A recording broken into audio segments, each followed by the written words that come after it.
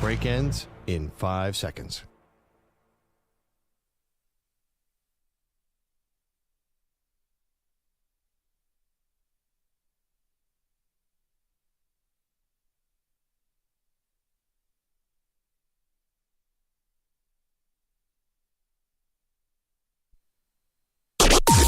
Maggie and Perloff on the Infinity Sports Network. Luka in the corner tried to save it, but he threw it right to Jaden McDaniels. 5-on-4. Luka's still down. Back across the play. Here's Ant. Open on the corner three, and he hits it. How about that? Edwards puts the Wolves up 85-58. Thank you to T-Wolves Radio. Yeah, unfortunately, that Luka turnover can't count as an assist, even though it did lead eventually to a hoop. The assists were hard to come by. The Lakers lose game one on their home floor. T-Wolves, they're the ones who grab the home court, steal it away from the Lakers. Good morning. Welcome to the show. Maggie Gray, Andrew Perloff. We know a lot of basketball has happened since that Laker loss, Pearl, but it really stood out to us because of the way in which the Lakers lost, how Minnesota came ready to play. But I got to tell you, I am not panicking yet about Los Angeles. This is not the last we've heard from them. They are not going to go quietly into the night, in my opinion. They looked small. They looked slow. They looked less energy. Everything about them looked worse against the T-Wolves. But that's not the reason that I'm giving up on the Lakers this soon, even though I had them going to Game 6 of the Western Conference Finals. The T-Wolves look amazing. And I understand Jaden McDaniels is going to hit every shot, and they're not going to hit how many threes was it? 50% of their threes. 100 threes.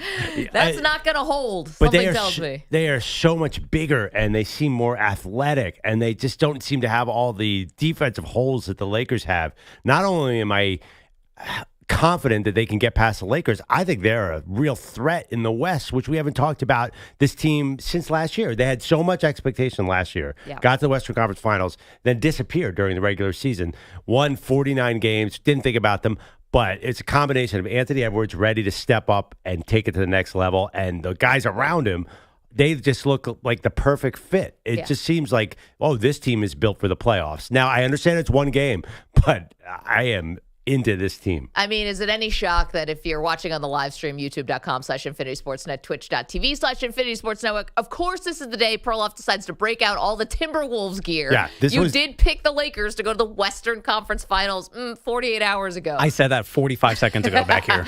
This is it. Now he's on the T-Wolves bandwagon. I'm kind of surprised he hasn't done this before, considering he started a movie with Anthony Edwards, and we know how close you guys got on that movie set. But here's the real thing. Aside from the size, which we knew was going to be an issue, and Jaxson Hayes only played 8 minutes, and we know that. Aside from the size, which the Lakers can do nothing about between now and Tuesday, tomorrow, and they can't change that, everything else you said is fixable. Okay. Everything else they have control over. They want to play more physical.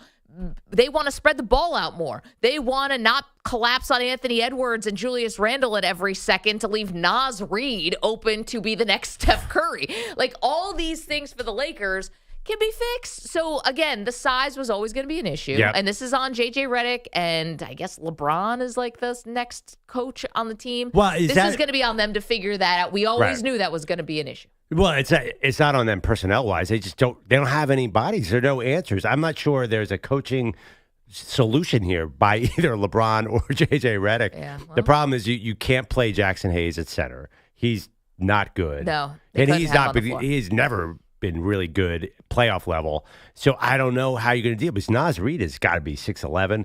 Rudy Gobert is over 7 feet. And Rudy Gobert, usually, you have to take him off the court in the playoffs. Yeah.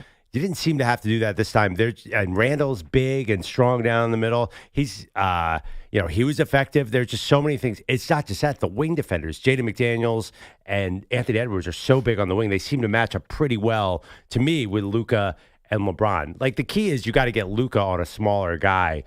For example, when Dante DiVincenzo matches up with him, it's 2 points for the Lakers. Right. But I just think the T-Wolves have enough big wings that they can handle those outside guys. That's why I'm going to totally overreact to this one game and where this T-Wolves had that was given to me by the team, because they took the whole Dan Patrick Show crew to a game and treated us like royalty. Yeah. Super Bowl week. Remember that? You've always talked about how well they treated you guys. Oh, God. I love Minnesota. And there's a lot of reasons to be excited about this team, where the Lakers just felt, I don't know, flat. Okay, again, something they can fix. Flat, you can fix. Is it a little concerning that they came out and it looked like the Timberwolves were ready to play playoff basketball and the Lakers were not? Sure. However, you get a second game at home. You're going to need your stars to play better. We know that. Luka on the offensive end, you look at the point total, was fine for game one, but 1 assist, like that just can't be. 1 assist when Luka last year, one of the keys you'll remember to them getting to the finals, not just getting to the Western Conference Finals, was Luka dishing out assists to the 2 big men on the Mavericks. Those 2 big men aren't there. It's not, that's not the same type of team. But when Luka, you talk about this all the time, like he's so ball dominant and the high usage is so big, but he's got to also be a facilitator, and it can't be the your turn, my turn, your turn, my turn. They got to actually run sets. I don't think at times they were even doing that. And I'm not even Miss Basketball, and I could understand that. I'm not X's and O's like I don't have a podcast with JJ Redick drinking wine, talking about horns down. I think you would be lovely on that podcast. Just drink a couple of red wines with JJ. Who knows where that conversation would go? To be honest, I'm better after a couple glasses of red wine. I just can't show that on this particular program. But here's the deal. Whiskey. Here's the deal. I think that, again, aside from the size, this is something that is actually in the Lakers' hands to control. And the only thing that worries me a bit is that, 1, your role players should play better at home, and they didn't. 2, Austin Reeves looked a little, nervous out there or something. He was not his usual self. And I don't know if LeBron's got a groin issue that's really serious or not. It's impossible to tell with LeBron injuries because sometimes they seem to kind of come and go, and you're never sure exactly how bad they are. Anyway, this is now on J.J. Redick. They're not the first team in the history of the NBA who's had to try to make chicken salad out of a lineup that is smaller. And it's going to be on them to try to figure it out. And I just wonder if the T-Wolves end up getting a little overconfident from this win. I can see a letdown here, too. We'll see if they can really keep the pedal to the metal. But I could see them being like, geez, we just won by, 22 points in game one. And kind of ease up a little. The Timberwolves will 100% do that. They seem like but that might be a good thing. They're a team that doesn't seem to care in a sense, in a good way. They didn't seem intimidated by Luka, who they saw last year in the playoffs, or LeBron. They felt a little oblivious to the moment in a really good way. It felt like, okay, we're just out here. We're going to play loose. I think Anthony Edwards is a big part of that, too. His mentality. Yep. He doesn't come out there and think, oh, I'm playing LeBron and Luka. His energy is like, I'm the best player on this court. Everybody follow me. Yep. And what you saw when he got a little hurt, he had a cramp and he had to leave in the third quarter. The energy went down a little bit. Even if it's not all him, I think that he's the emotional leader, and he's oblivious to the fact that he's going up against a team that kind of everyone wants to see advance because of the star power. Didn't seem like he got the memo, and I'm excited for that. I think the T-Wolves could be, if this keeps going, and hey, they build on this, and they build on last year's playoffs, this could be a face of the NBA team. Like, they're exciting. I know. We said that last year. I know, but... And we forgot about it because they weren't that good this year because it seemed like everyone figured out how to guard them. But I'm back. It's been a year. All right, here's Anthony Edwards on media members that picked the Lakers to win the series. They still got the Lakers. The Lakers supposed to win. That's just how it's supposed to go. We're not supposed to be here, so we're just going to compete to the best of our ability. Yeah, so I think this is one of those things, like Anthony Edwards is the type of superstar, and maybe all of them are like this, but he definitely is. The moment you can even fake that he's an underdog, he'll take it and run with it. Yeah. Like you're the number one overall pick, years ago, you're next face of the league, you're in a movie, you're all these things, Team USA, the whole deal. But if you can just find any shred of no one believes in us, they picked against us, obviously they're the lower seed in this matchup, but like, he's going to take that, and it's probably a better spot as opposed to last year when there was all the expectations on the world on the Timberwolves. This time it's like it feels like the Lakers series to lose, and Anthony Edwards loves that. Yeah. And what do you think of the other players around him? Jaden McDaniels was on fire from Amazing. 3. Julius Randle, I mean, he's not great. He had 7 turnovers in the game, but he looked very confident against the Lakers. Like the Lakers' lack of size was a benefit to him. You could have Gobert on the court. The Lakers better step up their energy 100% because otherwise I think you could see the big guys on Minnesota steamrolling here. 888-710-4ISN, 888-710-4476. Want to hear from you, especially the Laker crowd out there. Are you starting to get a little nervous? Perloff certainly is. He's already jumped off your bandwagon. Well, I wasn't on the bandwagon. I just thought I predicted that they would go far. I'm not rooting for Luka and LeBron.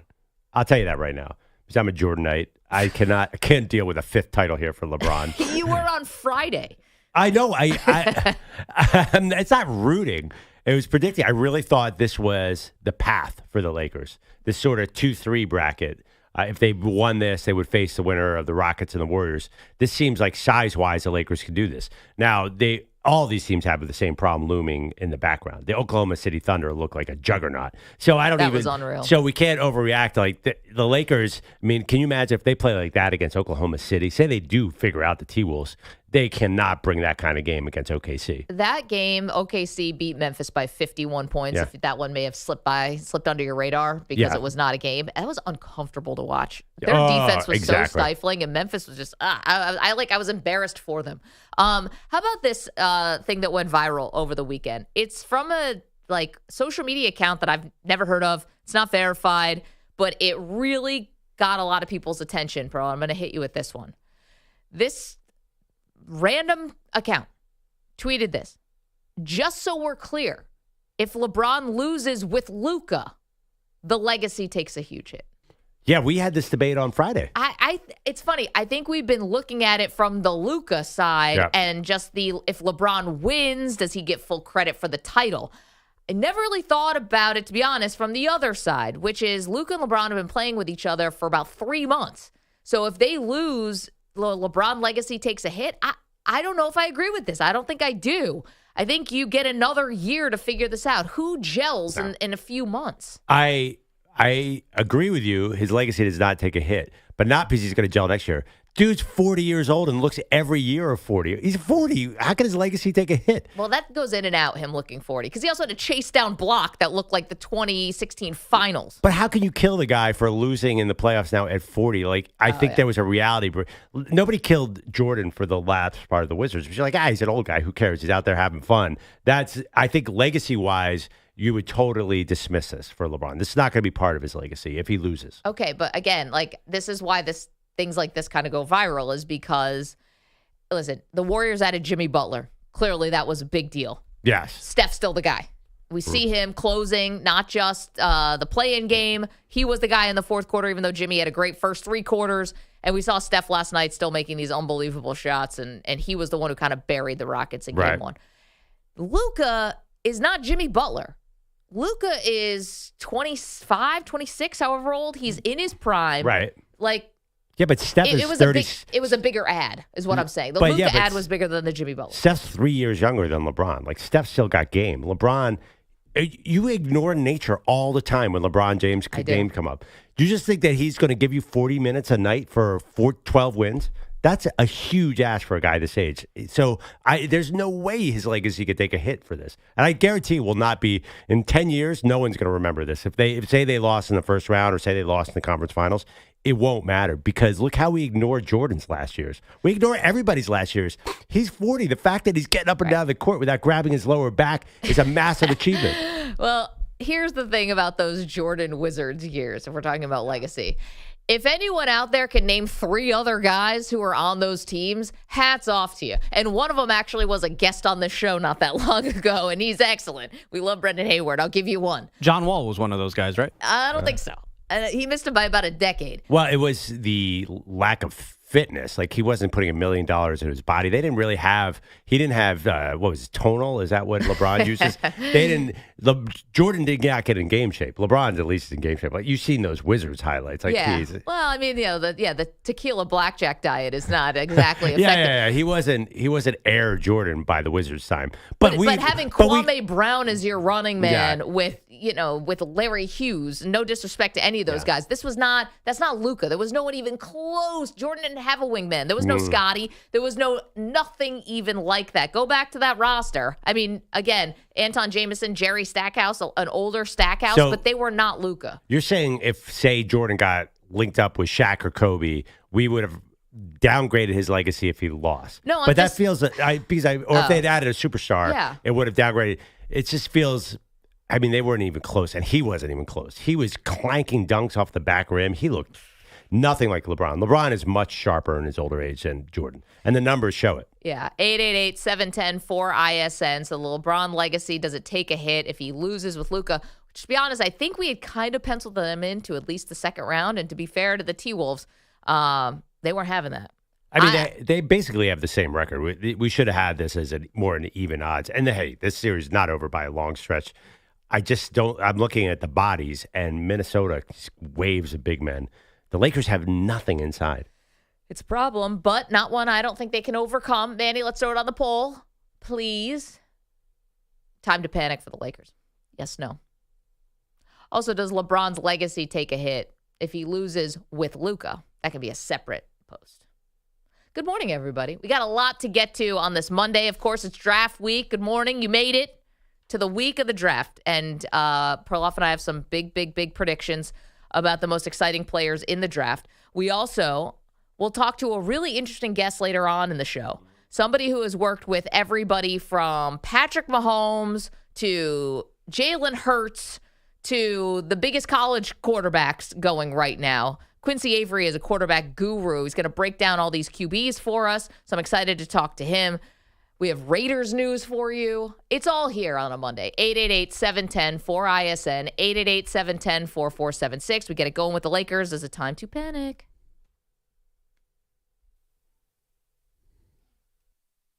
You're in a 5-minute break.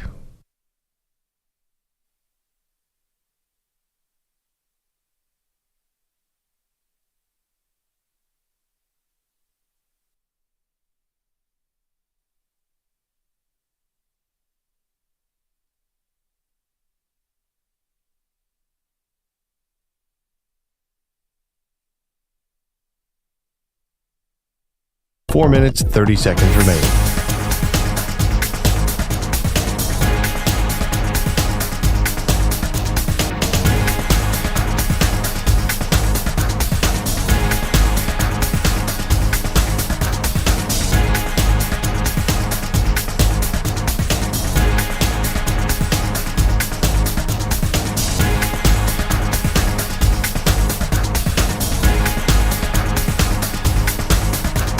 Four minutes remaining.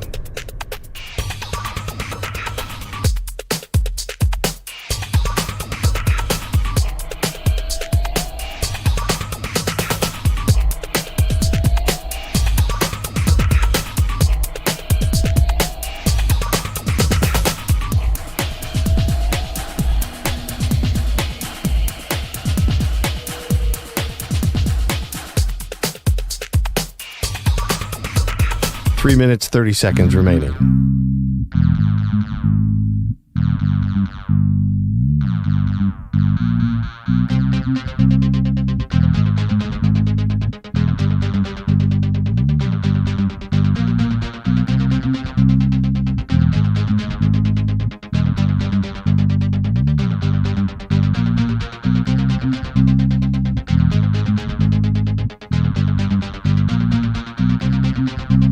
Three minutes remaining.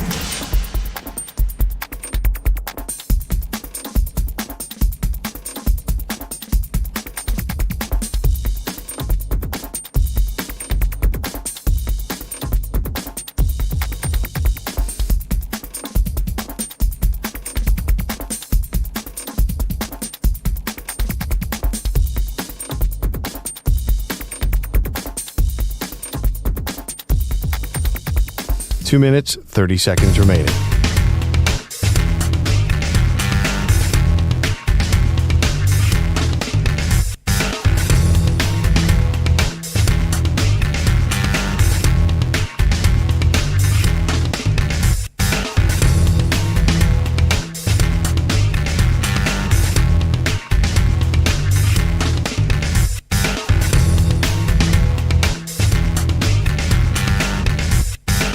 Two minutes remaining.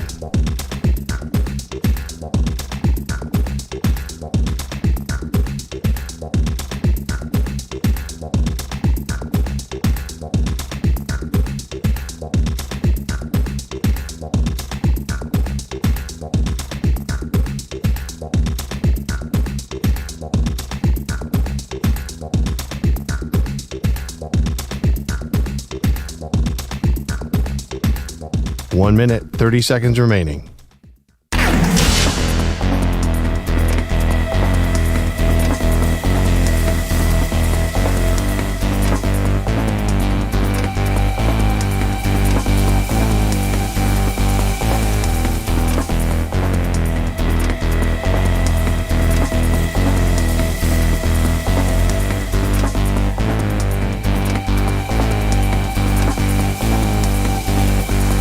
One minute remaining.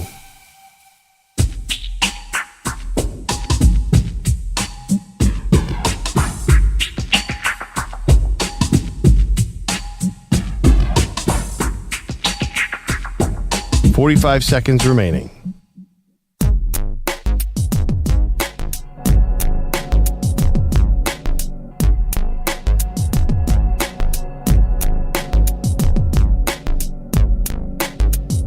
"30 seconds remaining.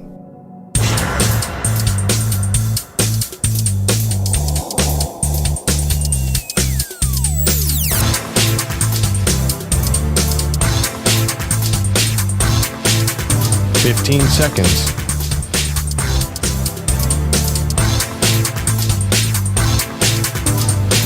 Break ends in 5 seconds.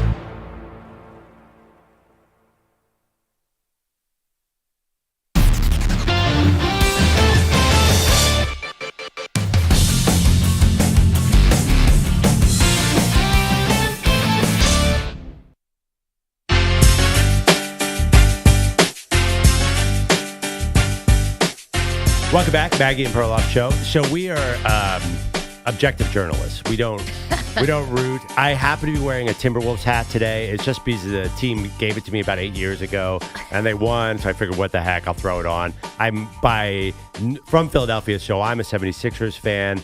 But sometimes you do root for a team here, Maggie. And I have a good reason that we have a new team of the Maggie and Perloff Show. What's this we? Sometimes we will, as a group, collectively have a team when it doesn't conflict with our rooting interests. Say it's not against your Buffalo Bills or Manny's New York Knicks. There is a team, and it's because of a guest last week. Oh, okay. I'm all in on the Toronto Maple Leafs because I thought Ball Bizinet was so fun last week. Biz Nasty was awesome. He's from Toronto, massive Maple Leafs fan. Sure. Got us into it a little bit. Then the Maple Leafs looked dominant. And then you coined the term drought buster. So here's the other thing. And we looked at the trademark on Friday, and it's available. If Toronto wins, and I was thinking about, I actually thought a lot about this weekend, how lame your drought buster term was for the other. UConn has an 11-year drought. Florida has like a 14-year, 20-year drought in basketball. Rory. Yeah, Rory had an 11-year drought. The Maple Leafs haven't won since 1960, whatever. That's a drought, Maggie. That's a drought. This would be the big one. This would really cement, man, did I nail it? No, you did nail it. Because these are not the same things. There's nothing in common with the Florida Gators winning the NCAA tournament and the Toronto Maple Leafs hoisting Lord Stanley's Cup. They're not same. Well, I kind of think they are. No. Because, first of all, I think you're forgetting. Drought Buster actually is that trademark is taken. It's Slump Buster that is available. The one that's available. That's one a little more controversial. Drought Buster was a lawn product, by the way. Yeah, it is. It's a lawn product. Free plug for them. They've been renewing the trademark. Unfortunately for us, Slump Buster is available. That was an energy drink, but they let the trademark Slump lapse. Buster with the tagline "Go big or go home." So I don't know if we want that one. Tagline is, what the hell? I think that it would fit in perfectly. It would cement. Yeah. Because think about it. I said, would the Lakers suffice? And it's like, no, Mag, can't be the Lakers. They won 5 years ago. 5 years, not long enough. You need at least a decade. And can I give you, 1967? How about that?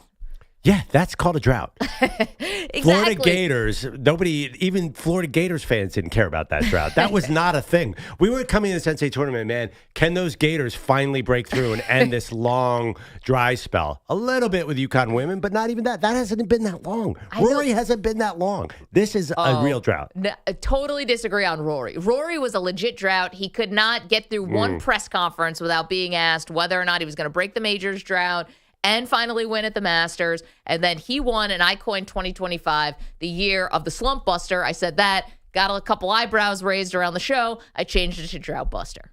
1973 was also a long time ago. And that'd be your New York Knicks. which I don't know if they're going to win the title this year. Now we're la la land. That's pure fantasy. Right. Well, God forbid I dream. Listen, 21-0 run. It's nice. But against Detroit. But here's the thing. See, this is where the definition, I want to be clear about what the terms are. So Drought Buster and why the Maple Leafs do apply is because they have won a title. This can't be Oklahoma City or someone winning the first time. Right. That's a new thing. That's a breakthrough. This is you've won, you've tasted it. There's fans out there that do remember it, that, we can hearken back to those days. So there's guys alive who have played on that team. The Bills wouldn't apply to this? The Bills would not apply to this. The Bills have not won in the Super Bowl era, guys. But also, if the Bills are going to win, it's going to be in 2026, not going to be in 2025. So I'm okay with it. Okay, so just so I'm clear on this. A random football school wins the NCAA tournament, and that's the same as the most popular team in a country that worships a sport breaks a 50-year drought. That's same, the Maple Leafs and the Gators? Ohio State, I have to really shoehorn into this theory. I'm talking about the Florida Gators, the football school, wins the NCAA tournament. And I thought you were talking about Ohio Even State. in Gainesville, they barely even noticed this. They're like, well, that's cool. How's DJ Lagway look in the spring game? This is not, I'm just saying, as far as Rory was big news, but still, this Maple Leafs thing, this is like the Dallas Cowboys breaking their drought. This is the team for the entire country, a hockey crazy country. This is their Cowboys. I know. Well, this is totally in a different realm. Yeah, I disagree. I think it would fall under the Drought Busters category, Slump Busters, whatever you want to call it. This is the thing about the Maple Leafs. People have tried to break this drought. You really think you and I in this show that we have the power to do something like that? I mean, imagine how many voodoo doctors they've brought in to, animals been sacrificed. Like, it's a national blight that the Maple Leafs have gone this long without winning. Like, I love the power of our show. I think we're positive. We have a good outlook and attitude for the most part.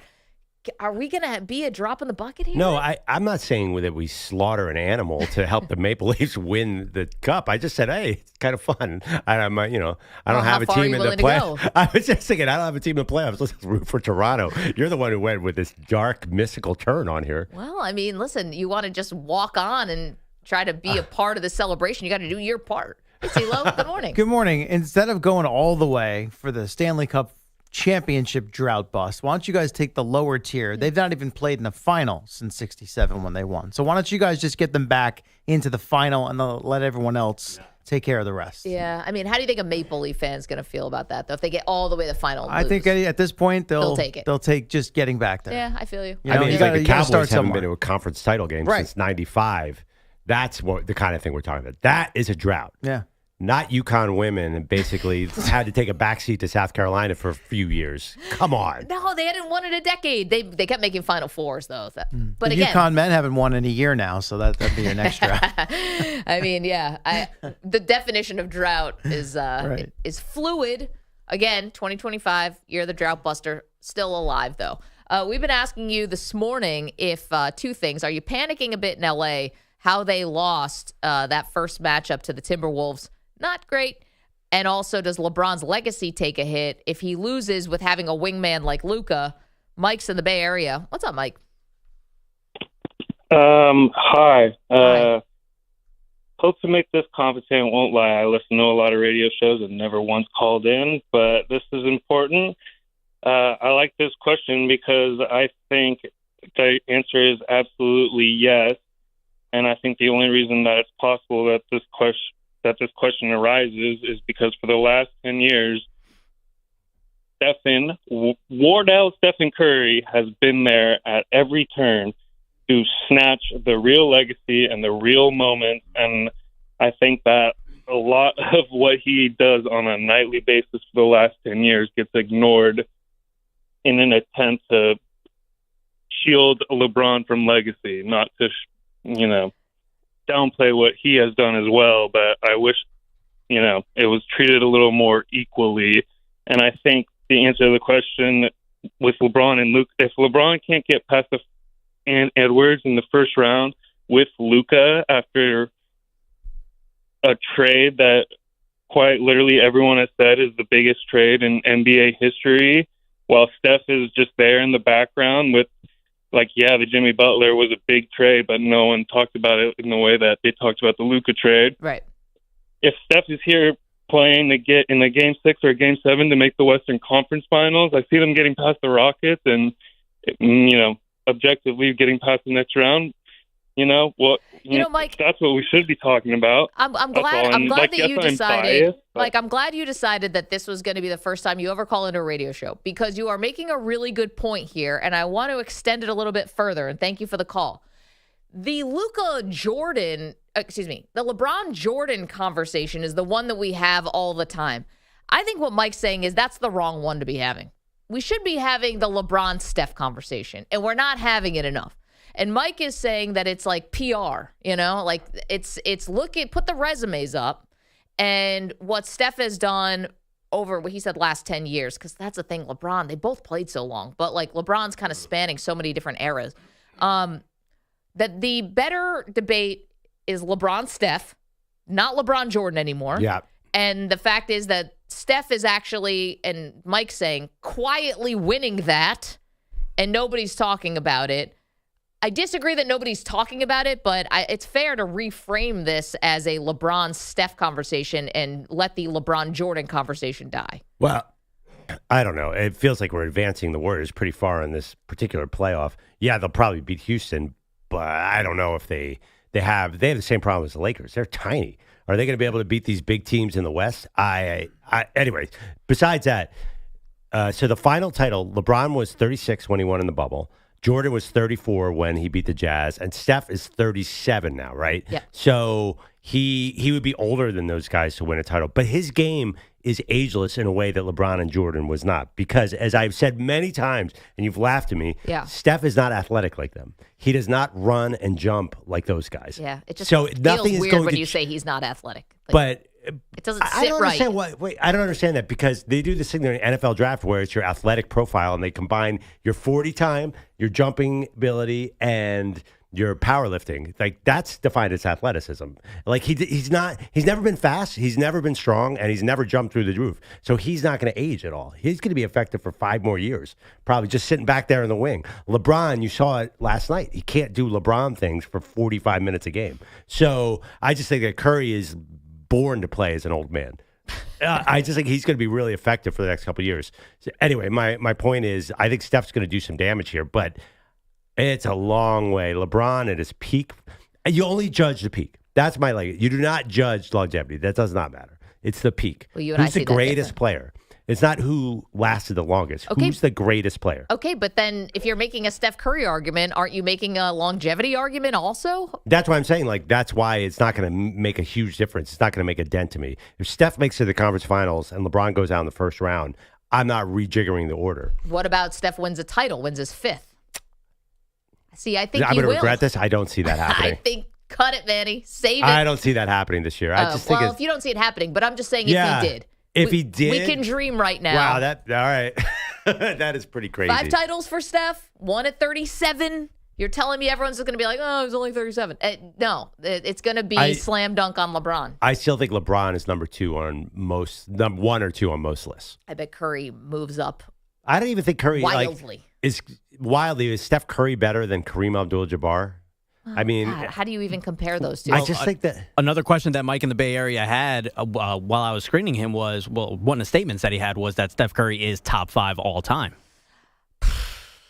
I mean, I think by the time Steph retires, I bet he is. Oh man, that's weird. There's a lot of recency bias in his list. If we saw Oscar Robertson and Kareem Abdul-Jabbar, I'm sure we'd be like, those guys were amazing too. But I get it. Well, I think the other question is, do you count defense at all? Yeah, that's a great question. With Steph, you can. And I was actually thinking about this when I was watching Jokic play against the Clippers. Jokic is amazing. He was fantastic. Jamal Murray kind of came in and saved that game for them. But, Jokic's defense,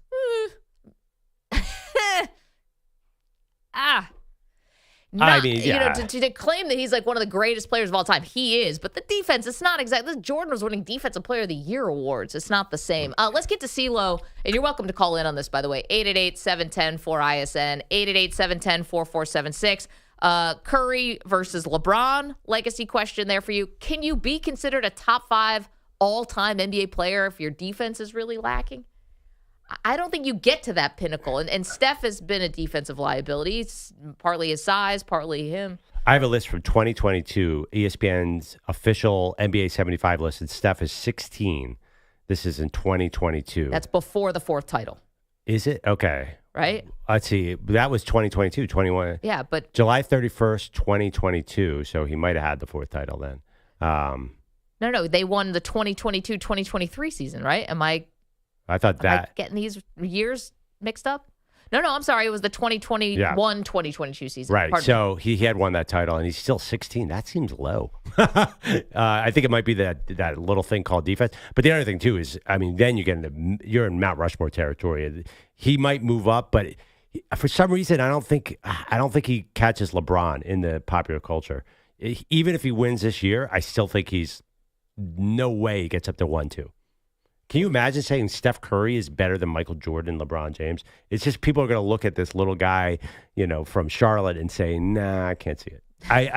I'm sorry. It's just the optics. I think LeBron and Jordan will always be above him. CeeLo has some headlines for us. Good morning, CeeLo. How are Also you? got a riddle sponsored by Progressive Insurance. What do your home and auto have in common? Progressive protects them both. That was an easy riddle. Learn more at Progressive.com. So, 3 pretty decisive victories for home teams in Sunday's NBA playoff action. And then there was the Rockets hosting the Grizzled Warriors. 10 on the shot clock, a minute 11 to go in the game. Butler sizes up Shedeur at the top of the key. Between the legs twice. Drifts to his right. To the right elbow. Step back jumper on the waist. Swish. Play off Jimmy. As in Butler and Tim Roy with the call on Warriors Radio. Key shot for Butler down the stretch as the Dubs win at Houston 95-85. And Steph Curry did have himself 31 points in the ballgame.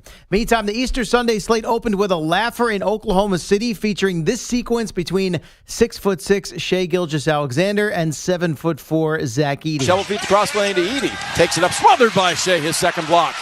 Dub on the loose ball. Kicks to Shai.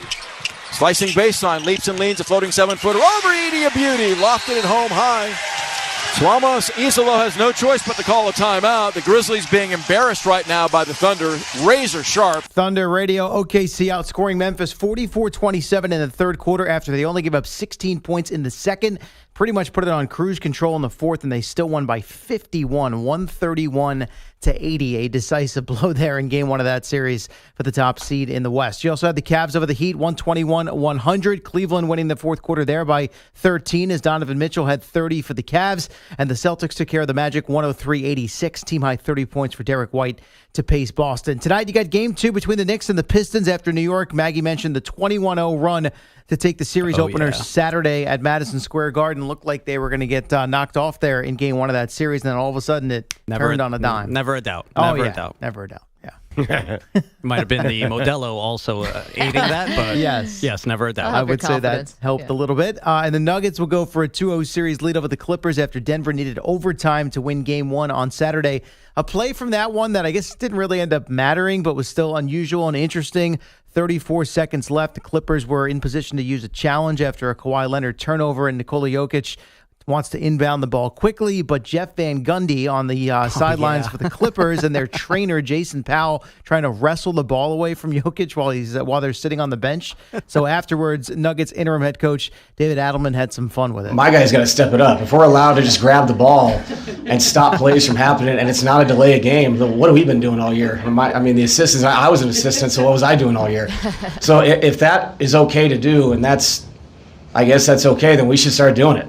I've never seen that before, to be honest. It's amazing how many things Van Gundy gets himself mixed up in over the years, right? Honestly, it was shades of hanging on to Alonzo Mourning's leg. Yeah, in the 90s when the Knicks and the Heat were getting into all those scrapes. Good to see him back on the sideline. It is, yes. He's going to get a job out of this, by the way, if he wants one. The Celtics last year, where he was being credited with kind of turning around their defense, and now this year with the Clippers.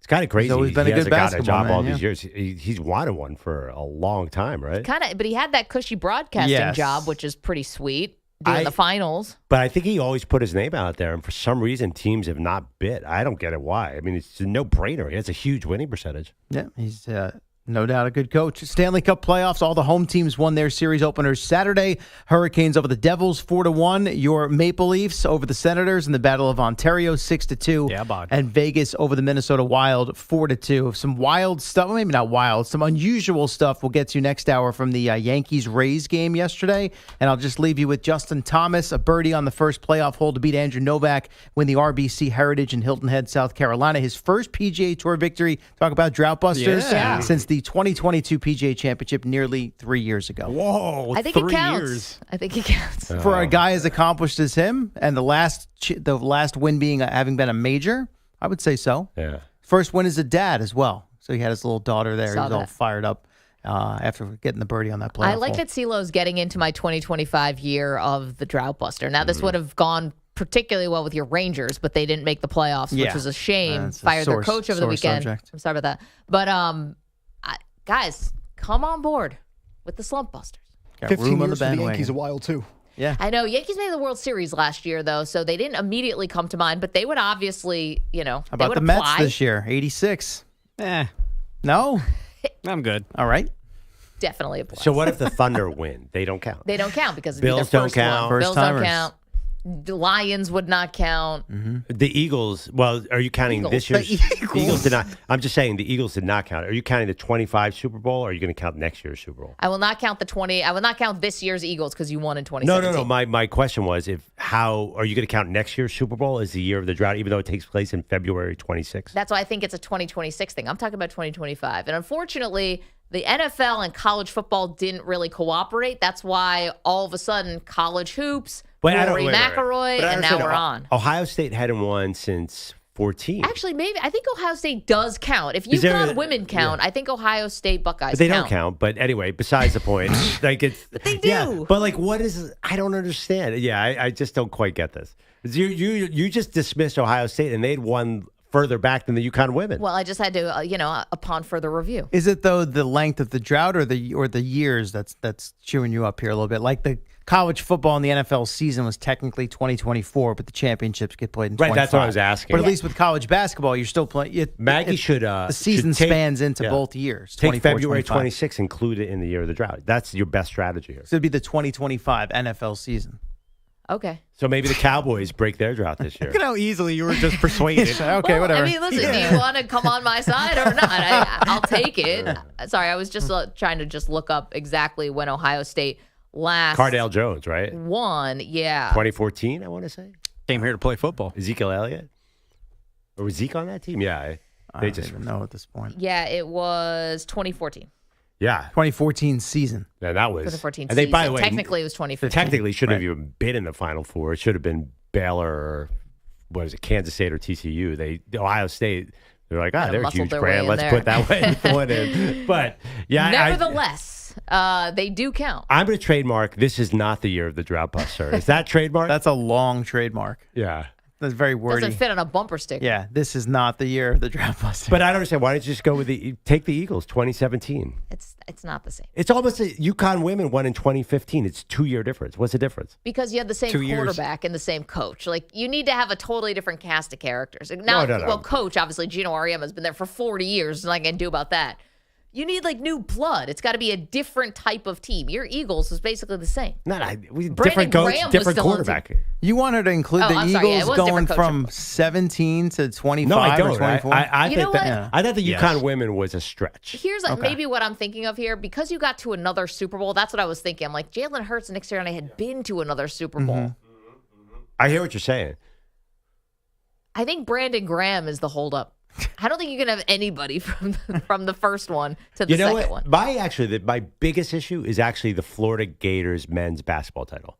Because nobody was talking about that drought. Everyone was talking about Rory not being able to break through. No one's like, when are the Gators going to get back there?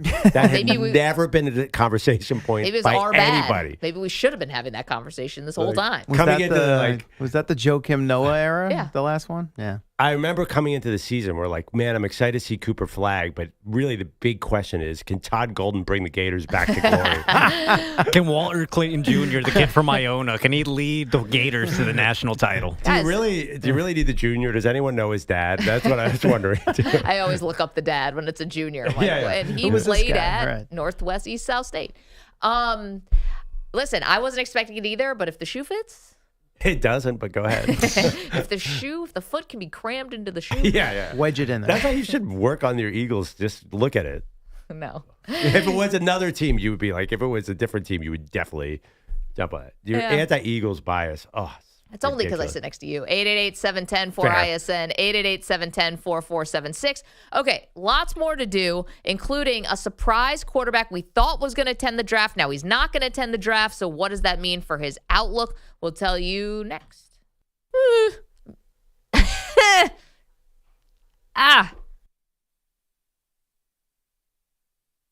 You're in a 5-minute break.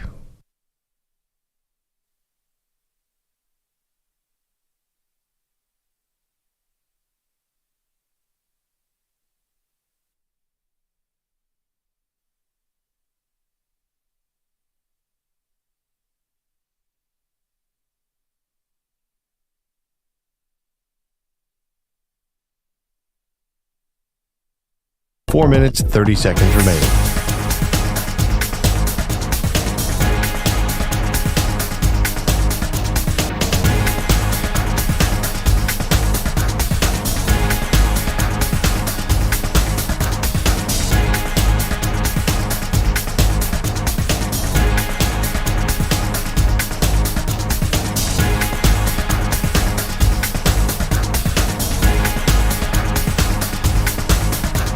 Four minutes remaining.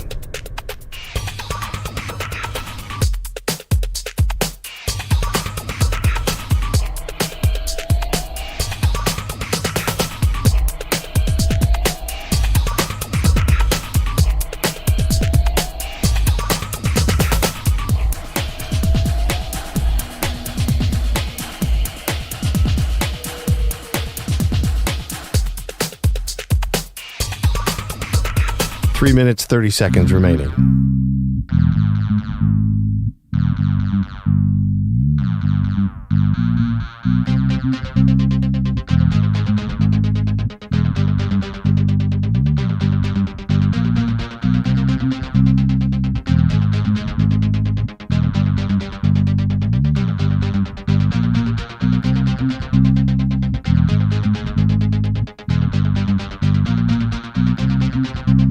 Three minutes remaining.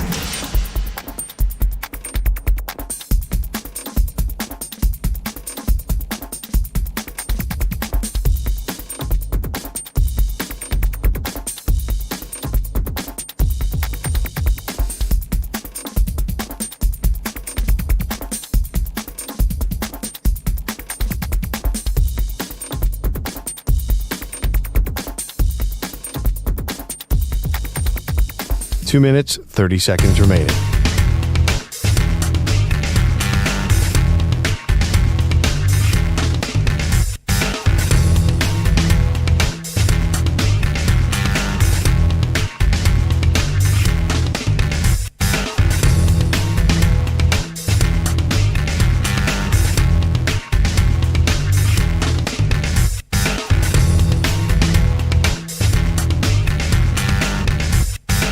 Two minutes remaining.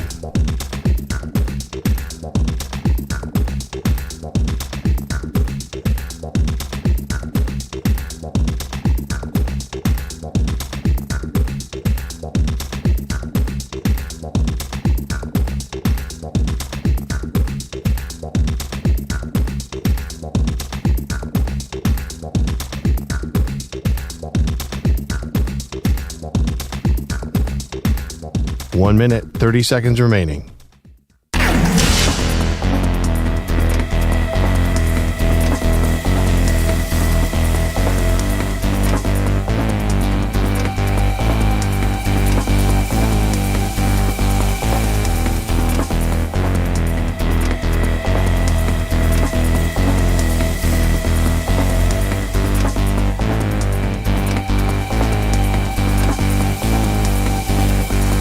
One minute remaining.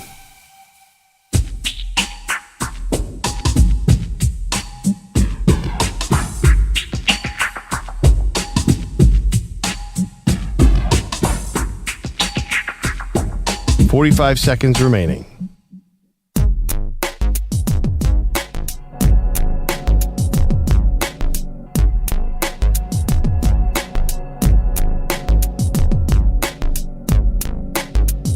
30 seconds remaining.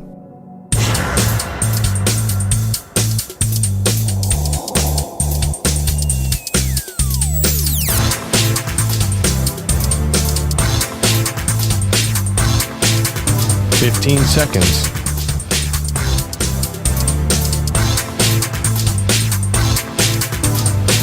Break ends in 5 seconds.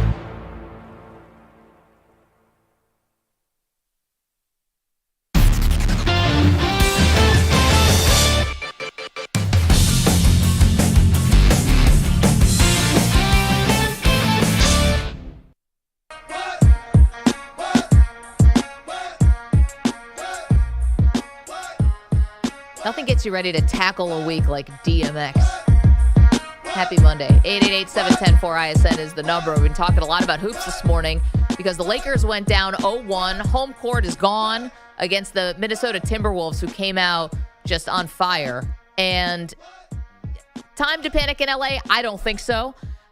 Besides the size issue, which is not insignificant, all these other things are actually in their control to fix. You can play better defense. You can have more energy. You can pass the ball more, which, you look at this game and you think, wow, this was actually a bad defensive game. It was actually a bad offensive game. The offense got really stagnant, lots of turnovers, not enough assists, and that's something that the Lakers can change. I mean, that's the Luka Doncic, James Harden experience. These high usage scoring machines. They hold the ball at the top of the key for hours on end, which you're right, they have to move the ball better. One thing that everyone's saying, okay, Minnesota got crazy hot from three. Yeah. I was looking at it. They're a great three-point shooting team. They're probably, if not, them and the Warriors are and the Celtics are the three best teams.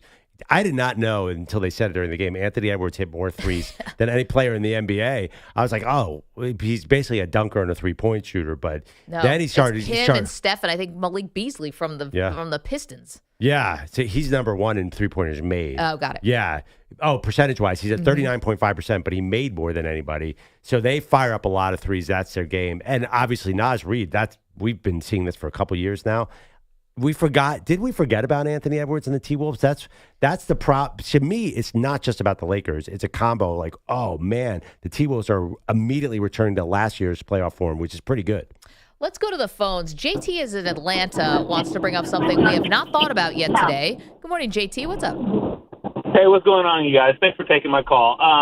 I'm upset in watching this game. You guys have mentioned it multiple times, and it's obvious that the Lakers don't have any size that can compete with just the most teams in the NBA in the playoffs. And we're sacrificing. I'm mad at LeBron. Because of it. And I know it's not his fault because he's fixed whatever. But the fact that Bronny is on this playoff roster, like Trey Jameson is a two-way player that they could have signed to a contract and put him on the roster. And when he played, he was serviceable, but he has size.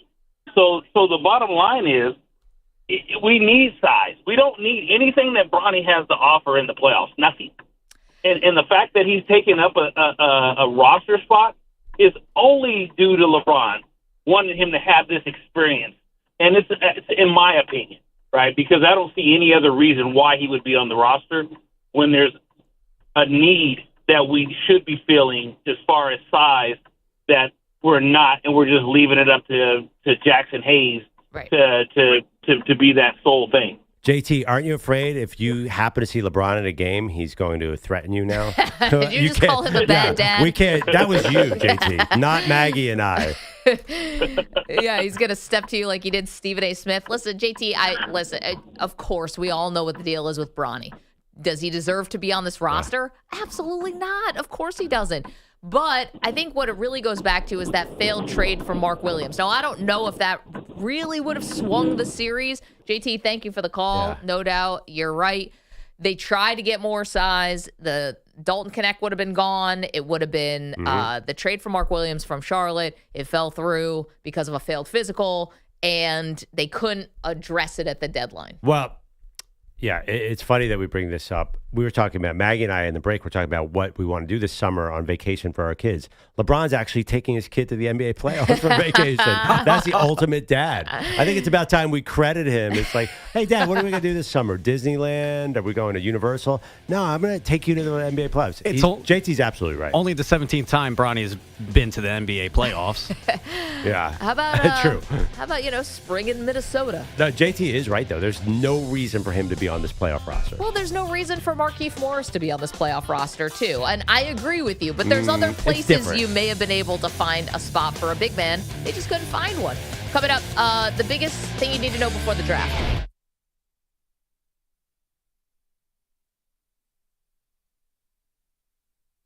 You're in a 5-minute break.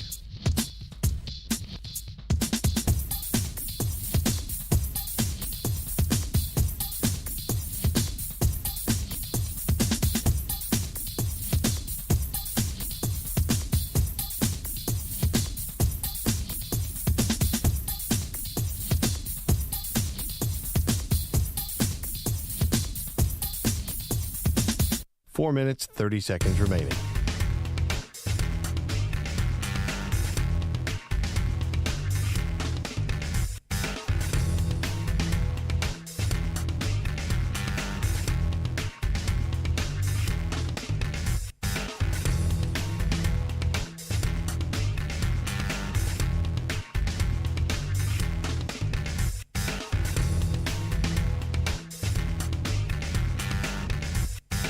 Four minutes remaining.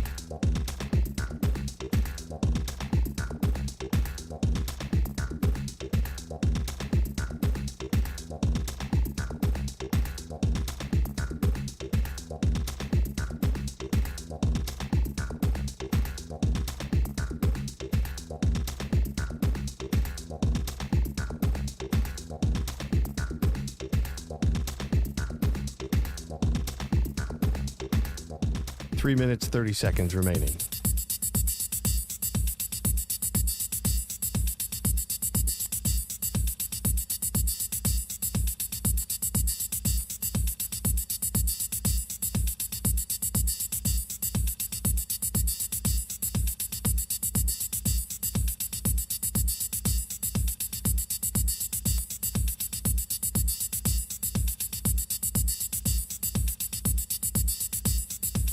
Three minutes remaining.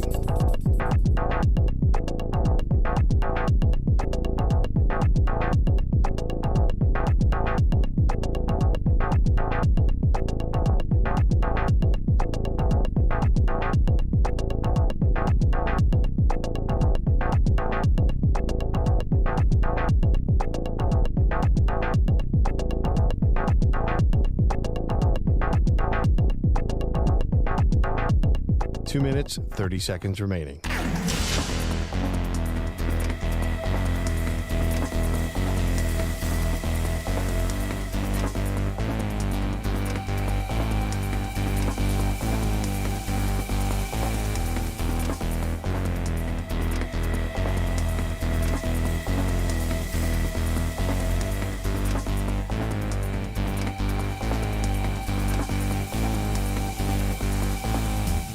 Two minutes remaining.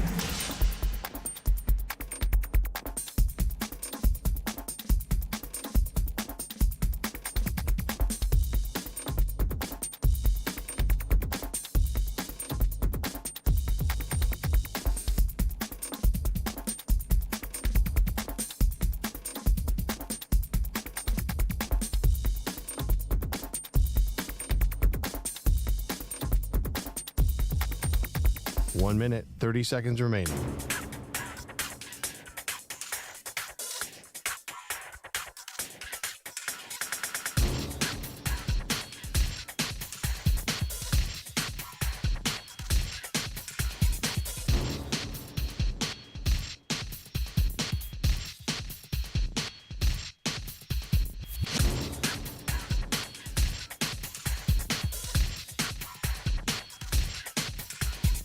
One minute remaining.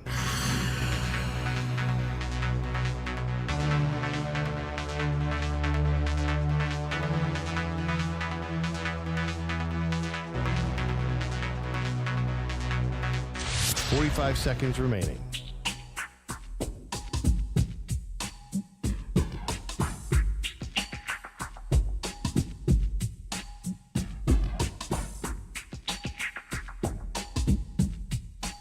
Seconds remaining.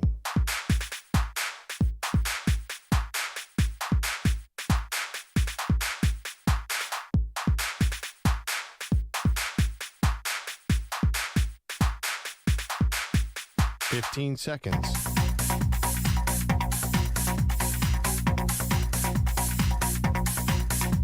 Break ends in 5 seconds.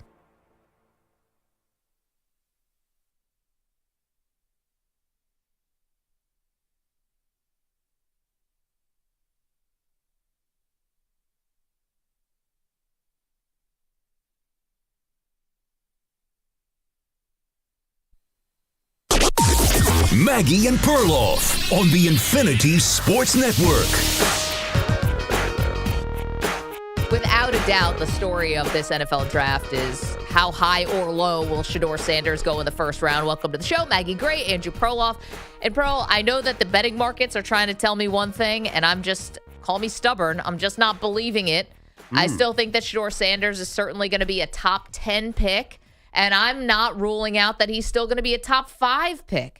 And the reason why I'm saying that is because I think when push comes to shove, and good morning, by the way, it's the Maggie and Perloff show.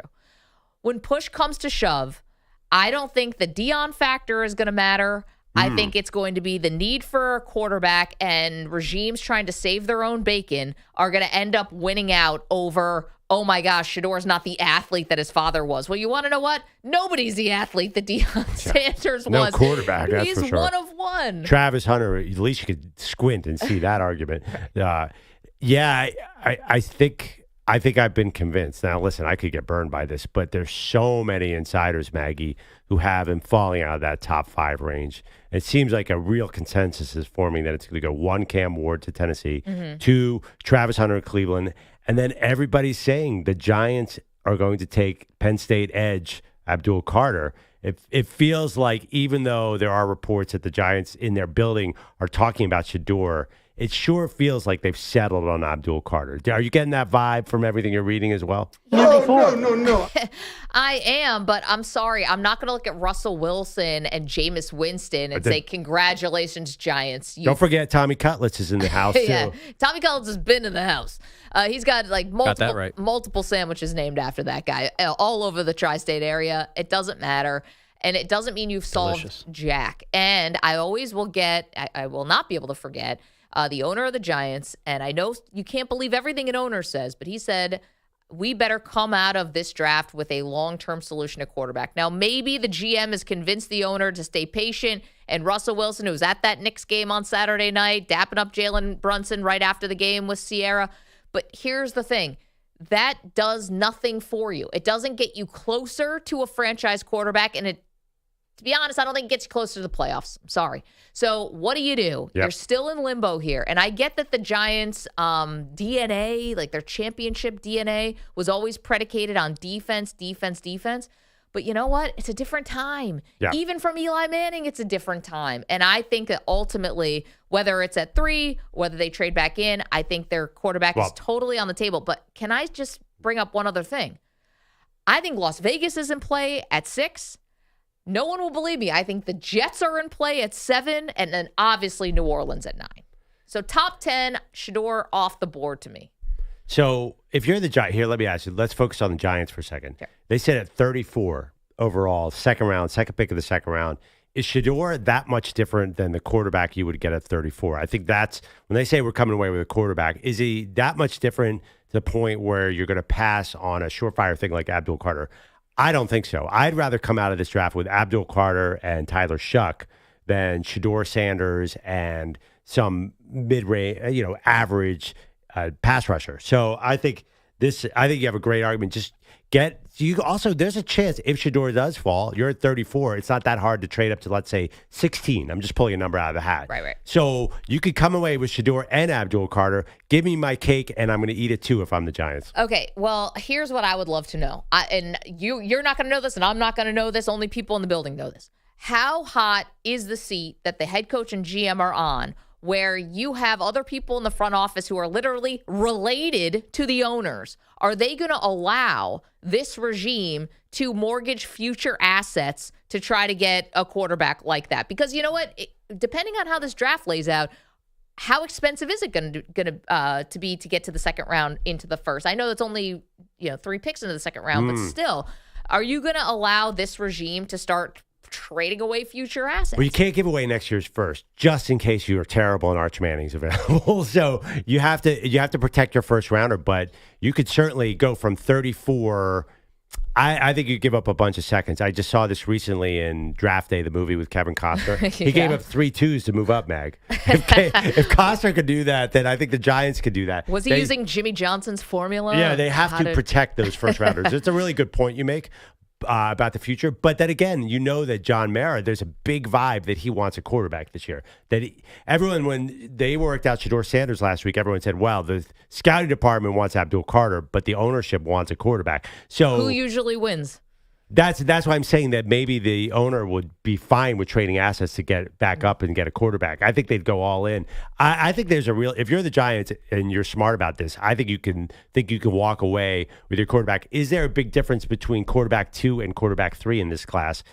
I think a lot of scouts do not think so. I think they think Shedeur is good, not great. And then everyone behind him is good, not even close to great. But I think Shedeur Sanders and Jaxson Dart, is it really that huge a difference to teams? I don't think so. Well, we're going to talk to Quincy Avery, who's like a quarterback guru who's worked with everybody, Patrick Mahomes, 2 guys who are in this draft, over 300 quarterbacks. And so maybe he'd be better to answer that question. But here's where I look at the draft with QBs. How high could the ceiling get? And I'm looking at Shedeur Sanders, and I feel like the ceiling for Shedeur could get much, much higher than Tyler Shuck. Isn't that the projection there? But the issue is Shedeur's ceiling, his physical ceiling, is not as high as some of these other guys. Yeah, I love this. We talk about Shedeur Sanders like he's playing quarterback in a wheelchair. I just don't understand how we got from the Johnny Unitas Award to, are we sure this guy can step onto a field? And I think, to be fair to Shedeur, and this is not a detriment to Jaxson Dart or Shuck or any of the other guys, don't you see that he wants to continue improving? I don't think there's a mission accomplished. Shedeur gets drafted into the NFL, and then all of a sudden we're going to see no development. We're going to see no improvement. Right. Seems like a guy who wants to be constantly improving. Again, that's not saying that Jaxson Dart doesn't or Cam Ward doesn't. I just think, you got to look at every factor. I think he's going to get a lot better. I do. Well, no, I don't. I think he's already developed. He's 23. He is, he has great at reading progressions. He's much farther ahead than these guys. I think Shuck is 25 and married already. Well, maybe not Shuck, but Shuck's big. I think that coaches look at that, ooh, this guy's tall. I still think size matters to these guys. I think Jalen Milroe, if you line up Shedeur Sanders and Jalen Milroe and watch them run around for 10 minutes, every coach is taking Jalen Milroe. He's a unique quarterback prospect. And I think Jaxson Dart's a little bit bigger. Now, Jaxson Dart doesn't have a huge arm. I even think Quinn Ewers throws the ball way farther than Shedeur. So I think Shedeur is a much more finished product than these guys, which means, ergo, that there's not that much more upside. I think that's the concern with Shedeur, that he's good, not great. He's kind of coming in as Kirk Cousins, which I think is so funny. The player comps for Shedeur are Andy Dalton, Kirk Cousins. No one's saying Shedeur is Patrick Mahomes. That's what I think NFL is thinking. Okay, but here's the thing. If we had a redraft, knowing what we know now about Andy Dalton and Kirk Cousins, they would not have gone in the 2nd and 4th round. Right, but they would go between 10 and 20. They wouldn't go 1, 2, 3. Yeah, I guess there's another part, though, with the bust rate. As high as it is, even for guys who are taken in the top 10, wouldn't you take the sure thing? If you could look back, right, with hindsight. I give you a quarterback for 10 years, Kirk Cousins has probably made more money and he played the game the right way in terms of getting to free agency and stuff, but that's not a crime. I know his playoff record is not good, but the teams he was on, well, I don't know. I think another good player comp is Geno Smith, who a guy who's just good at everything, but not high level. I think teams at the top of the draft, you have to take a flyer on a guy who's going to be generational. That's why I would say, if I'm the Giants, I would take Abdul Carter. There's a chance you're looking at the next dominant pass rusher. You got to look upside, and that's why I think 3 is too high for Shedeur. I don't know. I'd love to hear what you guys think. 888-710-4ISN, 888-710-4476. Do you think Shedeur is going to be a good quarterback at the next level? Because I understand what you're saying, and yes, if Abdul Carter ends up being the next Micah Parsons and all of that, then phenomenal. But ultimately, where does it get you if you have Russell Wilson and Jameis Winston, who I know are only one-year Band-Aids? I get that. But you can have, I know it sounds crazy to say, you can have all this amazing defensive talent in the world. If you don't have a quarterback, Perloff, you don't have a shot. Right, but if you have a quarterback and you don't have a good team around him, then you don't have a shot either. You know, you have to have your team has to be ready for that rookie quarterback. You can't just say Shedeur is here. And I think the Giants have Malik Neighbors. He's great, but their offensive line is not consistent at all. And they did put all this money into their defense, but I got to tell you, it didn't blow me away last year. So I worry, say they have Shedeur, are they looking at being really good? Is this the Super Bowl window where they build off a rookie quarterback contract? It's kind of a stretch. I look at that team and their roster, and if I'm Deion Sanders, I'm like, I don't know. I don't know how good they are. I'm not sure Shedeur can lead this team anywhere serious in the coming years. They've been bad for a long time. No, I get that. I guess I'm just saying, listen, this could be a problem because Jaden Daniels, and this could be a problem because Jalen Hurts and the Eagles. Like, it's pot, but like right now, Cowboys aren't doing a whole heck of a lot. And, you know, I always say this. Are we sure that development's a straight line? Are we sure Jaden Daniels is getting back to the NFC Championship game this year? If he stays healthy, yes. But let me ask you a question. And your Eagles, no one repeats anymore. Let me ask you a question. For the Chiefs. Put yourself in the shoes of a Commanders fan or an Eagles fan. Who do you want the Giants to draft? Shedeur Sanders or Abdul Carter? To be honest... There's no way I want to see Abdul Carter. I'll tell you that right now. Come on, you know it. Okay, but what's the difference if you're down by 2 touchdowns? What's Abdul Carter going to do? He's going to run you down Micah Parsons style. You're going to be running the ball to run the clock out. Like, it's just, you know, at some point, if you can't keep up, then what does it matter? You know, also, all these great defensive players can't do jack squat. Myles Garrett couldn't do jack. Let me paint the worst case scenario. And Manny over here is a Giants fan. Yeah. What if you draft Shedeur? You start Russell Wilson for half the season, then you bring in Shedeur, and you're 4-13, and you have a high pick, and next year's quarterback class is great. Well, what if Shedeur looks good though? Well, I'm just saying there's an opportunity cost. You could end up high in the draft again, and you might have a higher upside guy than Shedeur. So it's not just about drafting the quarterback; it's about boxing yourself out of future quarterback drafts. I get that, but I could easily make the argument of. You're going to wait for everything to be absolutely picture perfect. You're never going to take a quarterback. Yeah, I hear we see that sometimes with teams where it's like you never do it. You never do it. I think of like the Indianapolis Colts. Like you just wouldn't pull the trigger. You won't pull the trigger. And then you finally do with Anthony Richardson, and it looks like you missed. And I think the Giants should have pulled the trigger on Michael Penix or Bo Nix last year. Penix would have been my pick there. I have no idea why they didn't take a quarterback there. They took Malik Neighbors. Yeah, they did this Giants thing where they're trying to squeak one more good season out of their quarterback. They thought like, we'll make Daniel Jones work, just like they tried to make Eli work at the end, and it did not work. Yeah, with Saquon Barkley. They thought, we can do this thing. We'll put Saquon there, and Eli will be able to make one last great run. Didn't happen. 888-710-4ISN. Let's go to the phones. Thomas is in Wisconsin. Good morning, Tommy. Morning, guys. It's been a hot minute. Thomas from Wisconsin is back. How y'all doing? Good. You at the gym? You at the gym right now? No. Why? I think you called us last time. You were literally at the gym. I mean, I'm walking there right now, but no, we ain't going to be calling you while we're shooting baskets or. Thomas, how much do you bench? Shoot. I mean, I haven't actually touched a bench press or like done, like arms or / bench and like so on. What do you bench, bro? Listen. If I were to do it straight up right now at about 6:30 in the morning Central Standard Time here in Wisconsin, I bet I could probably do about, let's say 1 rep max. Yeah. I could do right now. I did hit legs the other day. Stop having a point. Give us a number, dude. What's the number? Okay. All right. The number would be maybe 125, 130. Woo. Listen, I'm going to let the men take this. I have no idea. Is that good or bad? Okay. Listen. Manny shook his head. I want to get to sports, guys, but I'll end this hit us really quick. How dare really you? quick, I'm going to say that's pretty solid through my way. Some people may say, "Oh, you could probably do more than that," you know, blah, blah, blah, blah, you know, and like all that. Thomas, go to the draft. I got a sidetrack. I got a sidetrack. What do you think about Shedeur Sanders? All right, let's get to sports, right?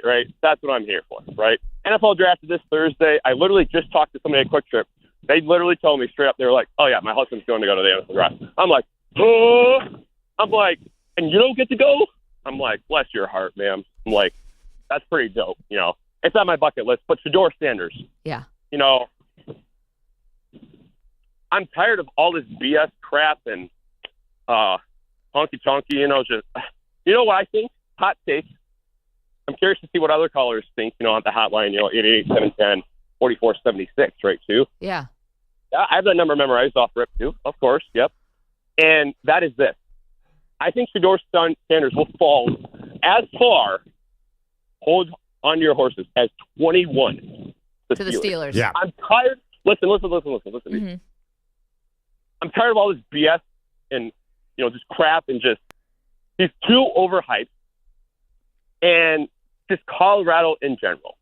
All right. Hey, well, shout out to, you know, Deion Sanders. I mean, what a dude. I totally respect the morals. Hold on, Thomas. Hold on one second. Can you really say, I get it, famous dad, overhyped, but he also did accomplish something. Like they did, I know that maybe the Big 12, they were one of the top teams in the Big 12. They made a big improvement.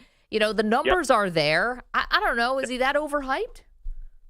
Well, here's where I look. I look at more so the production behind it, right? When it was at Colorado. Okay.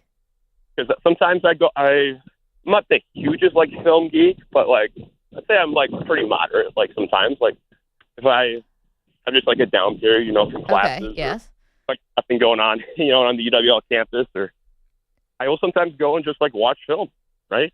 Especially as it relates to draft week, too. I mean, heck, if I get not free. And what did you see from Shedeur? You don't love what you see. The offensive line around him. Yeah, it was terrible. No. Okay, listen. They were solid. No question. But they could be better. I've seen better. I know that's drawn. I can tell, Maggie, just over the phone. You were. I was a little. I can tell, exasperated. No, Thomas, wait, hold on one second. I got to put you on hold. And appreciate the phone call. The offensive line got better from year one in Colorado to year two. Was it, you know, Alabama and of the, you know, mid 2000s? No, it was not. It's not that great. Right. But I think that, you know, and we're going to talk to Quincy Avery at the top of the hour. And one of the questions, he's a quarterback guru and trains all these high-level QBs. One thing I'd love to know is how difficult or easy is it to fix the quarterback going backwards in the pocket? You know, because I've heard from guys like Greg Cosell and others who do this whole thing for a living that that's like the quality that dooms you. But I don't know if it necessarily is. If you have a better offensive line, he had great weapons, Shedeur did, that's for sure. But if you have a better offensive line, does it make you able to climb the pocket and feel a little bit more comfortable and a little bit more confident that you're not just going to get blown up? Yeah, it's a great question. And I still think that even improved, the perception out there is Colorado's line was still bad, and Shedeur had to make something happen. And he definitely did. I think the issue, Quincy always talks about marrying your feet and your brain. Sure. Like you gotta be able to reset. And Shedeur was pretty good at that. Now, I don't know if he was good enough that he could move backwards and then reset and look down the field. So I don't know. I imagine this is not a good thing. You know, moving backwards is probably not a good thing. Jaxson Dart moved up in the pocket, but I'm not sure that people are excited about Jaxson Dart. It feels like, we'll get into this later, doesn't feel like everyone's thrilled about that dude either. Yeah, 888-710-4ISN, a number Thomas has memorized. That was impressive. 888-710-4476. And thanks for him to calling because the draft is in Wisconsin in 4 days. And do we have the weather for that day? Did we check this yet? Get a little bit closer to see what it's going to be like outside. By the way, we don't have Quick Trip around here. And Quick Trip is amazing. I'm bummed. Yeah, no, I've spent the summer in Wisconsin. I spent a lot of money at various Quick Trips all over the Midwest. And I think in the South they have them as well. That's a different Quick Trip. It's a different Quick Trip. Spelled differently, yeah. The Quick Trip up in Wisconsin is spelled with a K, and that Quick Trip is spelled with a Q down in the South. Q-U-I-K is down in the South. Okay. KWIK is up in Wisconsin. Get out of here. Oh, yeah. I feel like we are really getting a little bit gypped by the convenience store gas situation. Yeah, the fact that we don't have a Quick Trip in the tri-state area, I think we're getting robbed. Because we don't have a Buc-ee's. What Quick we Trip don't have has, a Quick Trip. what We they have have, Wawa. yeah. We have Wawa. I'm good with 7-Eleven. You're good with 7-Eleven? Oh, really? Don't you? I mean, listen. I'd rather have a Quick Buc-ee's Trip. is the GOAT, but I think Wawa is very popular. Wawa overrated. Oh, Yeah, that's just your Philly bias, anti-Philly bias. What is overrated about Wawa? The sandwiches aren't as good as people think. Yeah, but it's a convenience store. You ever go to 7-Eleven and try their sandwiches? You want to know the crazy thing about 7-Eleven? So 7-Eleven, fine, get the job done, right? I've got no beef with 7-Eleven. If you go to in other countries, 7-Eleven is like immaculate. You and I both have been lucky enough in our lives to go to Thailand. Did you ever go to a 7-Eleven in Thailand? No. It's unreal. Let's go to Bangkok just to go to a 7-Eleven. Honestly, I'd recommend it. It had all these types of different menu options, and it was fantastic. More than just chicken burritos or chicken taquitos? They don't even have the taquitos there. They're doing everything that's like Thai version. What, can I just defend Wawa for 1 second? Wawa started out as a dairy in central Pennsylvania, and they have fresh dairy products, and they have tasty cakes. Like, it is high end for a convenience store. Now, Buc-ee's, to me, it's like an amusement park / convenience store. They have an entire deli full of beef jerkies. It's crazy. Buc-ee's is the best ever. Yeah. But I think Wawa, for what it is excellent. I don't know this Wisconsin one. It's awesome. Quick Trip. Man, he knows. I used to go out just to go to Quick Trip. See? Make whole days just to go to Quick Trip. What's so good about it? Cheese curds? The cheese curds, fried, cold, all the beverages you can want, all the chips, all the jerky, all the gas. Oh, baby. You eat all that, you're going to have all the gas. Mm-hmm. 888-710. Delicious food, too. Like, when you think gas station food, you're like, but Quick Trip gas station food. All right. Delicious. All right. I'm in. That's the Manny Maybe seal of improvement. When you eventually get to San Antonio, you want to make a right turn, go to Wisconsin, hit a Quick Trip, and then head south. I mean, Texas got Buc-ee's, That's so true. that is hard to beat. Yeah, we got to Houston and Perloff's like, you got to get to a Buc-ee's. Just go to Kenosha. ASAP. Just take a quick little pit stop to Kenosha. Go to a little Quick Trip around there and just skedaddle on your way back down south. Boom, problem solved. Only add 2.5 weeks to your trip. 888-710-4ISN. See you guys on the phones. You want to talk about Shedeur Sanders and how good is he going to be at the next level? And where's he going to go? Because here's one thing we can all kind of admit, whether it's maybe not Steelers, but whether it's Saints, whether it's Raiders, whether it's Giants, he's not going to great teams. So he's going to be asked to do quite a bit. Can he fulfill that? 888-710-4ISN. It's the Maggie Perloff Show.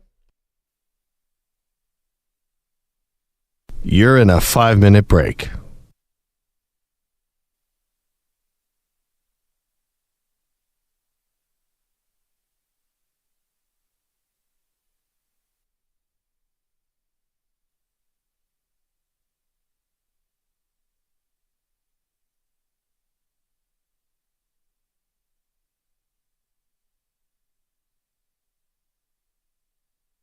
Four minutes, 30 seconds remaining.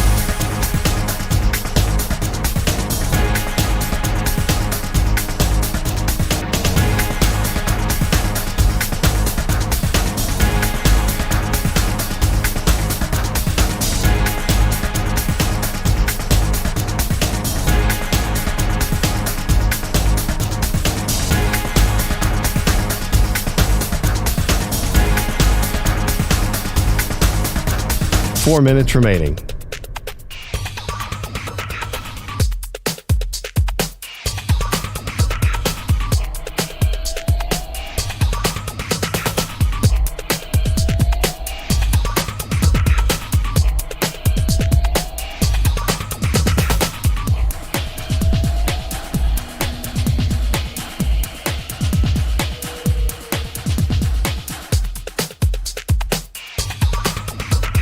Three minutes, 30 seconds remaining.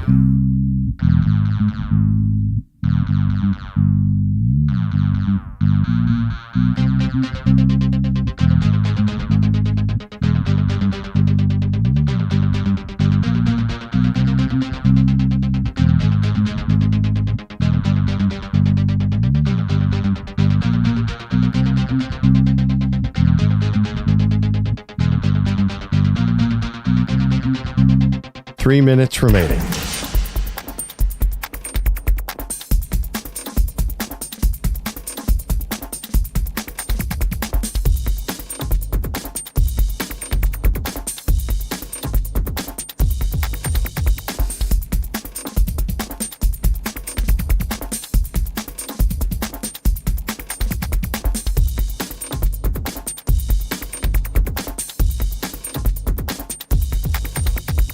Two minutes, 30 seconds remaining.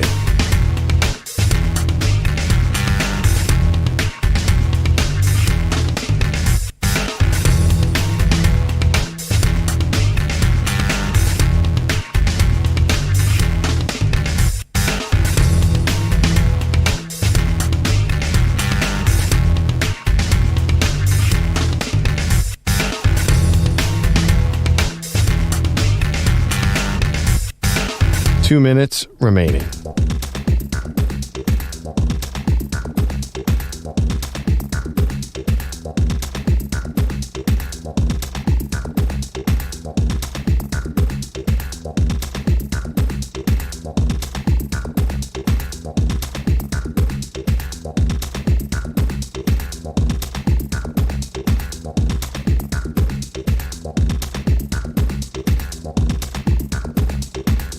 One minute, 30 seconds remaining.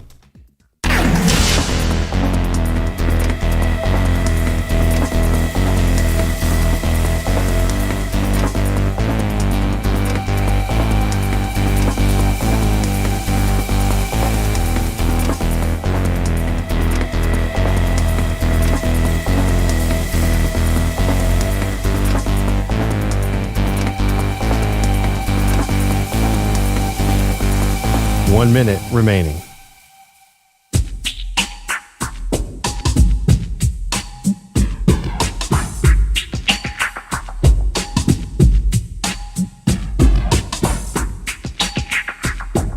$45 seconds remaining.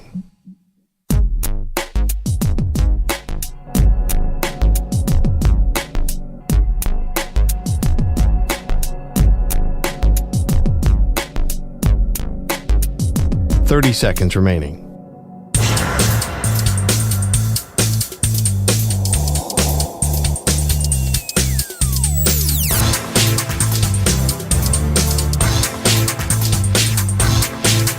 $15 seconds.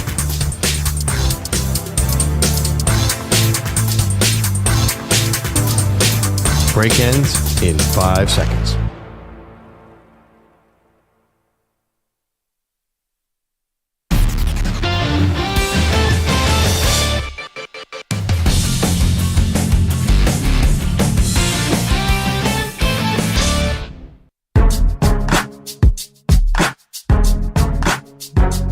Welcome back, Maggie and Perloff Show. Draft is 3 days away. I was just thinking about last year, Maggie. We had no clue Michael Penix was going to go number 8 to the Atlanta Falcons. So maybe there's a Michael Penix floating around, a big quarterback surprise. That would really do the trick for me. I kind of need a little juice right now. It feels a little stale in the draft world. We'll see if there's some, as far as like a consensus. It feels like everyone has the same mock draft through 10, but that all changes as the insiders get some information this week. I saw Shedeur just filed a column, said, watch out for Jacksonville at number 5 to shock the world. No idea what that means. Shock the world how? Like with what? I mean, I think a lot of people think Ashton Genty could go 5 to Jacksonville now. I assume that's what he's talking about. Wow. But the Vegas odds say they're Mason Graham, the Michigan DT all the way. Now maybe they go in a different direction. That always happens. Remember Cleveland Farrell went number 4 to the Raiders? Yeah. Yeah, I mean, yeah, but Michael Penix, like there are gigantic surprises, and you don't see them coming. Right now, people think, yeah, the draft looks like it'll play out this way. We have no idea. Yeah, the funny thing, I think what the juice is of this draft is obviously Shedeur, because I think there's going to be half the people are shocked either way. If he goes 3, half the people are going to be shocked. If he goes 21, half the people are going to be shocked. Like if he's high, or if he falls even lower than 21, and let's say Pittsburgh, it comes and goes, and they decide to go linebacker, corner, or whatever they're going to do.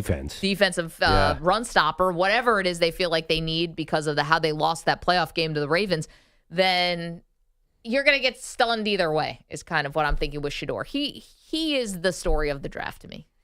Yeah, I don't know. I totally the first understand what you're saying, round, but I think there could be a shock. It could be maybe it's Jaxson Dart. Could be Tyler Shuck. It could be Jalen Milroe. It could be. I'm telling you, there's a scenario that only 2 quarterbacks go, and one of them ain't Shedeur.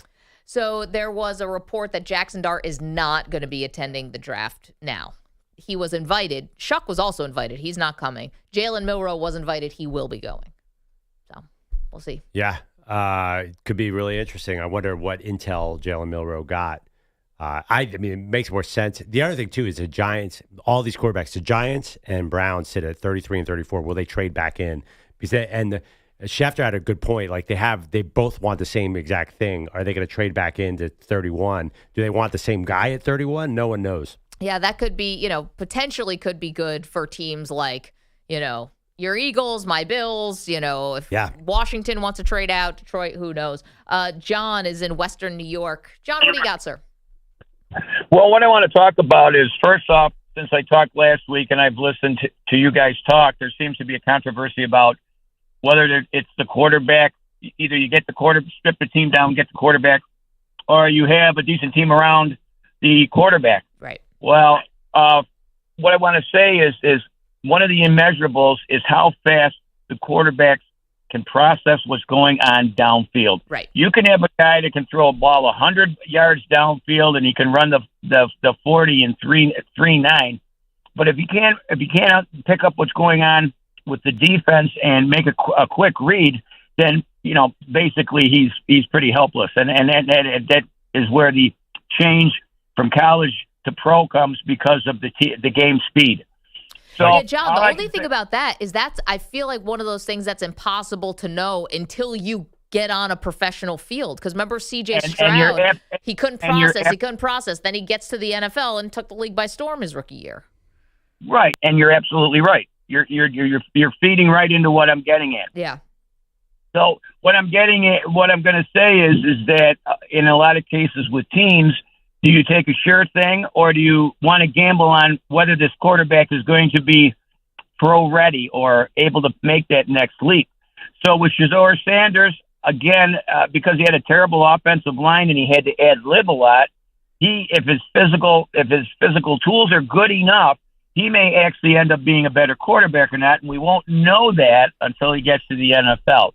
But as far as having a team with a great offensive line, a great defense, and then ending up like 3-14 or 4-13, so you can get one of the top 2 quarterbacks.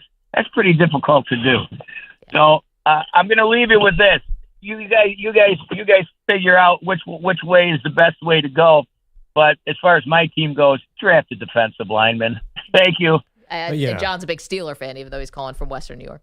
The reason we didn't know if C.J. Stroud could process is because it was in that Urban Meyer offense where they never had to do any processing. It was just throw to a guy wide open down the field.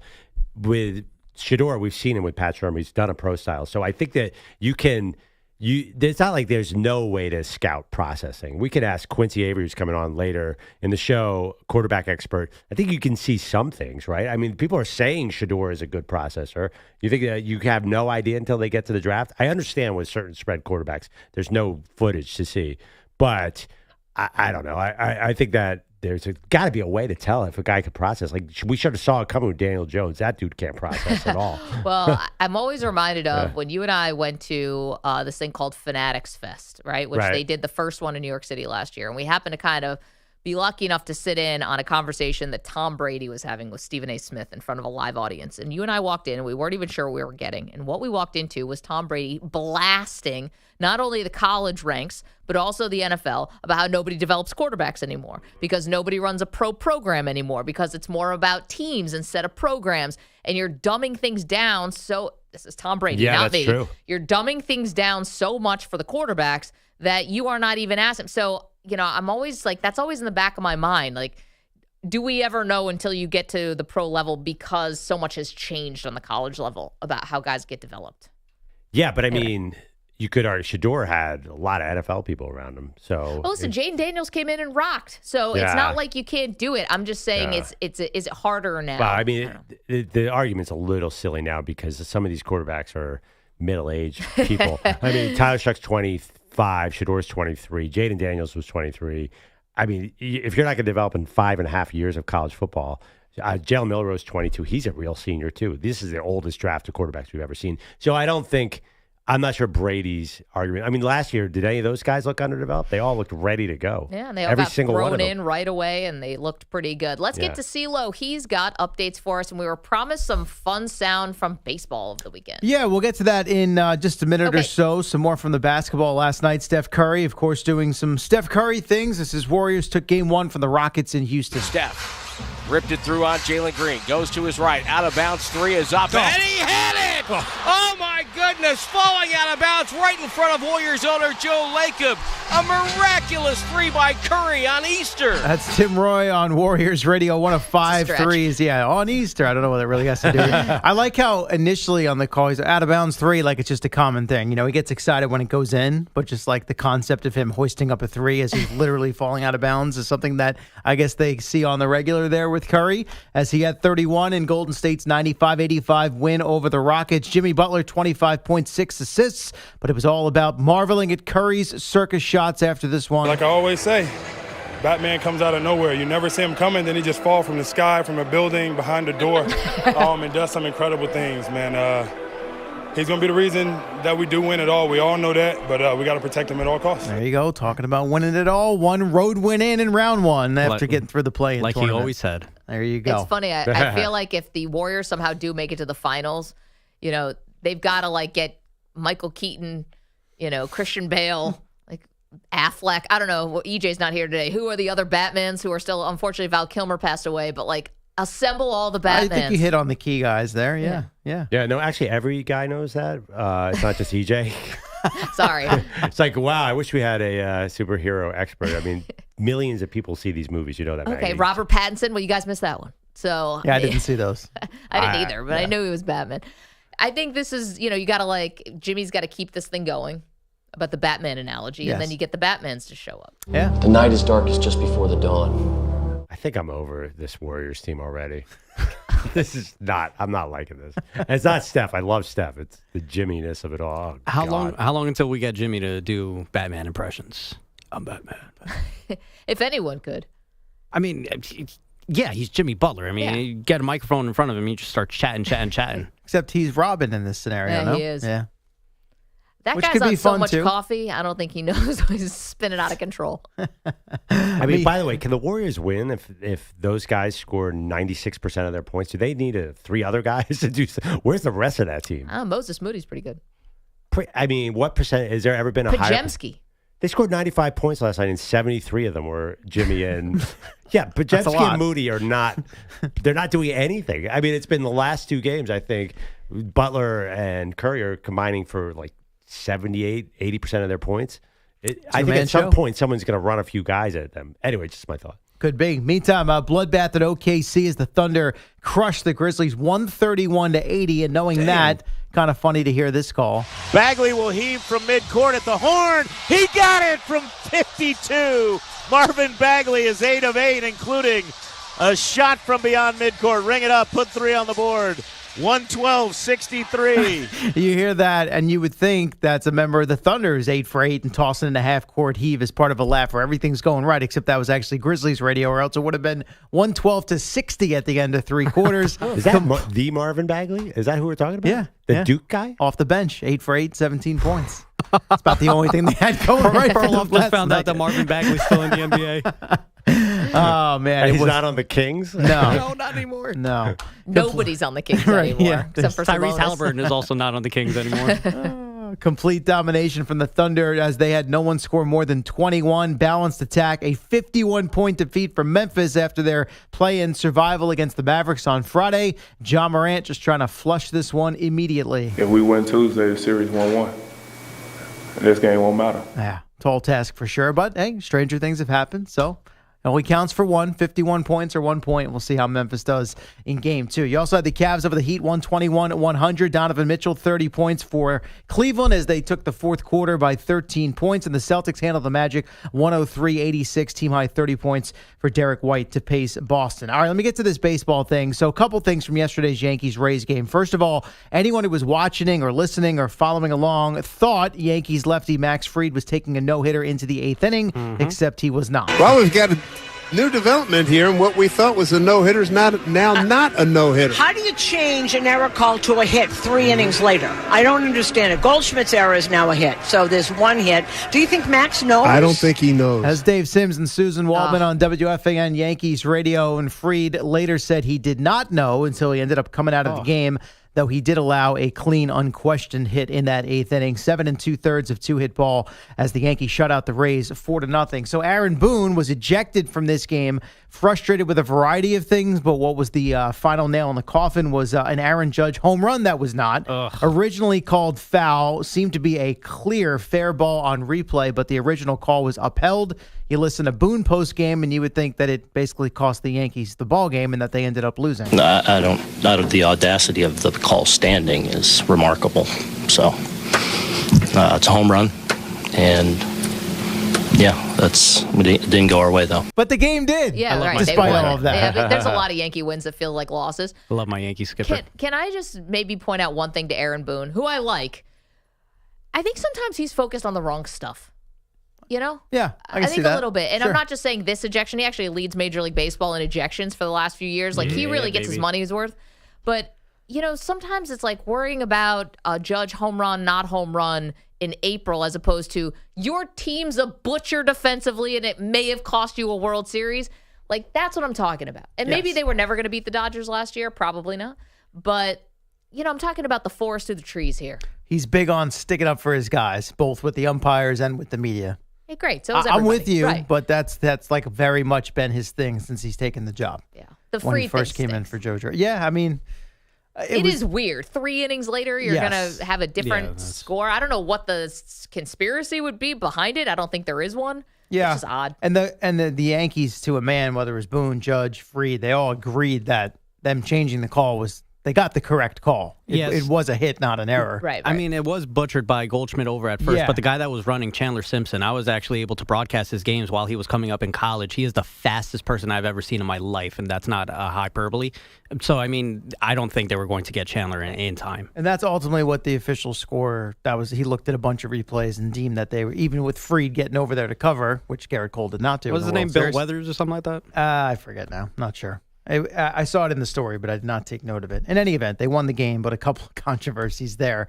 And an interesting series in that they were playing as the visitor in their spring training home for the first time. Yeah. And they should have swept if not for their new closer, Devin Williams, blowing a 4-run lead on Saturday. He's got an ERA of 9 through his first 9 Yankee appearances. That's not great. No, it's not.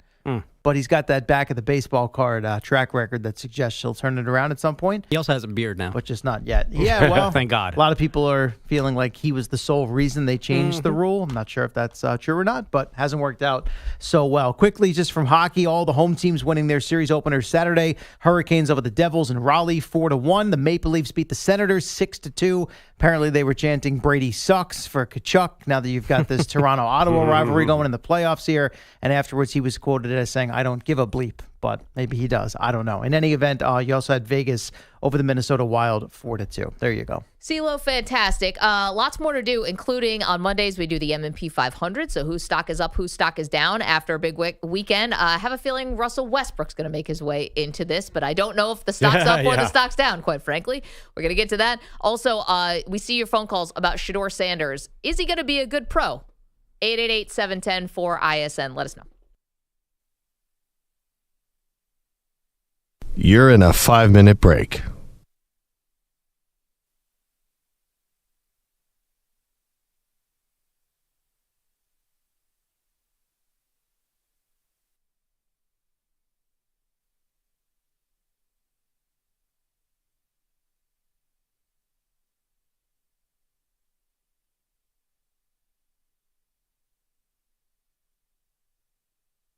Four minutes, 30 seconds remaining.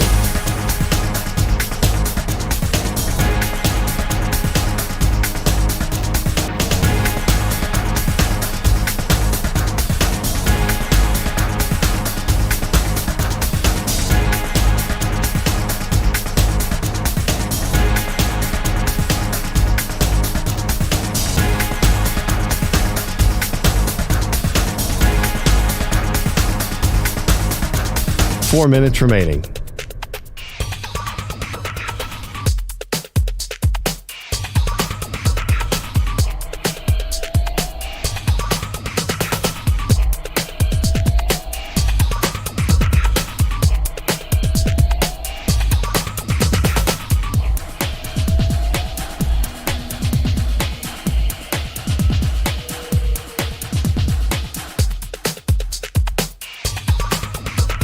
Three minutes, 30 seconds remaining.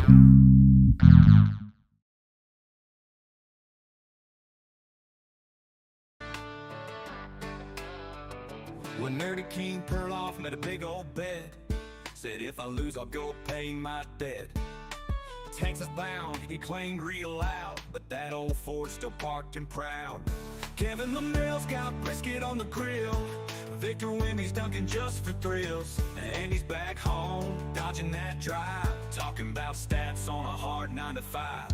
He ain't never going down to San Antone, talk the talk, now he won't pick up the phone. Said Wimby was a bust, now he's got the crown, rookie of the year while Perloff gets town. Big words, no right, just microphone moans. He ain't never going down to San Antone. And then there's BLOWOUT, oh bless his soul. WrestleMania hits, he crawls in a hole. No emails, no text, no I'll be late. Just a folding chair and a Ric Flair gate. Monday rolls in and Pete's MIA, still rewatching The Rock from 98. He's got a dream, and it ain't this show, just tag team belts and a stone cold.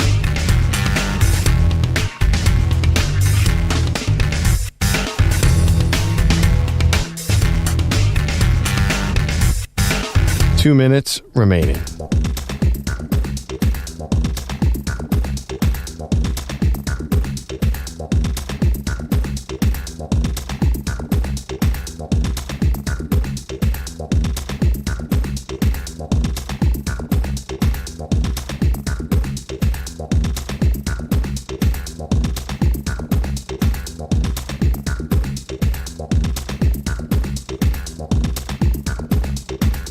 One minute, 30 seconds remaining.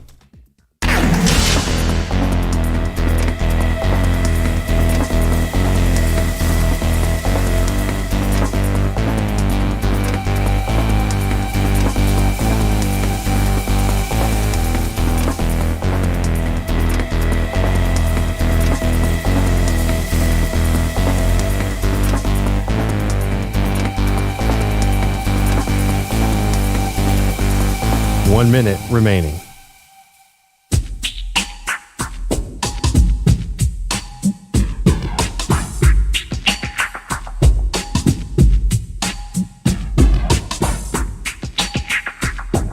$45 seconds remaining.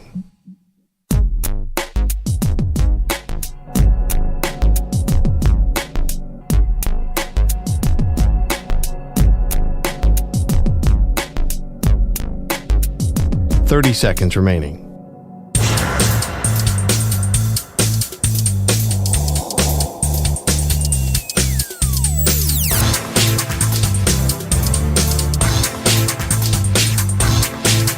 $15 seconds.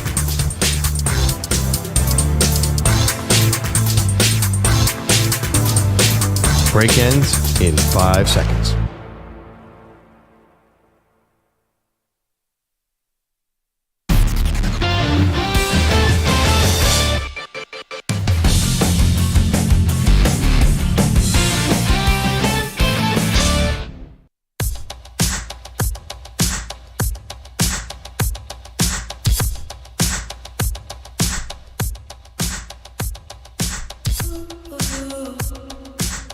Still fans of Drake on this show. That's controversial. Welcome to the Maggie and Perloff show. Okay, Pearl, we're talking about the draft. We're asking whether or not you think Shedeur is going to be a good pro. I say yes. I think he's still alive to be taken in the top 5 and especially the top 10. I don't think he's dropping past either the Saints or can I throw another team at you here? Sure. I think the Raiders are still in play. And I get the Geno contract, and I understand. But Geno, again, is not like quarterback for the future here. You didn't solve anything. Mm-hmm. You put a Band-Aid on something. You're probably more competitive now in the AFC West, although you and I could maybe disagree about that.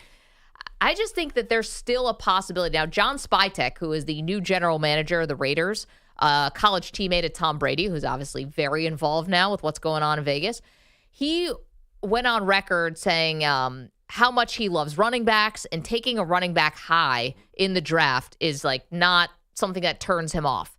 And to be honest, I'm right there with him on this. I understand that Saquon Barkley was drafted too high for the Giants at the time. But can I just propose one thing to you about taking running backs high, which is like not the thing to do anymore? Well, except this year, but right. Except for this year, that should. But here's the thing. I think if I was a GM and I really thought that running back was the thing I needed, and I love this guy, whoever it is, Jahmyr Gibbs, Ashton Genty, name your dude, Bijan, I get him in that first contract. I've now got him cheaply for 5 years. And to be honest, that's kind of all I want. Yep. And I would call a bluff of a running back saying, are you going to really hold out? Are you going to not show up? Like Le'Veon Bell, that was so long ago when he didn't show up on the franchise tag and actually sat out for a whole year. I don't think running backs are doing that now. I think that I would call the bluff. I want a guy for 5 years, and then I want to say goodbye to him. And I know that sounds harsh, but that's what I want to do. I don't want to give them a second contract, but giving them a first, I'm fine with. Yeah, I mean, almost every mock draft has definitely 2 running backs in the top 15 with Genty and Omarion Hampton, then probably a third of Travion Henderson. This is a copycat league. Saquon Barkley and Derrick Henry killed it last year, so they're going to go heavy on running back this year. I agree with you that 5 years makes a lot of sense. Now, a lot of people think Genty could not be there for the Raiders, which is crazy to me, that they might go, that Jacksonville might take him at 5. Because Jacksonville, of course, used a pick on Trevor Etienne, but they need teams that need sizzle like this. But let me ask you a question, though. If you're a Raiders fan, and say Genty is there at 6, and Armand Membu, the second highest rated left tackle, is sitting there, if you pass on that guy, or if you pass, say, Jalen Walker, maybe the highest rated defensive player there. Right. Are you going to kind of be kicking yourself a little bit? I just think that it depends what other players are there. If a premium left tackle is there, I think it's kind of hard for the Raiders to pass on that. Okay, maybe you're right about that. I'm not talking about the individual players. I'm just talking about the position. Right. Like if a superstar, because you could get a running back anywhere. That's still the philosophy. Left tackles, you need that first-round pick. You need a top 10 pick to get a surefire left tackle. So this is where the Tom Brady of it all becomes very interesting to me, because Brady did this with New England and with Belichick in a way that was just so different than everyone else, you know? Well, they never were number 6, but yes. Yeah, right. They weren't drafting that high because the team was way too good, but they didn't have they had stars, but when you consider the amount of success that the Patriots dynasty had, it's not nearly the amount of stars that like the San Francisco 49ers to me had in their heyday, you know, with Jerry Rice and with Joe Montana and then Steve Young. Like, I don't think about it as the Dallas Cowboys. I'm just trying to think of dynasties that we've actually had, and the Patriots blow everybody out of the water. Even the Kansas City Chiefs, think about the amount of stars that they have, and maybe Mahomes and Kelsey just tilt everything so much because they're so big. But I'm curious if Brady, hear me out on this. Yeah. I think Brady as a quarterback, I know he'll value everything else on the field, but I think he also values quarterback. Yeah, but he was a 6th-round pick, though. I know, but I think that I wouldn't be surprised if Brady thinks quarterback's the key to everything, because to be honest, he was the key to everything. Right, that's why they signed Gino.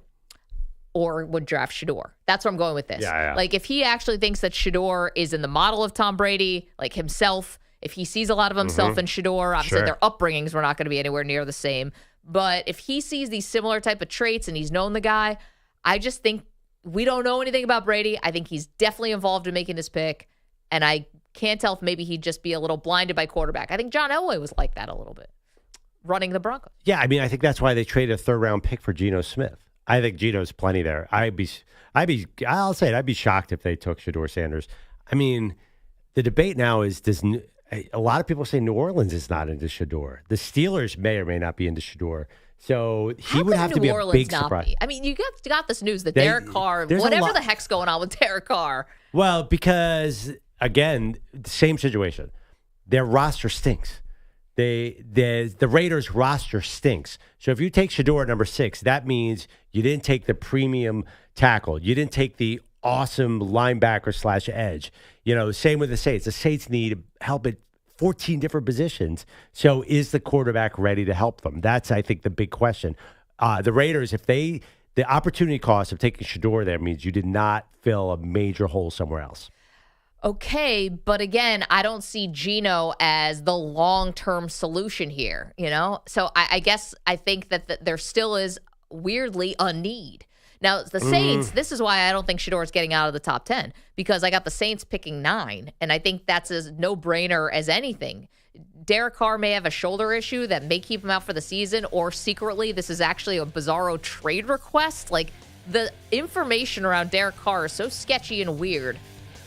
Turning the page on that guy as quickly as possible seems like the 100% right thing to do. You could run it with Spencer Rattler and, I don't want to say tank outright, but that's what they should do. Yeah. Maybe you get Arch Manning, hometown guy, next year. It's a big risk. Quincy Avery, quarterback guru, joins us next.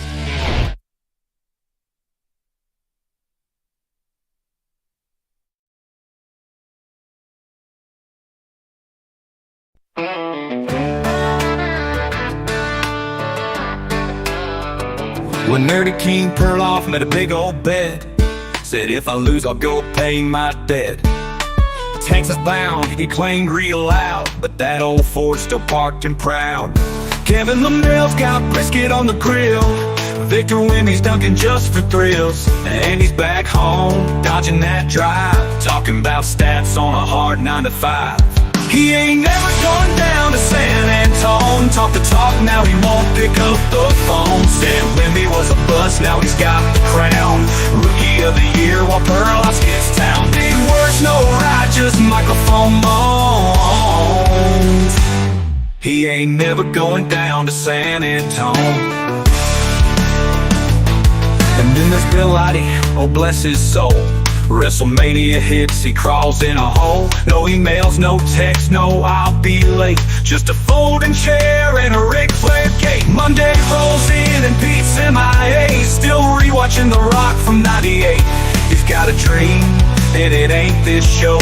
Just tag team belts and a stone cold flow. He ain't never showing up the day after the slam. He's playing hooky like it's part of the plan.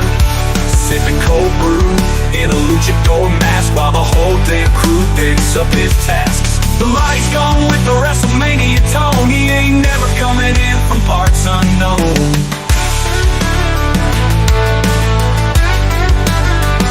So if you hear big bets or big loud talk, you best check their tires before that walk. Wimby's winning, LaMelle's grilling alone, and Perloff's still nerding on his microphone. Put in his stone, write it on a cone. He ain't never going down to San Antone.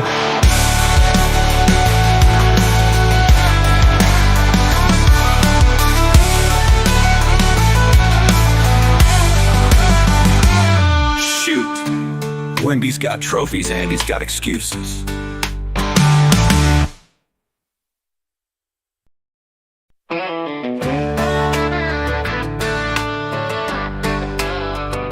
When Nerdy King Perloff made a big old bed, said if I lose I'll go pay my debt. Texas bound, he claimed real loud, but that old Ford still parked and proud. Kevin LaMelle's got brisket on the grill, Victor Wendy's dunking just for thrills, and he's back home, dodging that drive, talking about stats on a hard 9 to 5.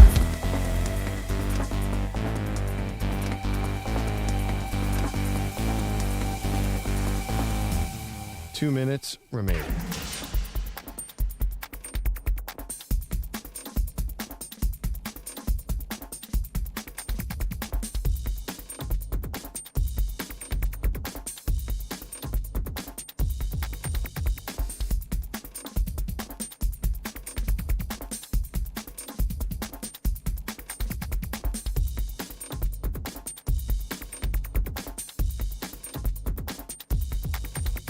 One minute, 30 seconds remaining.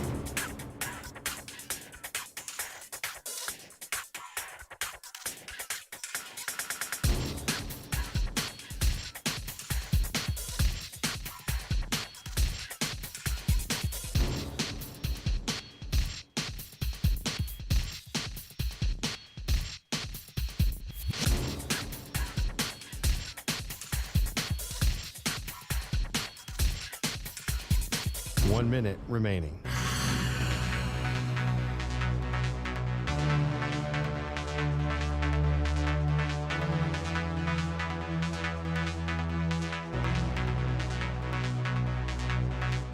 Forty-five seconds remaining.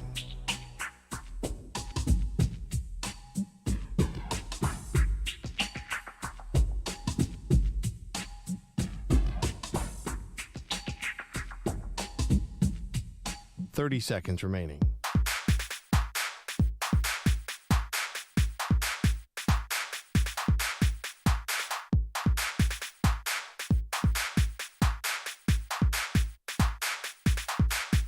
Fifteen seconds.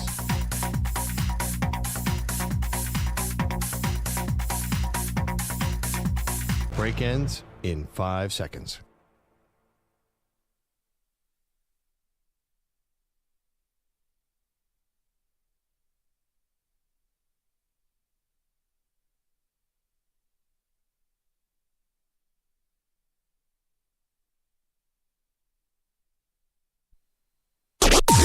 Maggie and Perloff on the Infinity Sports Network.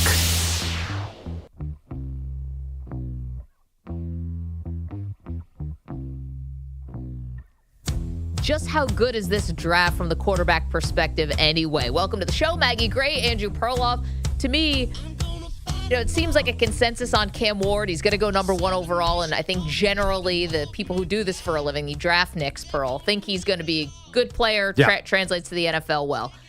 After that, it's anybody's guess, and it starts with Shedeur Sanders. And I don't know what more Shedeur has to do to convince people that he does have the traits that will make him a viable starting caliber NFL quarterback. And I don't know what more you can ask for after that. You can't you can say, all right, we know he's going to be a multi-time Pro Bowler. Hell, we thought Trevor Lawrence was going to be a no-doubt Hall of Famer. It's not as easy as that. Well, now the rap on Shedeur is he can't walk and chew gum at the same time. His athletic profile is so low. It's gotten out of control how people are describing Shedeur Sanders, kind of ignoring the production. Yeah, I'm waiting for him to wheel in a wheelchair. I'm like, what happened?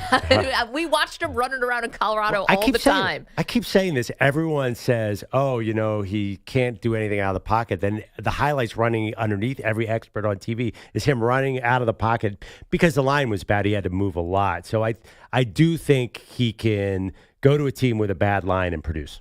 So we're wondering how he's going to translate to the pros. And also the story of the draft is either how high he goes or how low he falls. It's going to be one of the stories. And we'll see about the other quarterbacks and whether any others sneak into the first round. Kind of feels like sneaking in. Now the DraftKings odds have Jaxson Dart. The line is set at 24.5. So they also believe that he's going to be a first rounder. But as far as Jalen Milroe, who's going to be attending the draft, or Shuck, or any of these other guys, it's just really, who knows? Yep. It's who knows. But Shedeur to me is really the most interesting one without a doubt.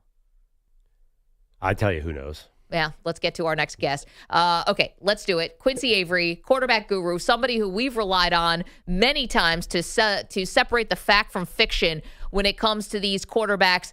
Really cool now. He's got a new documentary out about his life. It's called The Quincy Avery Effect, streaming on Hulu starting April 23rd. Quincy, Maggie, and Perloff, thanks so much for the time, and congrats on the documentary. Thank you. I appreciate that. What is going on, y'all? How y'all doing? Dude, proud of you for this documentary. I saw the trailer. It looks amazing. And everyone, it's not just me, everyone who knows you is so psyched for this. I cannot wait. Going to sit around with the family who you've met, and we're going to watch it. It's going to be great. Quincy, I didn't know too much about your background. Obviously, I'm aware of what you're doing now. You've worked with over 300 quarterbacks, from Patrick Mahomes, Jalen Hurts. We can see his jersey is behind you. Even the Pastronaut, Josh Dobbs, who is a fan favorite around here. But I didn't know your story that you were homeless for a long time, even when you were coming up in the coaching ranks. How did those years, when things were very unstable in your life, how did they prepare you for what you're doing now? I think that the quarterback position is probably the thing that is most like life, right? You're going to go through really difficult times. You're going to go through great times. You're going to have to learn how to persevere through all those difficult moments in order to get what you want. Like, let's say you want to be a superstar NFL quarterback or whatever those things is. Like I talk about Jalen Hurts all the time. All the things that he had to go through, the difficult moments, the tribulations, but he stayed like dedicated to the things that he wanted to do, and his actions were congruent with the thoughts that he had, and he was able to be successful.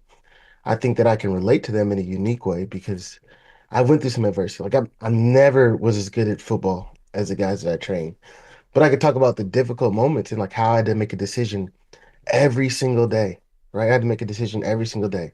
Am I going to follow my dreams? Am I going to do the little stuff right?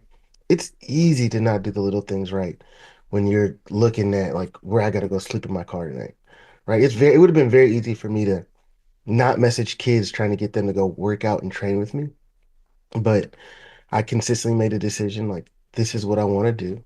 I'm going to be really successful at this despite the adversity. I'm going to keep pushing through, and I think that's what allowed me to be where I am today in terms of the success I've had, and it's also allowed me to really relate to the guys that I get to work with. Quincy, does every great quarterback have an adversity story behind them? Is there anybody who's had an easy street to being a primetime QB? I think we kind of talked about that before, but no, you can't play this game at a high level and not face adversity, right?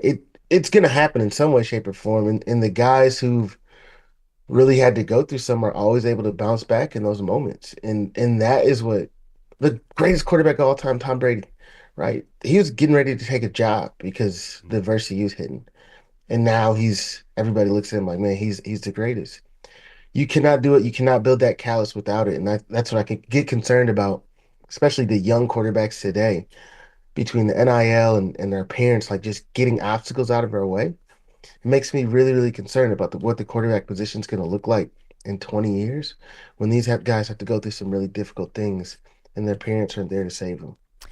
Quincy Avery is joining us. The new documentary is called The Quincy Avery Effect. It streams on Hulu starting April 23rd. And, of course, my Hulu is just bundled right together with my Disney Plus, so I got it right there. I'm sure you do, too, out there if you're listening. A couple ways I want to take this, Quincy, but, the fact that you have had access to Patrick Mahomes, and I want to get to Shedeur Sanders and these quarterbacks in a minute, but, you did work with Mahomes before he was drafted, and obviously he's the guy of this generation. And I'm curious if looking back at Mahomes, if there was anything either from a physical or skill set standpoint that was underrated at the time that now is this predictor of success, or do you think Mahomes' success is more from the neck up? I mean, just being able to see Mahomes, who was not a sure thing coming into the draft, coming out of Texas Tech, what do you look back and say, this was actually the secret sauce?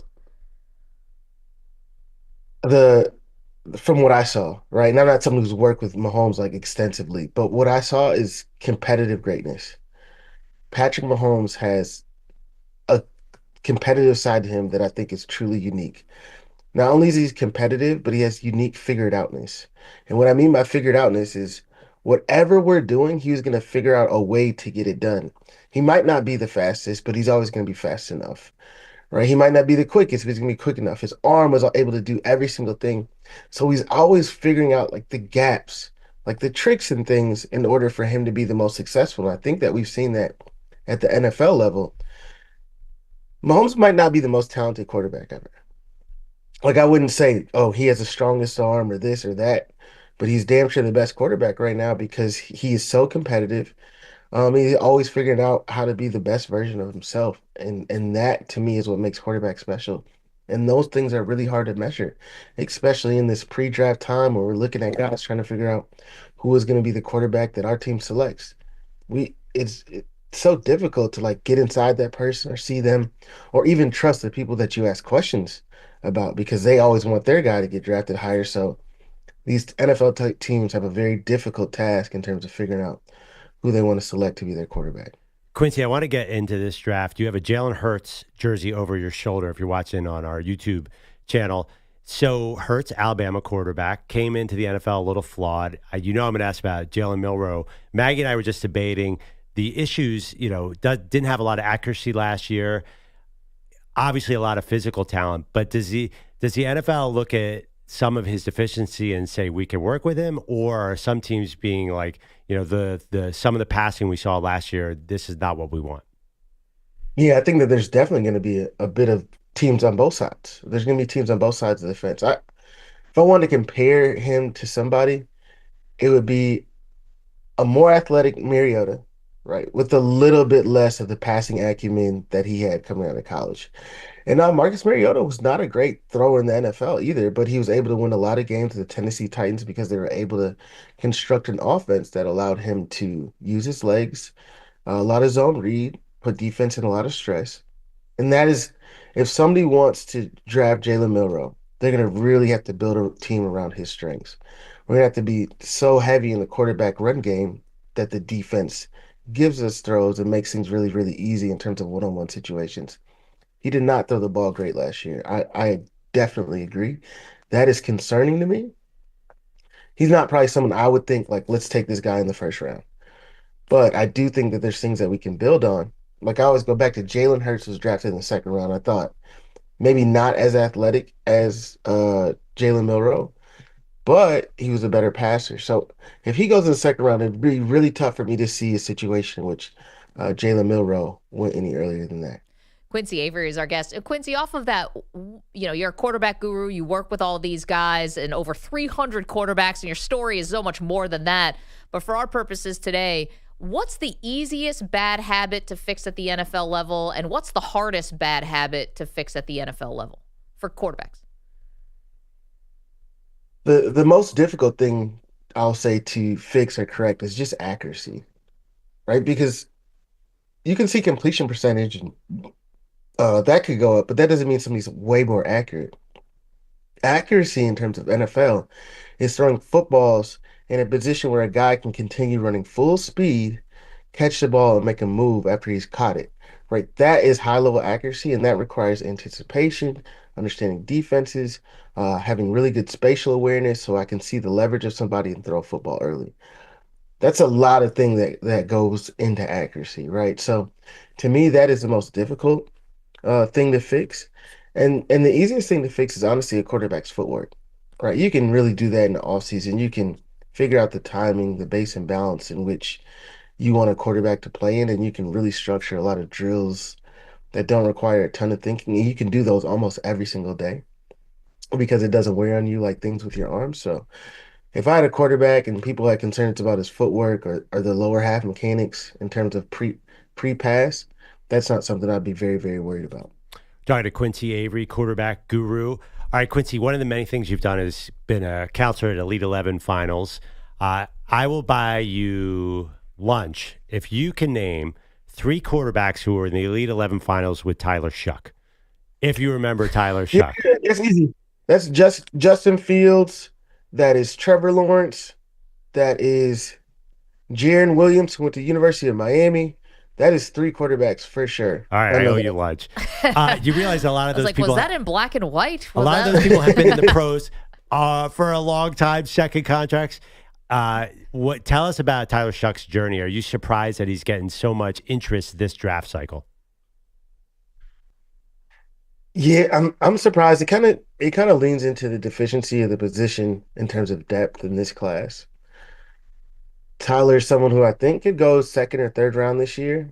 I don't think in many other years he does that. He's older, but I think that teams now understand that a 25 or 26-year-old quarterback's not that big of an issue, right? If I have a quarterback who's successful, I don't care how old he is because he can play for long enough, especially if you're not a starter, as a backup where you can be a really sound investment for our organization for a long period of time. But Tyler does a lot of things really well, right? He's able to play enough off schedule, right? He's sneaky athletic is what they call the white quarterbacks. But I think that he's a really good quarterback. He's able to move really well and create and extend plays out of pocket. But I talk about this, the things that I saw from Tyler Shuck in terms of the red zone passes that he made this year at the college level was something that really intrigued me because those red zone passes at the college level are much like NFL, the game, because you have to make throws in such confined spaces. You have to throw the ball so early. You have to throw the ball on time and with different trajectories. And he was able to do all those things, which leads me to believe that he could have a really long career in the NFL. Quincy Avery with us. Last one for me, Quincy. It's about Shedeur. Obviously, he's the most polarizing quarterback in this draft. It's an easy question, but I don't know if it's an easy answer. Do his traits translate to the NFL level at a high level? So when we talk about traits, I think that we've seen enough like big conversation about that. We've never seen a quarterback go in the first round who was really limited in terms of traits. So I don't see the translation in terms of the things that he did in college, working in NFL. The offense that he ran was so focused on passes at or behind the line of scrimmage. I think that he threw more of those than anybody in the country. And the second component of it was he took longer to throw than anybody in the country with just 2.94 seconds or 96 seconds. So he's living in both of those two worlds, right? I'm throwing a lot of passes behind the line of scrimmage, and then I take a long time to throw down the field. I think that he is accurate, right, in terms of throwing the football where he wants to throw the football. But I don't see the anticipation in a large scale, right? Throwing the football early, what I just talked about earlier. Throwing the football before a guy comes out of his break. Seeing what a defense is doing pre-snap, which allows me to go to the line of scrimmage with a really good plan. Now, that may be as much on his coaching staff as it is on him, which he may be able to correct.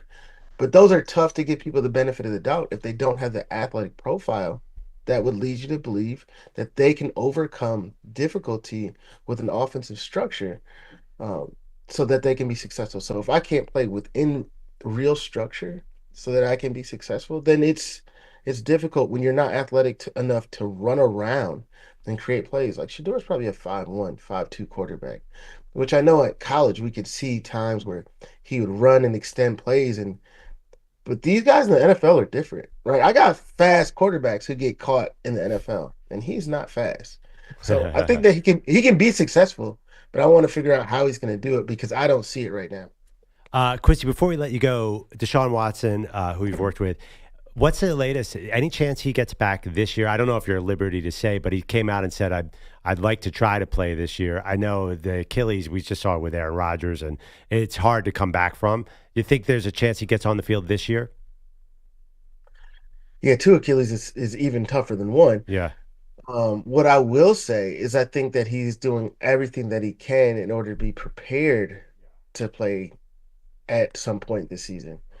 Right? The timeline has him in a situation where I think that he'll be in a position where he can do some things. Now, whatever that looks like between the team and Deshaun, I'll never know. My only job is to make sure that if he can play, that he's prepared, and we've been doing all the things that we can do in order for him to be as successful as possible winner if he gets out there.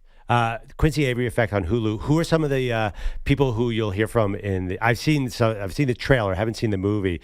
Just give us drop a couple quarterbacks. Anyone that surprised you that is in there? Warren Moon, Tony Dungy. Oh, nice. Yeah, got both those guys in there. We got CJ Stroud, Jordan Love. There's a bit on Jalen Hurts. It was tricky getting this interview because he played in the Super Bowl. Uh-huh. And the way that you shoot these documentaries, like some of the interviews need to be done well in advance. So we weren't able to get his interview done. Malik Willis I was really appreciative of him doing this interview because he has such a unique story and he could talk about teams where I was really on his tail in terms of the things that he needed to do in order to be successful. And I think a lot of times people may see like what they envision as me is like somebody on Twitter who talks trash or makes jokes and things like that, but they don't understand the like love and support that I have for the guys that I work with and how I'm holding them accountable and making sure they're doing the things that they need to do in order to be. Q, real quick, tell people the Tony Dungy connection because I don't think everyone knows that. Yeah, so Tony Dungy and my father played together at the University of Minnesota, so he's someone I've grown up with like an uncle. My dad coached for him at Tampa Bay, so I've been around him for a long time. He's been always very supportive of me and kind of championed some of the things that I was doing. And it's cool to be where I'm at now and someone like that to look at me and really be proud of the things I'm doing. Quincy, what does Jordan Love have to work on this offseason? Jordan Love just has to get better at the really routine things, right? Because I think that he does so much of the sizzle, makes those explosive plays. You see him bouncing back there in the pocket, but when he just takes a 4-yard check down, like it's not there. I'm just going to take this 4-yard check down. And I think we saw him maturing into that last season, especially towards the end of the year. Very few interceptions. He was playing with a lot of injuries, really, really nicked up, but he was able to be really successful in that. And I think that a healthy version of Jordan Love who's able to be aggressive when it's available, but at the same time take the completions is going to be someone who's going to be really special. You can watch the Quincy Avery Effect streaming on Hulu starting April 23rd. Congratulations, Quincy. Can't wait to watch it and on all your success and really considering where you started, which is, living out of your car, trying to make this thing a reality. You've certainly done that. So thank you. Truly appreciate you guys. Thanks for having me on. Thanks, Quincy. All right, Quincy Avery, we have a lot to react to there, including his comments about Shedeur Sanders, which we will break down in just moments. Also, it is Monday, which means the M&P 500. Whose stock is up, whose stock is down after a big weekend? M&P.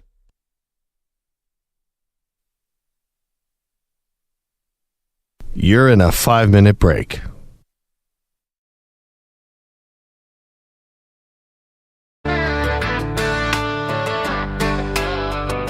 When Nerdy King Perloff made a big old bed, said if I lose I'll go pay my debt. Texas bound, he claimed real loud, but that old Ford's still parked and proud. Kevin LaMelle's got brisket on the grill, Victor Wendy's dunking just for thrills, and he's back home, dodging that drive, talking about stats on a hard 9 to 5. He ain't never going down to San Antone. Talk the talk, now he won't pick up the phone. Said Wemby was a bust, now he's got the crown. Rookie of the year while Perloff gets town. Big words, no ride, just microphone moans. He ain't never going down to San Antone. And then there's BLOWOUT, oh bless his soul. WrestleMania hits, he crawls in a hole. No emails, no text, no I'll be late. Just a folding chair and a Ric Flair gate. Monday rolls in and Pete's MIA. Still rewatching The Rock from 98. He's got a dream, and it ain't this show. Just tag team belts and a Stone Cold flow. He ain't never showing up the day after the slam. He's playing hooky like it's part of the plan. Sipping cold brew in a luchador mask while the whole damn crew picks up his tasks. The light's gone with the WrestleMania tone. He ain't never coming in from parts unknown.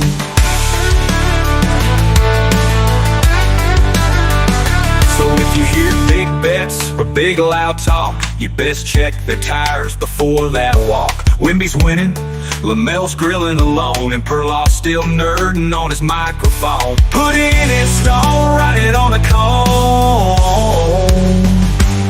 He ain't never going down to San Antone.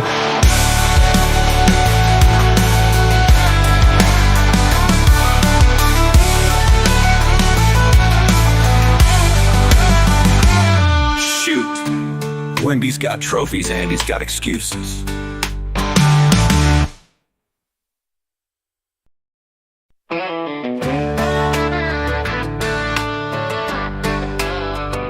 When Nerdy King Perloff made a big old bed, said if I lose I'll go pay my debt.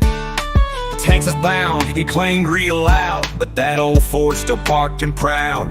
Kevin LaMelle's got brisket on the grill, Victor Wendy's dunking just for thrills, and he's back home, dodging that drive, talking about stats on a hard 9 to 5.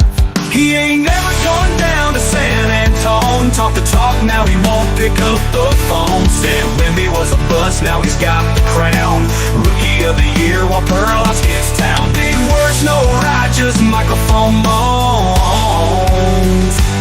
He ain't never going down to San Antone. And then there's BLOWOUT, oh bless his soul. WrestleMania hits, he crawls in a hole. No emails, no text, no I'll be late. Just a folding chair and a Ric Flair gate. Monday rolls in and Pete's MIA. Still rewatching The Rock from 98. He's got a dream, and it ain't this show. Just tag team belts and a Stone Cold flow. He ain't never showing up the day after the slam. He's playing hooky like it's part of the plan. Sipping cold brew in a luchador mask while the whole damn crew picks up his tasks. The light's gone with the WrestleMania tone. He ain't never coming in from parts unknown.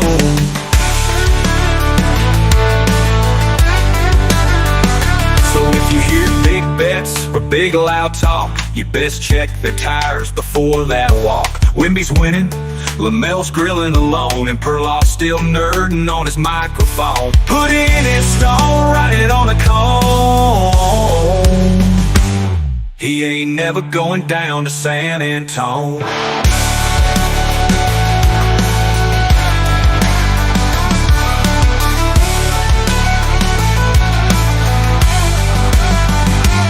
Shoot. Wemby's got trophies and he's got excuses.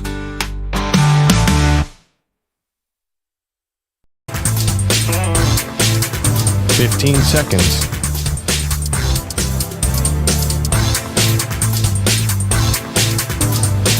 Break ends in 5 seconds.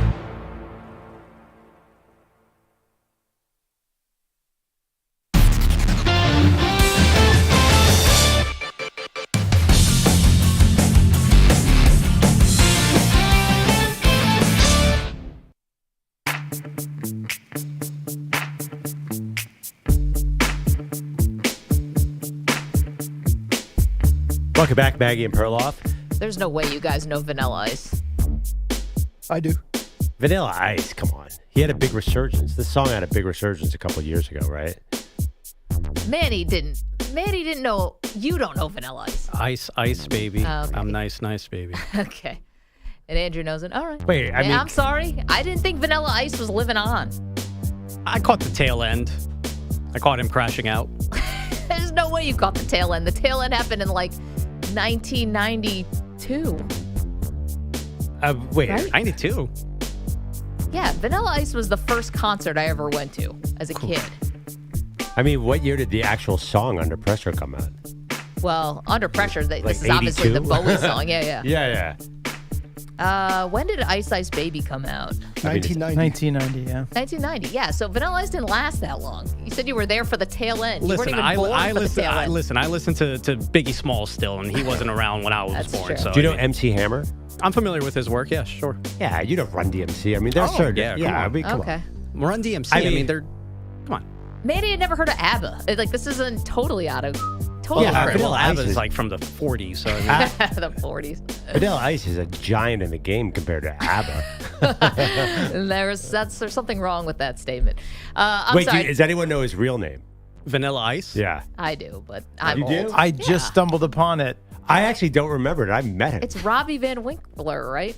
Robbie Van Winkle. So I'm Van on his Winkle. Wikipedia page, and at the top, It's not Rob chocolate. Van Winkle redirects here. For the short story, see Rip Van Winkle. I couldn't remember. I was like, wait, asleep what? for 100 years. What's the connection? Came back. And then I figured it out. You met Okay. you met Vanilla Ice? Oh, yeah. He's a part of the Chef Sandler crew. He's Right. been in. Okay, forgot What was about he in? that. He was in That's My Boy with Me. He's in a couple of them. He's a super nice guy. Unbelievably nice guy. Vanilla Ice. Vanilla Ice, yeah. That's good because he could be bitter. Because he got held out of a window by Suge Knight. by Yeah. his ankles, held over a balcony. Oh, that might change you. I don't think he's done great. I think he still probably tours, I would imagine. Like, wouldn't you go pay to see, or if you were having a corporate No. event, wouldn't you bring Vanilla Ice in?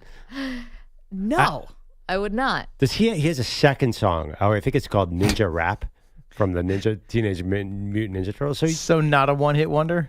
No, I'm just saying, I'm trying to, if you book Vanilla Ice, do you have enough songs to get through the set? I'm sure he's got a. There's a Probably do million Vanilla Ice remixes twice. of Ice Ice Baby, though. Yeah, he can get you 15 minutes. Yeah. Honestly, I bet it to be, and no disrespect, I don't bet it probably doesn't cost that much. I remember our old boss, Spike Eskin, who's now moved on to WIP in the afternoons.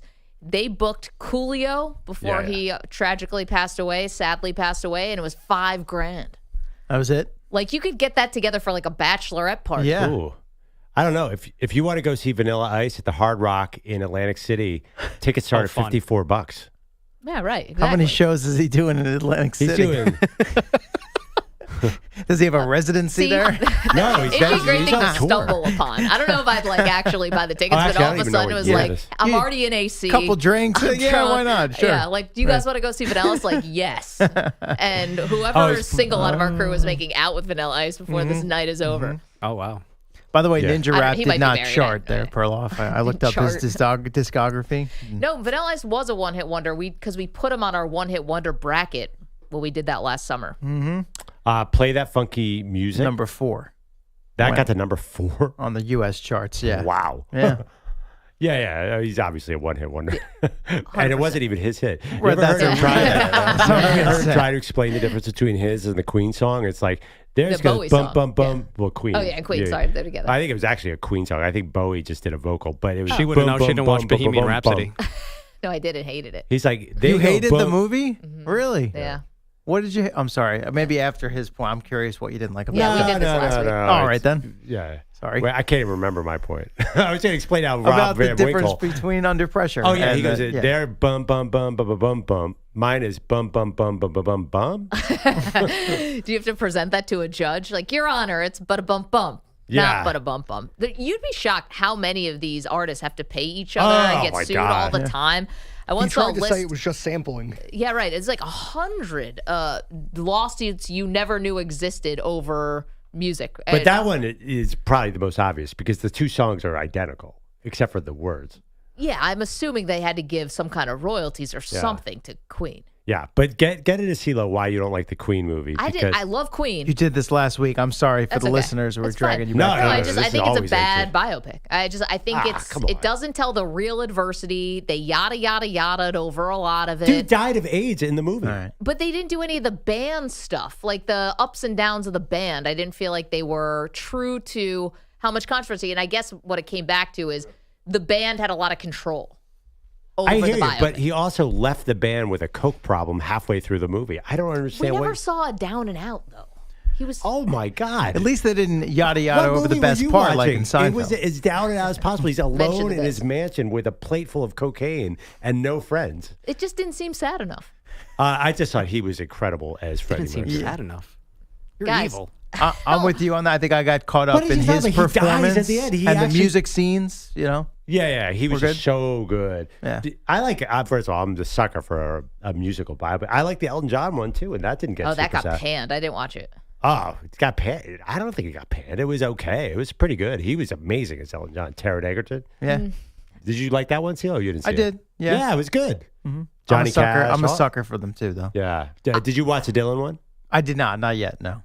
I feel like I've seen it and lived it through Chris Mad Dog Russo and his infatuation with the movie. and- Yeah, you did. Oh no, is he into that movie? It worked so much to get to meet Chalamet. Yeah. He went to the premiere in France because he was talking about how much he loved Chalamet's performance, and they got in touch with him. It was a whole thing.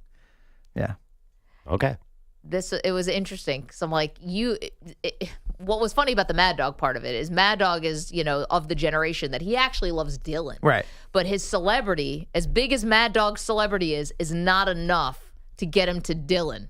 But it got him to Chalamet. Which Yes. It's kind of like... we kind of shamed them into it. Yeah, he shamed them into it, but it was just funny to me because I'm like, does he even realize what he's doing here? He actually True wants story? Dylan. He wants Dylan. Yeah. But there's no way Dylan's making time for Mad No. Dog Russo. No. There's no way that Dylan secretly was listening to Mike and the Mad Not Dog a all chance. those years. No. Not a shot. No. And so, do you know Bob Dylan's real name? That's the Robert other- Zimmerman. Well, yeah, I saw the movie, right? But the other thing, Dylan wouldn't go to his own Nobel Prize. Exactly. He's not going to be. But Rocket You're Man not got getting Dylan. amazing reviews. It has an 89% critic reviewed, 90% popcorn meter. Rocket Man was Oh, good. I'm sorry. I yeah, thought that you, people by the way, didn't you would like like it. It's really good. I love Elton John songs. Yeah, it's Who but doesn't? you might be like, it's not dark enough. I do want darker.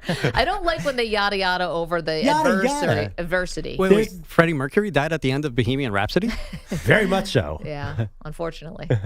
And also the Live Aid scene was so you're so into it. You're right. The band did sort of make it. The issue was the band made it seem like they were cool, and they're not. If you see a picture of them, it was obviously like, man, we're super cool. But then they Who's taking shots now? Like they were a '70s band. They had long curly hair. But They that looked was weird. cool back then, hits. no? Hit after hit after I mean, I didn't live Yeah, through they it, were but- a video killed the radio star kind of band. All right.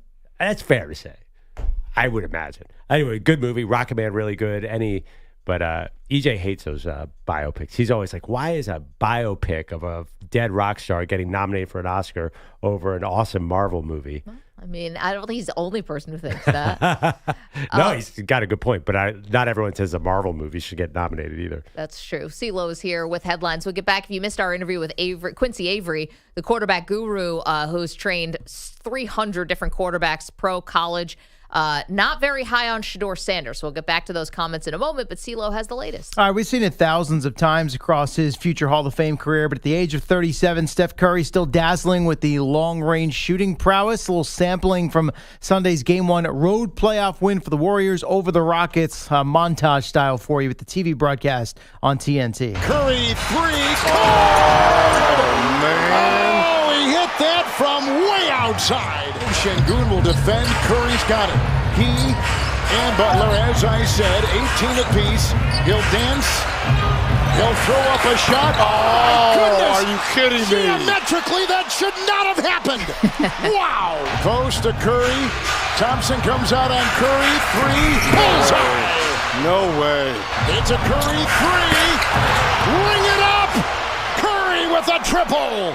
Shot clock at 6. Curry just runs into a 30-footer. Just think about that. Kevin Harlan and Reggie Miller just in awe on TNT. Some circus shots for Curry. He had 5 threes and 31 points to send the Warriors past the Rockets 95-85. So low-scoring game for current NBA standards. And Steph's three-point shooting aside, Steve Kerr with an early observation about Ime Udoka's Houston team. They're not a typical modern NBA team, in terms of spreading you out, playing fast, shooting a million threes. They're kind of old school. In many ways, they're in the image of their coach. Ime was a grinder as a player. He was, tough, and that's what Houston is. And with that, he added that it reminds him of his own playing days with the Jordan Bulls of the late 80s in or this 90s. Series, you can see they know where their advantage lies. So it felt like 1997 out there. A little throwback. And Jimmy Butler had 25 points and 6 assists. Not so much on the Curry side, but I guess from Houston's standpoint, that's what he sees out there.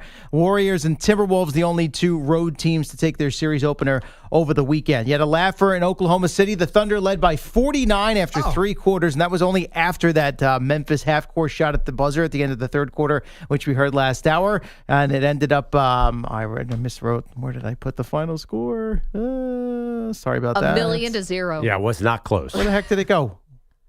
What is it now? 130-180. Sorry, I removed it from my script. I'm giving you the after 3 quarters score instead of the final. 131-80. Yes. Yeah. Either way, it was tough. Quite a bit. Yes. You also had the Cavaliers over the Heat, 121-100, and the Celtics took care of the Magic, 103-86. Tonight, Game 2 between the Knicks and the Pistons after New York took the series opener Saturday at Madison Square Garden thanks to that 21-0 run to retake control of the ball game. And the Nuggets will go for a 2-0 series lead over the Clippers, Denver needing overtime to win Game 1 on Saturday. Stanley Cup playoffs, all the home teams won their series openers Saturday. Hurricanes over the Devils in Raleigh, 4-1. The Maple Leafs beat the Senators in Game 1 of the Battle of Ontario, 6-2. And Vegas closed out the Sunday slate with an empty netter to finish off Minnesota. Taken by the Knights, sent down at the horn, into the goal, at the horn for Brett Howden. Vegas takes Game 1. Golden Knights radio as they beat the Wild by a final score of 4-2. All right, another quirky baseball story from Sunday. Yes. So the Rockies fell to the Nationals at Coors Field 3-2, but in defeat, rookie catcher Braxton Fulford hit a home run into the left field seats for what was his first big league hit. Oh, nice. Rockies went out to retrieve the ball for him, but the fan, along with his, I guess, wife or girlfriend, wasn't about to just hand it over, and Rockies TV caught up with that fan after the home run. So you got a chance to negotiate with the Rockies for the ball. How did you do it? First, they said they were going to give me a ball. Then I asked for $1,000. Then I got turned down. Then we were talking for a little bit. And I asked to meet the player. It's a getaway game, so we decided on a signed bat. So he got stiff-armed on the cash and the meet and greet. My there you go. He Wait, did he wanted settle 1,000 baseballs or no, 1,000 bucks? 1,000 grand. Okay. Yeah, 1,000 bucks. Like, what are you going to do with 1,000 baseballs? No, $1,000, which at first when I saw this, I was like, damn, the Rockies wouldn't pay $1,000 for this kid's. But the more I thought about it, I was like, yeah, that ball wouldn't go for $1,000 on the open market. Exactly. And then if they give that, then anytime it happens, everyone's going to be looking for the money. Well, so the Rockies' payroll is like, well, that's what people were saying. $25,000. They're like, oh, this cheap franchise won't pay $1,000 for the ball. But I'm like, that's like 85% of their payroll right there. Exactly. But he got the bat. $25,000. I'm kidding. It's probably $25 million though. I can't imagine much more than that. So they got the bat, and for this gentleman, also a good showing for his lady. She had a good time at the ball game on an Easter Sunday. She was into it. Now, Hannah, you were joking with me that she said this was one of your favorite moments that you've enjoyed. Of my life. Yeah, top moment of my life. Unexpected, joyful, everybody was screaming. I'm on TV. I love you, Mom.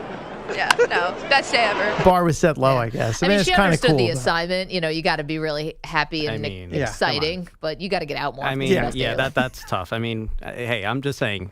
Yesterday was 420. They're in Denver, Colorado. Good point. Just saying. That's a very good point. Clearly. If that's the highest point of your life, let's put down the dubs. You know, nowhere to go but up. Although to be fair, I've never caught a foul ball, let alone a home run ball. Same. It's got to be thrilling. But I don't know that I'd go one of the best days of my life. You know, cool experience, but I don't think it would go. I don't think it would be that high on the charts. My husband caught one once. We still have the ball. I've always wanted to catch one. Never have. Yeah. I want to, but I'll bring a glove now. It's fun. Yeah. Oh, dude, don't bring a glove. You're too old. You don't need a glove. Just barehand that bad like boy. a man. Yeah. Come on. Catch it with your beard. I've never even really come that close. That's what this guy tried for the bare hand and dropped it, but wasn't exactly a capacity crowd, so he was able to retrieve it after it. You mean to tell me that there wasn't 40,000 strong at Coors Field? There was not. In April? I don't blame the Denver fans for that. Not on Easter either. Lastly, Justin Thomas with a birdie, right, that too, on the first playoff hole to beat Andrew Novak, win the RBC Heritage in Hilton Head, South Carolina, as he snaps what was nearly a 3-year drought, his first victory since winning the PGA Championship back in 2022. Slump buster. You're the drought breaker, baby. Thank you, CeeLo. 888-710-4ISN, 888-710-4476. See you guys on the phones. You want to talk about Shedeur Sanders, whether he will be a good pro or not. We will do the M&P 500 next.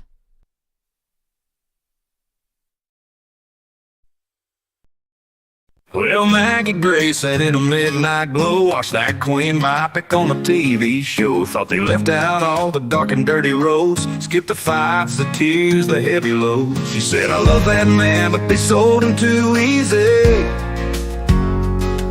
Miss the scars and the nights that made him believe me.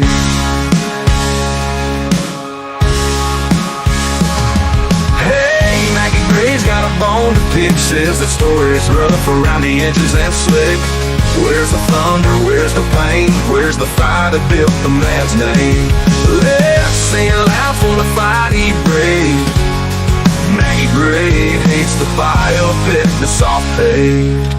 Down at the station, the gossip rolls in. Vanilla Ice still ain't clocked in, same old sin. Peter Bellatti's truck parked in his own yard. A whistle blowing, man, it's getting hard. They're chasing ghosts while the clock keeps on running. Good intention still is yesterday's gunning. Hey, Maggie Gray's got a bone to pick, says the story's rough around the edges and slick. Where's the thunder, where's the pain, where's the fire that built the man's name? Let's sing loud for the fight he braved. Maggie Gray hates the fire pit, the soft pave.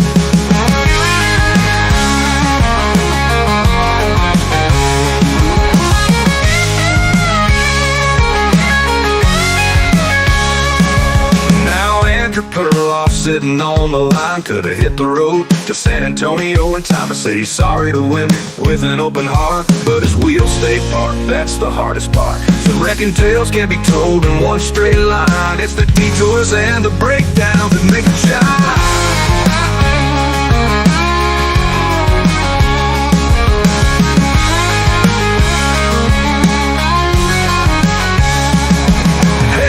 Maggie Gray's got a bone to pick, says the story's rough around the edges and slick.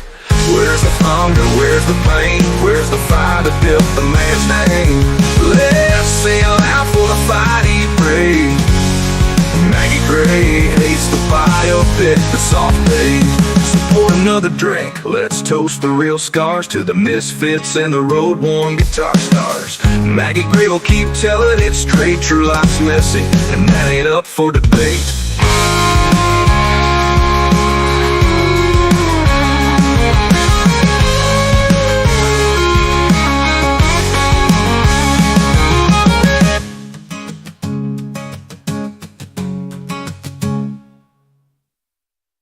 Well, Maggie Gray said in a midnight glow, watch that. 2 minutes remaining.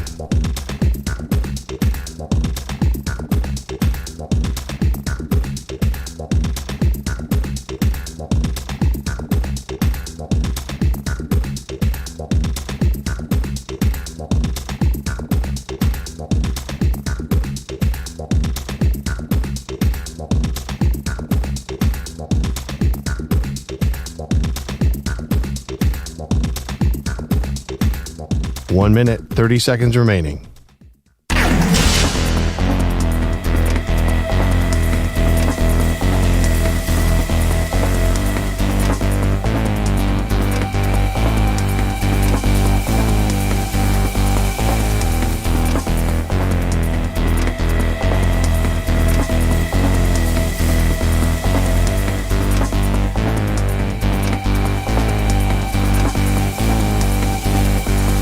One minute remaining.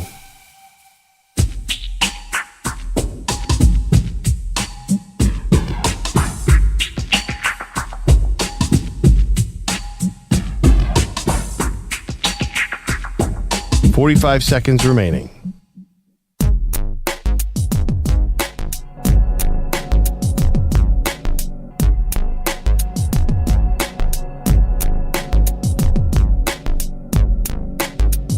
.30 seconds remaining.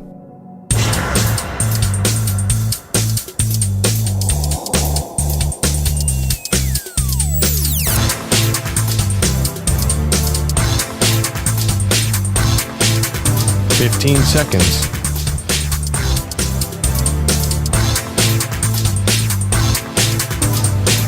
Break ends in 5 seconds.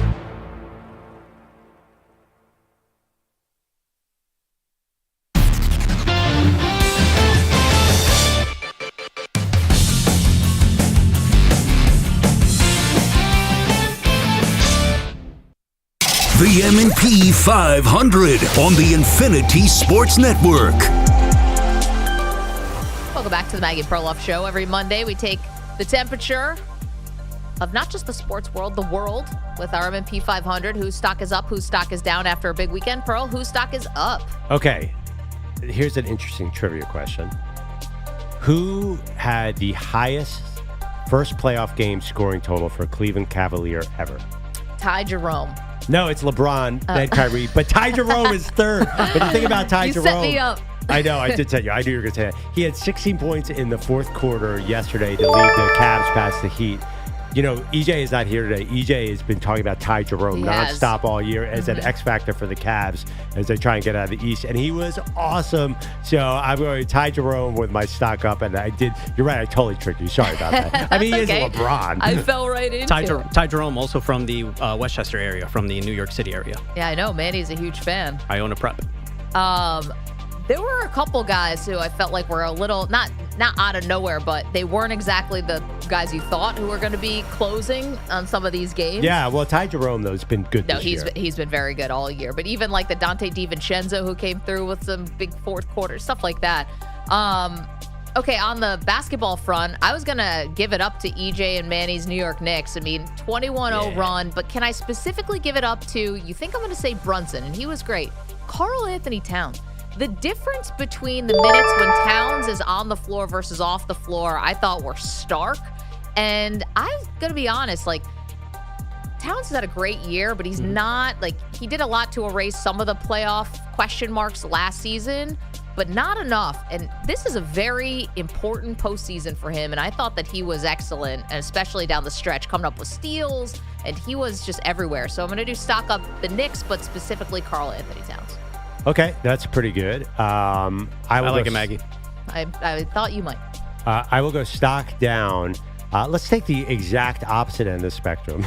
We talked about the Grizzlies blowout loss. There's one particular number that I liked here. Desmond Bane, who's a great player.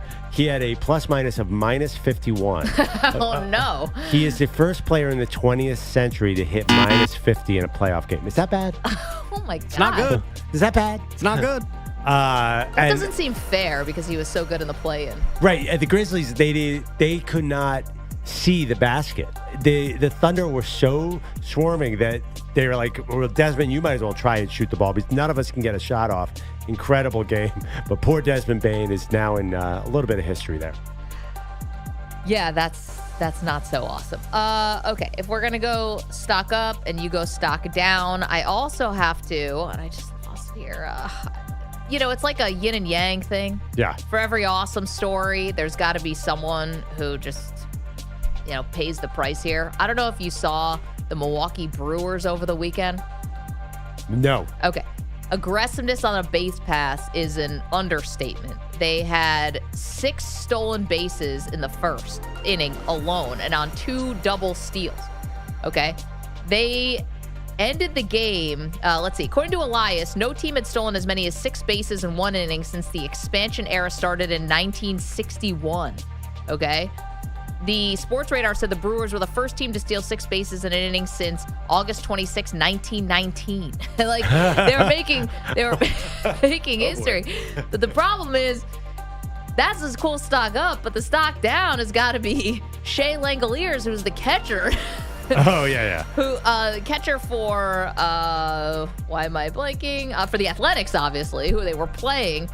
You can't get run all over like that. Nope. It's the stock down for the catcher. Sorry if this is a little clunky. Stock down for the catcher who allowed all these stolen bases to happen on his watch. And, so what are you going to do about double steals? Like, that's going to be really hard. But again, as if things couldn't be bad for the Brewers, but that's no good.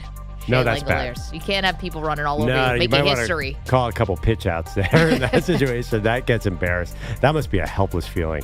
Okay, do one more stock up. Fernando Tatis Jr. Not only is he destroying everybody at the plate right now, another in our Maggie Perloff home run derby, the season-long contest to get the most home runs. EJ has Aaron Judge and now Fernando Tatis, who hit his 8th homer last night. The thing what he did is he got a line drive, landed on his butt, from his butt, threw the ball to first base and almost doubled off the guy. I have to tell you right now, and he's in the West Coast, so a lot of East Coasters might. That guy is pretty close to being a face of MLB kind of guy. Oh, He's electric. He was on ESPN's big game last night. He's one of the few guys out of market that I will definitely watch. He's just hot, and I would pitch around him. That's a guy I would pitch out as well, especially if my catcher can't throw out anyway. But he's fantastic. I forgot there was also 2 throwing errors by Shea Langoliers that led to 4 runs. There's more to that. You're right. I think Tatis was certainly on his way to being the face of the league, but then he had the steroid suspension. It kind of knocked him down a couple pegs. But now he's certainly back. And it was ringworm. Yeah, right now he's hitting .358, second in the MLB with 8 home runs. OPS of 1.128. That's good. Okay, I have a stock down, and I can't tell if this is going to be popular or not popular. I have no idea how this is going to go, but I feel very confident in saying this is my stock down. Easter candy compared to Halloween candy? Mm-hmm. Halloween candy is just so much better than Easter candy. And I'm not just talking about Peeps, which I know are weird and and people don't like them. I actually don't mind a Peep. But if we're just talking about 2 holidays, and I'm taking all the religious stuff away from Easter right now. If we're just talking about the things they're kind of associated with for like kids and stuff is candy, right? Easter and Halloween, 2 candy holidays. Yeah, I'm not touching this one. The Halloween candy is just so far superior in variety. Yeah, no duh. Okay, well, I wasn't sure if people love Easter Halloween candy. and Easter are not the 2 candy. I mean, Halloween is the candy holiday. Easter's got a lot more going on. I know Easter's got a lot more. I'm just saying, I'm taking the candy aspect. Jelly beans, Cadbury cream eggs, just straight up chocolate eggs. Like, there's a lot here to work with. I mentioned the Peeps. But that's all Halloween has is candy. And they're dressing up and, Get candy. Trick or treat.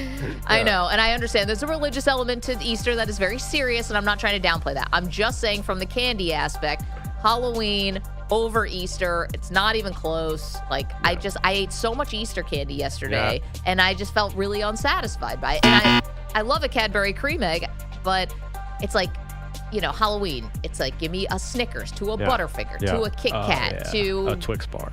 Right. And then like gummy worms or whatever. Yeah, that's like saying the gifts are better on Christmas than Arbor Day. Of course Halloween has better candy. I don't know. I wasn't sure. I think a lot of people like Easter basket candy. So I made Easter baskets for my 2 daughters on Sunday. It was Sunday morning. My wife panicked. She's like, you got to run to the drugstore and get something.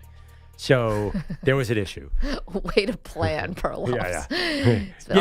So this one can't really sneak up on you. I got this basket, and it was really good. There was a lot of good candies on there. There were these white Reese's peanut butter cups that were amazing. There were free-floating Peeps within the basket that I was told was gross. So there were like these little toys in there. Yeah. And the Peeps had no cover on them. Yeah. So my daughter's like, these Peeps are disgusting. They were just up against the toy. They hated. They didn't like the Peeps already. They were anti-Peep. Well, the thing is about the Peeps, and everyone, any card-carrying member of a Peeps nation knows this. You actually have to let the air get to them a little bit. Oh, is that right? To kind of, you got to harden out the exterior just a little to contrast with the marshmallow inside. You know how you consume Peeps? Yeah. By not buying them. Oh, Manny, open your mind. No. They're fun to that throw and at candy people. corn. Yeah, that. Eggs, too. That and candy corn. I mean, you know. Candy corn sucks. I get that. But here's the other thing. I think that you have a love of peanut butter and chocolate, obviously the best combination ever created. Yep. And that's where Easter really comes into play, although Halloween does have that as well. Like the peanut butter Easter eggs. Do you buy those? Yeah, that's what we got this time. They were amazing. But, that's not really candy. That's more of a protein bar. Yeah. The peanut butter. Yeah. Keep telling yourself that. Yeah. No, I hear you. But, yeah, Easter is meant for other things, Maggie. Also, you get amazing ham at dinner. I'm just saying, candy for candy holiday. There's no ham at Halloween. Unless something went really wrong. A high-end ham, solid. 888-710-4ISN. Manny, can you put that on the poll? Easter candy, Halloween candy, who do you have? Coming up, a question for you about the NBA.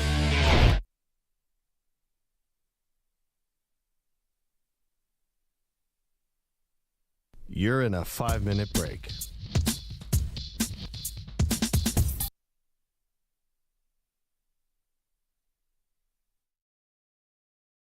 Fitness off paved down at the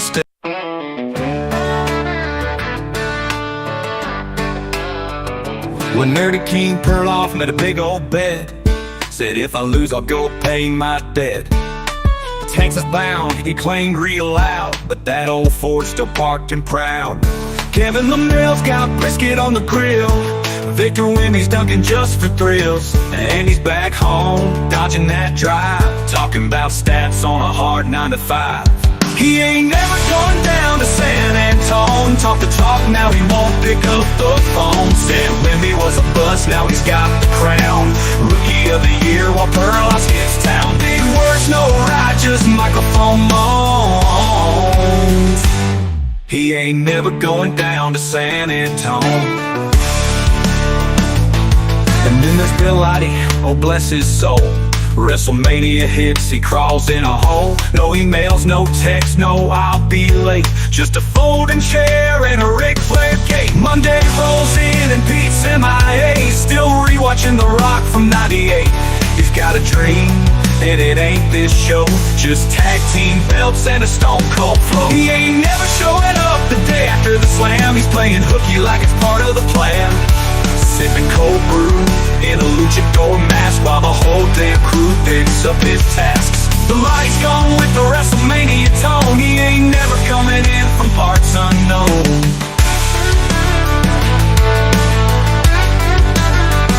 So if you hear big bets or big loud talk, you best check their tires before that walk. Wimby's winning, LaMelle's grilling alone, and Perloff's still nerding on his microphone. Put in his stone, write it on a cone. He ain't never going down to San Antone.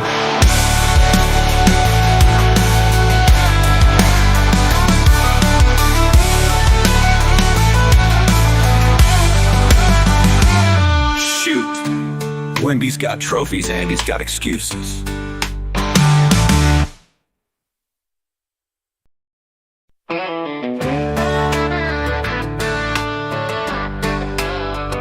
When Nerdy King Perloff met a big old bed, said if I lose I'll go pay my debt.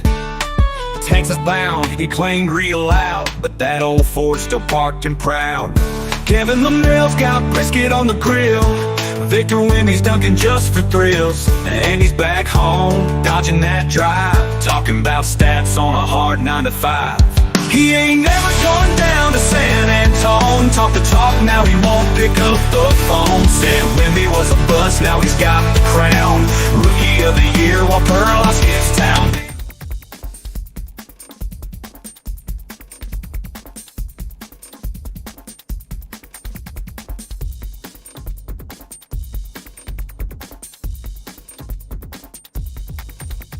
One minute, 30 seconds remaining.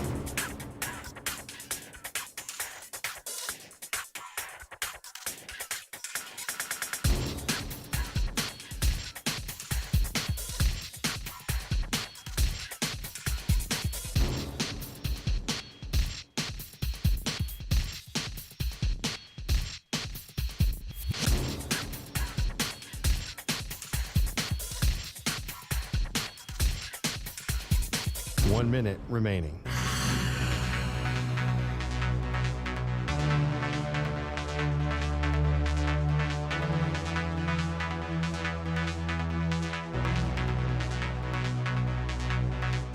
$45 seconds remaining.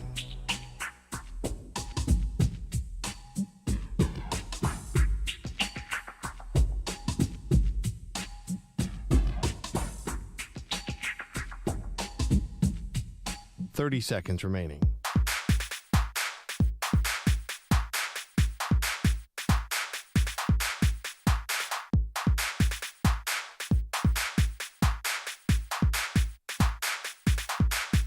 $15 seconds.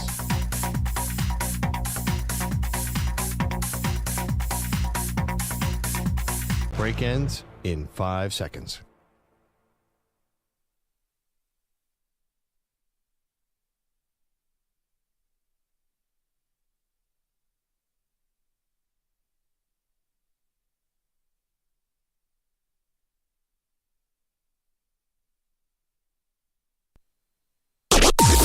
Maggie and Perloff on the Infinity Sports Network.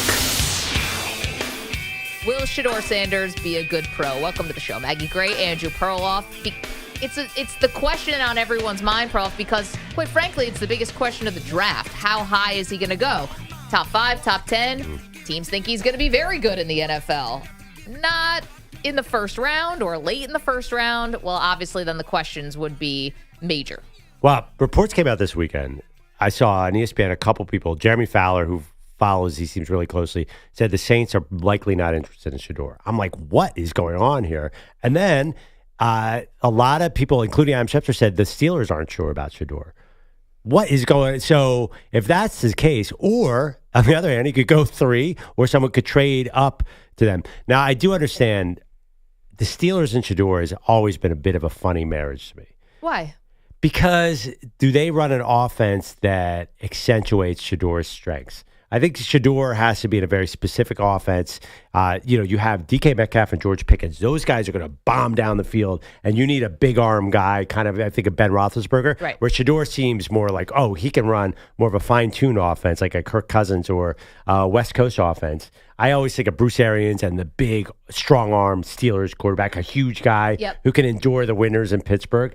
That, to me, that's not Shedeur Sanders. So I always thought that was a bit of a funny fit, but it does logically make sense as well because they do need a quarterback. Yeah, I mean, I think, can't you do a little bit of, like, are you really going to have it under Arthur Smith? Let's just take this from the Pittsburgh Steelers. Are you really having a bombs away offense? Like, I know you traded for DK Metcalf. You want to have a bombs away offense, but I don't think they've ever done that.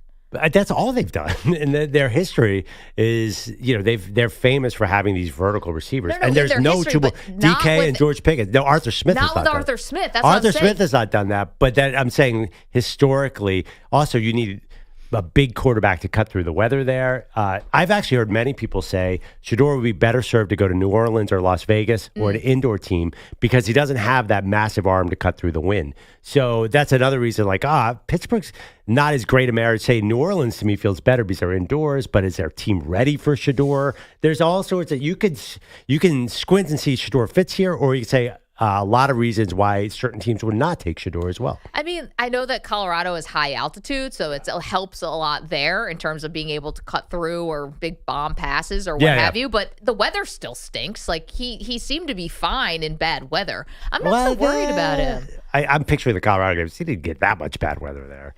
Well, I mean, it's not like he was playing in UCLA, I guess. But would you rather, if you're thinking about Shedeur's style of play, wouldn't you rather see him, if you're Dion, for example, wouldn't you rather have him in New Orleans or Dallas or somewhere where they play indoors? I think that's a big advantage for a quarterback. The classic example, Drew Brees would not have been the Drew Brees if he played outdoors. Okay, that's fine. But if you are playing for, maybe the Saints, because then you also have other teams, and even the outdoor teams are more warm weather teams, right? So if you go outside to Tampa and you're going outside to Carolina, the worst you're going to get is rain. It's not going to be anything like snow. But if you are, like, if you are playing, say it was the Dallas Cowboys, I don't know why it would be, but say it was the Dallas Cowboys and this whole thing, we're just living in a simulation that Jerry Jones has created for us and somehow Shedeur's a Cowboy. You still got to go win in Philadelphia. Yep. You got to go win in New York, and you got to go win in D.C. Well, that's why these warm weather quarterbacks always bomb out in the playoffs. That's why Peyton and Breeze were so disappointing for large chunks of their playoff career, because then they had to go outside and face Tom Brady. There is a school of thought that warm weather and dome quarterbacks are not great in the postseason for that exact reason, because late in the year you need Patrick Mahomes who could throw through a wall. I want to replay just quickly cut about Shedeur Sanders from our guest from an hour ago, Quincy Avery, who's a quarterback guru who's trained up everybody from Patrick Mahomes to Jalen Hurts to, everyone. He's worked with over 300 quarterbacks, and he had something interesting to say about Shedeur. I asked if the traits that he showed in college will translate to the NFL. Quincy was not convinced. We've never seen a quarterback go in the first round who was really limited in terms of traits. So I don't see the translation in terms of the things that he did in college, working in NFL, throwing the football before a guy comes out of his break, seeing what a defense is doing pre-snap, which allows me to go to the line of scrimmage with a really good plan. It's difficult when you're not athletic enough to run around and create plays. Like Shedeur's probably a 5'1", 5'2" quarterback. Yeah. So basically saying, we saw him run around in college, but Quincy's saying he's going to get chased down by much faster defensive players in the NFL, and a lot of throws at or behind the line of scrimmage, not with a lot of anticipation. Listen, I've been high on Shedeur. I feel like we watched him in college be good and would translate to the next level, but Quincy does this for a living, Perloff, and he was not very high on Shedeur. Yeah, it's complicated with Shedeur. Our buddy, when Lance Zierlein said the same exact thing and put him at 29, everyone's like, what are you doing? What about the production of Colorado? You're right. Quincy knows more than me. I do disagree. I'm not sure I agree with that. We saw him play at Colorado. You honestly think his arm is like, I don't know what 5'1" it means exactly, but I saw him throw a lot of pretty good passes at Colorado. So I'm not sure. He knows more than me, but I would say talent-wise, he's closer to first round. Do you believe that? I personally think, but maybe I'm not seeing it. Or maybe we're all getting fooled here. I just find it hard to believe that he is going to fall past New Orleans, not just for the idea that maybe the traits or whatever, but look at what's going on in New Orleans, guys. Have you been following the Derek Carr situation? It is a mess over there. But this is a problem. They need talent everywhere. Their talent players they do have are ancient. No, I get it. And Ryan Ramczyk just retired. I understand what's going on. You need so many different players. I do a show bet. If Shedeur's sitting there, I'll bet you they go O-line over him. Oh, I'll take that show bet. I'll buy you breakfast because I think that he's not falling past. If New Orleans is sitting there at 9, they haven't traded out of the pick. I think he's not going past New Orleans, because there's another part of this that I feel confident about. We can talk about Shedeur, the traits, the on-field, all that stuff. There is a part of this which plays into the draft, which is owners and ownership. Mm-hmm. Jersey sales, being exciting, being relevant again, all of that is in the mix when it comes to Shedeur and New Orleans. And I would say the same thing about Las Vegas, even though the Raiders have this, national fan base and they have this lore of the past and all of that. I still think Las Vegas is still in play. So I think they're same situation, and you make good points. I totally understand what you're saying. It's just both teams, they need so much help. Like the opportunity. Oh my God! Imagine the player that could float down to 6. You're not going to take Ashton Genty so you can have a backup quarterback. Well, back up for a year and then be my starter. Yeah, definitely. Come on, running backs I love drafting them high, but come on. Geno Smith's 34.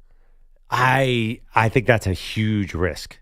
Let's go to the phones. 888-710-4ISN. Joe is in San Francisco, wants to talk about Shedeur Sanders. Good morning, Joe. How you doing this morning? We're doing great. Hey, I think the Avery guy probably do a good job, but I also think that the door, played up to the strength of his team. So if he's saying he don't get the ball out in time, but if the play don't develop, he gotta wait. You just can't throw the ball downfield and the play ain't develop yet. So, you got to give him a chance to develop in the NFL. I think he got the NFL tools. It's going to depend on where he go and who his quarterback coach is and stuff like that. But I think he a top 5 pick. I think that dude got it wrong. Joe, I'm with you. I think top 5, not any lower than top 10 for Shedeur. And I think there's also, so to be fair, Avery not very high on Jalen Milroe and also not very high on Tyler Shuck. Yeah. So I just think he doesn't see this as a very good class. Yeah, he said Tyler Shuck's getting pushed up by demand. Yeah. And I think that makes a lot of sense. And I think the same thing's going to happen to Shedeur. Because I tell you, we watched a ton of Tyler Shuck through the years, and nobody ever said, wow, that guy's a first-round pick. It just was not a thing. So, yeah, I the one guy I got to tell you, I think we see very differently. I think people are going to scout Jalen Milroe based on last year, and there's going to be some excitement about him. I think he could go. Not last year, 2 years ago. 2 year, right. Yeah. Well, last year, sorry. Not this season, but the season before. Sure. And I think there's a great chance that he goes in that 32, 33, 34 range. I think, which is basically a first rounder. I mean, for all intents and purposes. Here's a question. Say, in my scenario, Shedeur does fall past 21 in the Steelers. Okay. The Giants and the Browns, do those two teams, I think then if that did happen, and be surprising, if he fell past 21, the Giants will definitely move a pick to trade up for him because they've been interested in him from day one. How many times have we seen pictures of Joe Shane at Boulder, Colorado, the GM? So that's an obvious trade-up situation to me. If somehow he does fall past 21, the Giants and probably the Browns have to move up. I think that the Giants, who are sitting at 3, I think would love the idea because these guys are so much on the hot seat, and I do think they are. Joe Shane and Brian Daboll are on the hot seat. I think that they love the idea of coming out of this on Friday, and they're the story in a positive way. It's like they got 2 guys, right? They would have gotten Abdul Carter, and they also would have gotten Shedeur. Like, how do you really criticize that? I think at this point, they're in a fight for, the back pages, the hearts and minds, whatever you want to say. New York, it's a very PR. I don't buy any of that. They're totally going down wins or losses. Does anybody care about any of that stuff? I mean, until we get to the wins and loss part of the season, to get some positive momentum going for the off season. That's what I'm is that talking really about. important there? I mean, I think the Giants are a bad organization, so I do think unimportant things matter to them. Sorry, Manny. Yeah. Oh, okay. They're not a bad organization. They're just not successful one lately. Yeah. It's interesting. Maybe do that nicely.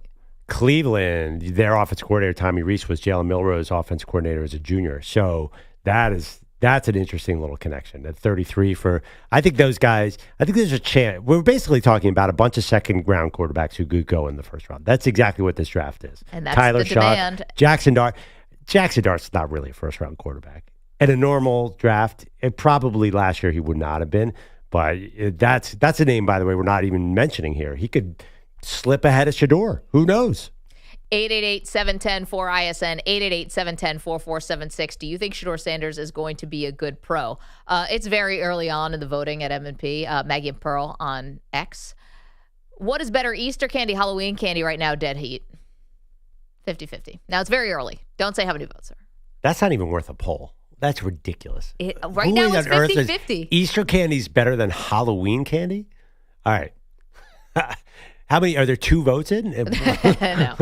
No, slightly more than 2. I like the AI graphic that Kaplan replied with right under. It's like almost like a Mortal Kombat type of Easter bunny going up against a demonic-looking werewolf or something. No, that's cool skeleton. I like it. Yeah, you can go to @Maggie and Pearl. Man, Kaplan's so quick on these things. He's just talented, dude. Okay, so you go vote there. I want to be like him when I grow up. Halloween candy is the one. I want to get to another thing too that came across our I don't know lives this weekend. Is it time to panic in LA after the Lakers loss? What do you think the public thinks about that? I would say 54% say yes. You're close. 52% say yes. Ooh. I mean, game 1, guys. It's game 1. Oh my God, they scored 95 points. Well, that could change. Yeah. Luka's got to have more than 1 assist. How about that? Yeah. I would say probably 80% of their points came on off-arm push-offs by LeBron and Luka. They basically had nowhere. Since there was no movement to the offense, the only thing they could do was come down low and push off with their arm and shove a guy and use their strength. There was no ball movement. Nothing was easy for them. You're right. So they have to fix that. All things that are fixable and things you can change and before game 2, which is tomorrow. And I don't think that the Timberwolves are going to shoot 50% from 3. But what about the Timberwolves' gigantic advantage in the paint? That's still going to be there. They killed them in the paint. They killed them in rebounding and points in the paint. Well, this is how this is life with a smaller lineup. That's the adjustment. This is why JJ Redick and LeBron's mind, and they're all going to have to put their heads together and figure out how to do this. Yeah, I mean, at a certain point, it's also the energy. Can you recover? That you can fix. I don't know. I feel like the T-Wolves are just raring to go. Anthony Edwards is 23. Naz Reid's 24. Like they are chomping at the bit.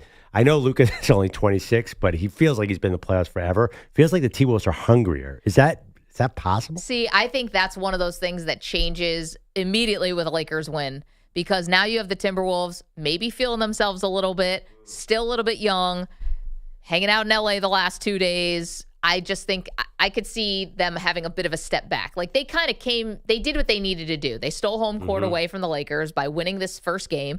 And, I think there's a natural relaxation that happens. That could be. I mean, Jaden McDaniels never has a game like that offensively. He couldn't miss. So we'll see. But they just have a lot of wing defenders. They seem like a great matchup for LA as far as for Minnesota. 888-710-4ISN, 888-710-4476. We got a couple things out there for you. Number 1, do you think Shedeur Sanders is going to be a good pro? And 2, is it time to panic for the LA Lakers? Have they really met their match here with the Minnesota Timberwolves? Quickly, Mike's in South Bend. Mike, you have an idea for the New York Giants that you wanted to tell us about. Yes, I think that the Giants could get Abdul Carter as well as Shedeur Sanders. Okay. Take Abdul Carter at 3. I think that they can take Abdul Carter at 3, then trade Dexter Lawrence for a late first-round draft pick, and then take Shedeur later in the first round. Ooh. Why would you want to trade Dexter Lawrence? Yeah, give him to my Eagles at 32. Then you have Abdul Carter as your pass rusher. Yeah, but Lawrence is inside. Yeah, Lawrence is a run stopper. Thibodeau's the one who everyone says is going to get traded on draft night. Kayvon Thibodeau. Which could work too. Which, so by we the can trade him way, also. Mike, thank you for the call. Here's the thing, though, about trading Kayvon Thibodeau. This is the same regime that drafted Kayvon Thibodeau, is it not? So what? You're going to give up on the guy? He was 100,000%.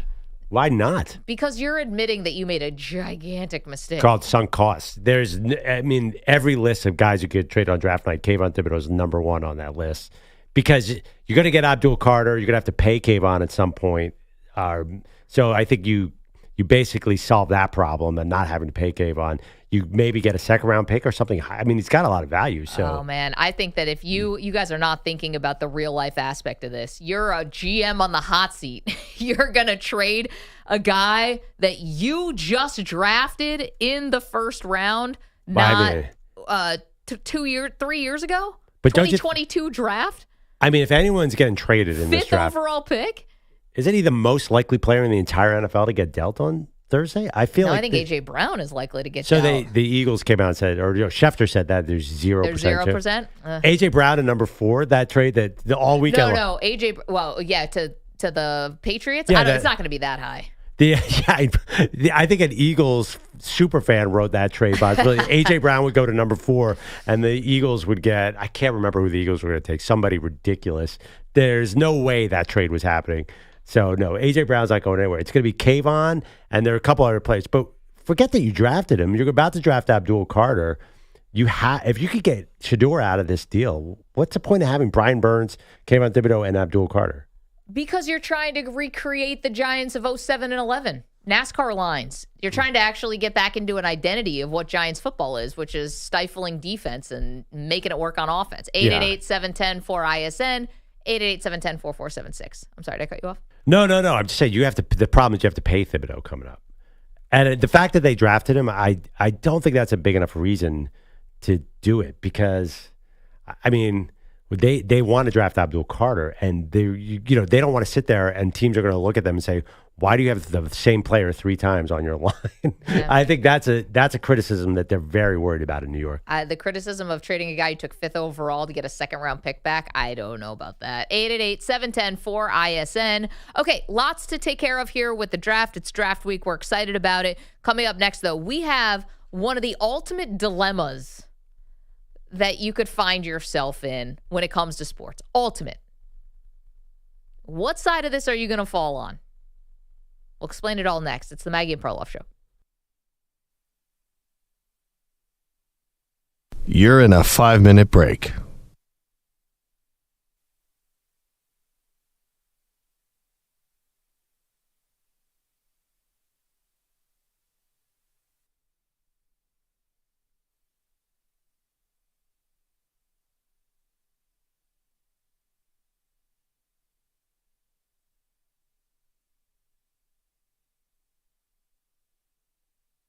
Four minutes, 30 seconds remaining.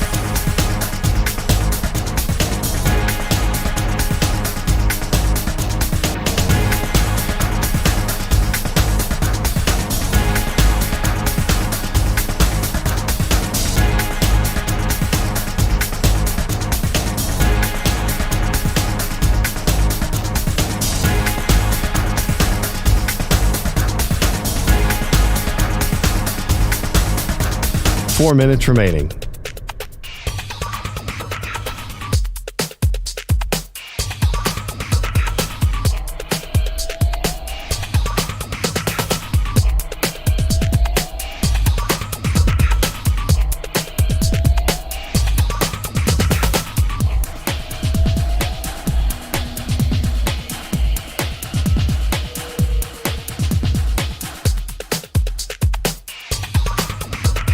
Three minutes, 30 seconds remaining.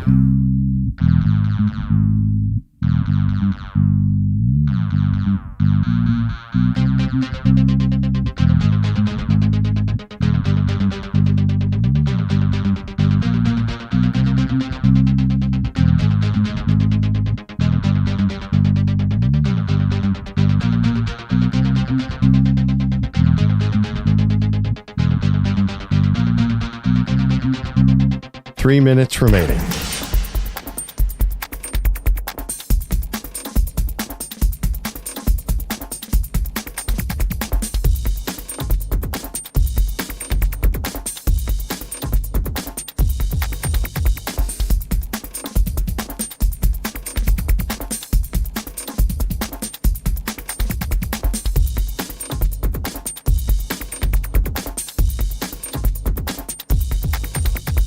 Two minutes, 30 seconds remaining.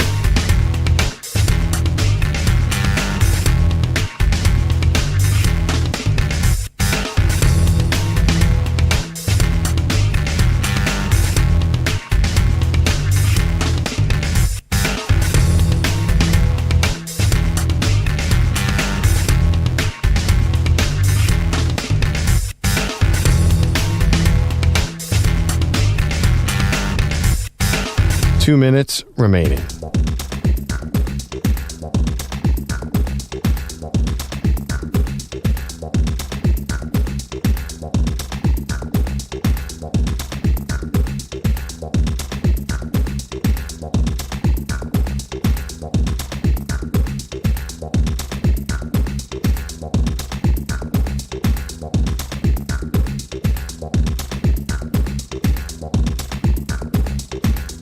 One minute, 30 seconds remaining.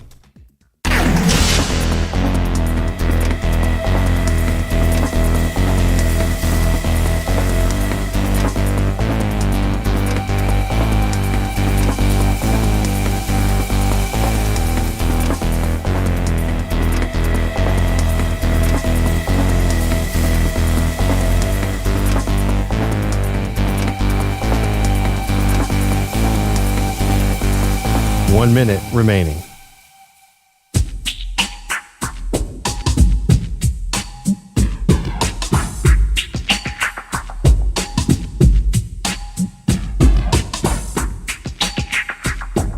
.45 seconds remaining.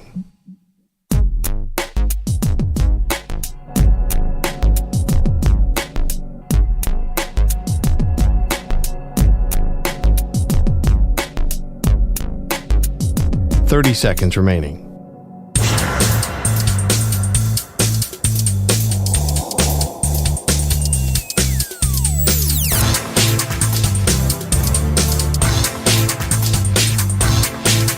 .15 seconds.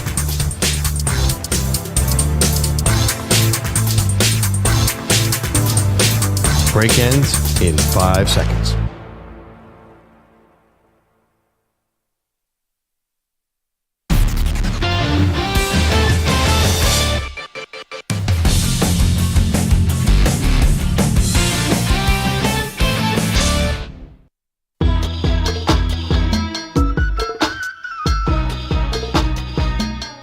Welcome back, Maggie and Perloff Show. If you want to send your Eagles trade up to number 4 and draft Abdul Carter trade rumors to the show, I will take them.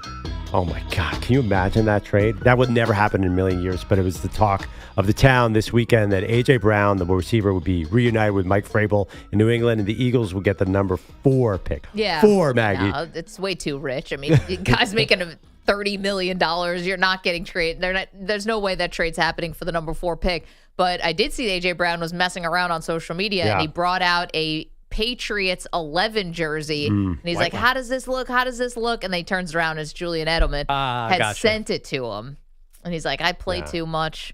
I'm like, yeah, I'm sure Eagles fans are going to love this. But you guys just won a Super Bowl, so he's got, I guess, carte blanche to mess around. Do whatever he wants. I would trade Devontae Smith for their second-round pick. I would do that. They need a receiver. They're on the market. The New England. Yeah, New England does. Yeah, so I think somebody, some veteran-laden team is going to try and take advantage of New England. Anyway, the reason why we brought this up is not because Perloff's an Eagles fan and not because of that, but you said that Kayvon Thibodeau of the Giants is the person most likely to get traded on draft night. I don't think that's true, but the Giants are far more interesting for draft purposes than the Philadelphia Eagles are right now because the Giants have the 3rd overall pick and they need a quarterback. And they could possibly trade Kayvon Thibodeau, which would be a massive about face for the same regime who just took him 5th overall in 2022. I don't think this regime can be owning up to those kind of mistakes right now. The Daniel Jones mistake was already massive enough. A lot of people don't survive that. To then also double down and say, and we made a mistake on Kayvon Thibodeau, we're going to try to draft our way out of this. That's not good. Adam Schefter put out a big intel column this morning. It's already getting a lot of play on social media. Here are his players on rookie contracts who could be deemed expendable. Number 1, Will Levis. Yeah, I don't know what you're getting in trade for that guy. Do we need Adam Schefter for that? Number 2, Treylon Burks. For that. There's got to be better things he can do with his time. Number 2, but here's where it gets interesting. Treylon Burks, number 2, wide receiver Titans. Number 3, Kayvon Thibodeau. Number 4, Evan Neal, offensive lineman Giants. Number 5, Jalen Hyatt, wide receiver Giants. So it looks like, according to Schefter, the Giants are having a garage sale on their bad draft picks. Oh, this is well, Evan Neal, I believe, was a Gettleman pick. Was he not? The previous regime? You guys go through with that? Evan Neal is pretty young. Is he really? I don't know about that, Maggie. Jalen Hyatt definitely is a Joe Shea pick. He's definitely a Joe Shea pick. Anyway, okay. But I think it's crazy to think the Giants, to protect their image, would not trade Kayvon Thibodeau, because the reality is if you get something good for him, you got to think about that. 888-710-4ISN. I've got a philosophical question for you guys, and it came across courtesy of the Memphis Grizzlies, of all teams, who got absolutely boat raced in Game 1 against Oklahoma City. They lost by 51 points, beyond embarrassing. But as John Moran said, only one game. Now, Kevin O'Connor, who covers the NBA, tweeted this out, and I thought this was an interesting kind of, I don't know, what side of this do you fall on? He said, I'd rather not make the playoffs than get destroyed like this. I do not agree with that. It is embarrassing to lose, and I know that the Grizzlies had to make it into the play-in game, and they lost to the Warriors, and then they were able to... Okay, they came in sort of the back door of this playoffs. However, I don't think it should ever be the right thing where you say, I don't want to make the postseason because I don't want to get embarrassed. Now, he went on to say there's a first-round draft pick implication. Take all that out. I'm just saying, would you rather, Perloff, your team miss the postseason than make it to the postseason and lose in the first round embarrassing? 100% miss the postseason. I don't need to sit there and get blown out by 50. Yeah. One game, fine. If you tell me the rest of the series is going to be like this? Well, hopefully they don't lose by 50. I mean, but let's say it's a you football get thing. Swept and you lose every game by an average of 20? Okay, but let's say it's a football thing. It's not a 7-game series. It's not hockey. Let's say your team sneaks in the playoffs, your football team, super excited, and then you lose 42-15. Well, what if you're like an AFC South or NFC South team and your division stinks and you're 7-9 and you get in and you lose by 30? There's nothing satisfying about that. To me, there's a no net benefit out of when you shouldn't be there. Now, the Grizzlies should be there, by the way. They won a ton of games this year, and they have Ja Morant. But if they just get blown out by 50 every game, I don't think there's a single Memphis fan who's going to be like, this was good. Well, if they get blown out by 50 every game, then they might, we got to bring up relegation, if they had that kind of thing. Yeah, clearly, firing your coach 2 weeks before the playoffs begin may not have been a great idea. The spirit of the question is, what it's going to look bad for Memphis in this hypothetical. It's going to look really bad. Honestly, especially in the NBA, there's no reason to care about being who's the 8th seed in the East? Are they going to be wow, this was a good experience? Probably it's the not. Miami Heat. Yeah, playing the Cavs. I can't imagine. I'm taking this from the fans' perspective. Yeah, it's painful in the moment. You don't want to get beat like that. And I'm thinking college football more in the NFL because sitting through a 4-game sweep, you're right. That sucks. Football's different. You always got a shot in one game. You always have a shot. Yeah. You're telling me you don't think that, let's say, I know Tennessee's been having a lot of other issues lately with the whole Nico Iamaleava thing, and he signs with UCLA. But, you're telling me Josh Heupel would rather not make the college football playoff? They didn't know they were going to go to Ohio State and get blown out. Different thing. First of all, there are only 12 college football teams. 12 out of, 145 in Division 1? A large number, yeah. It's 16 out of 30 in the NBA make it, and 20 make it in the play-in. That's 20 out of 30 teams. So we're talking about a much bigger accomplishment to get the college football playoff. I don't think and same with the NFL, but specifically the college football playoff. That's a huge accomplishment. Well, the NFL's 14 out of 32? Yeah, 14 out of 32. So that's what? Do the math here. It's the lowest of the 4 pro sports. Lowest amount percentage-wise. NHL 16 out of 32 now. They have 32 teams. I just can't imagine saying I would have rather not made the playoffs even though we got blown out. That doesn't seem – and I'm saying if there's no draft implications or whatever, or that means you hang on to a coach you don't like, but to just say, I would rather have gone home a loser than even tried. Well, the Sixers fans were stoked at the way the season ended for them. I know that sounds ridiculous, but – they lost, 13 in a row, or 12 or 13 in a row, and got a high lottery grade. So I know that's about the lottery, but nobody in Philadelphia wanted to be the 8th or 9th seed in the East. That was not a thing that anybody wanted. Yeah, but that's also because you're playing with 0 of your star players. Joel Embiid is gone. Paul George and Tyrese Maxey are all gone.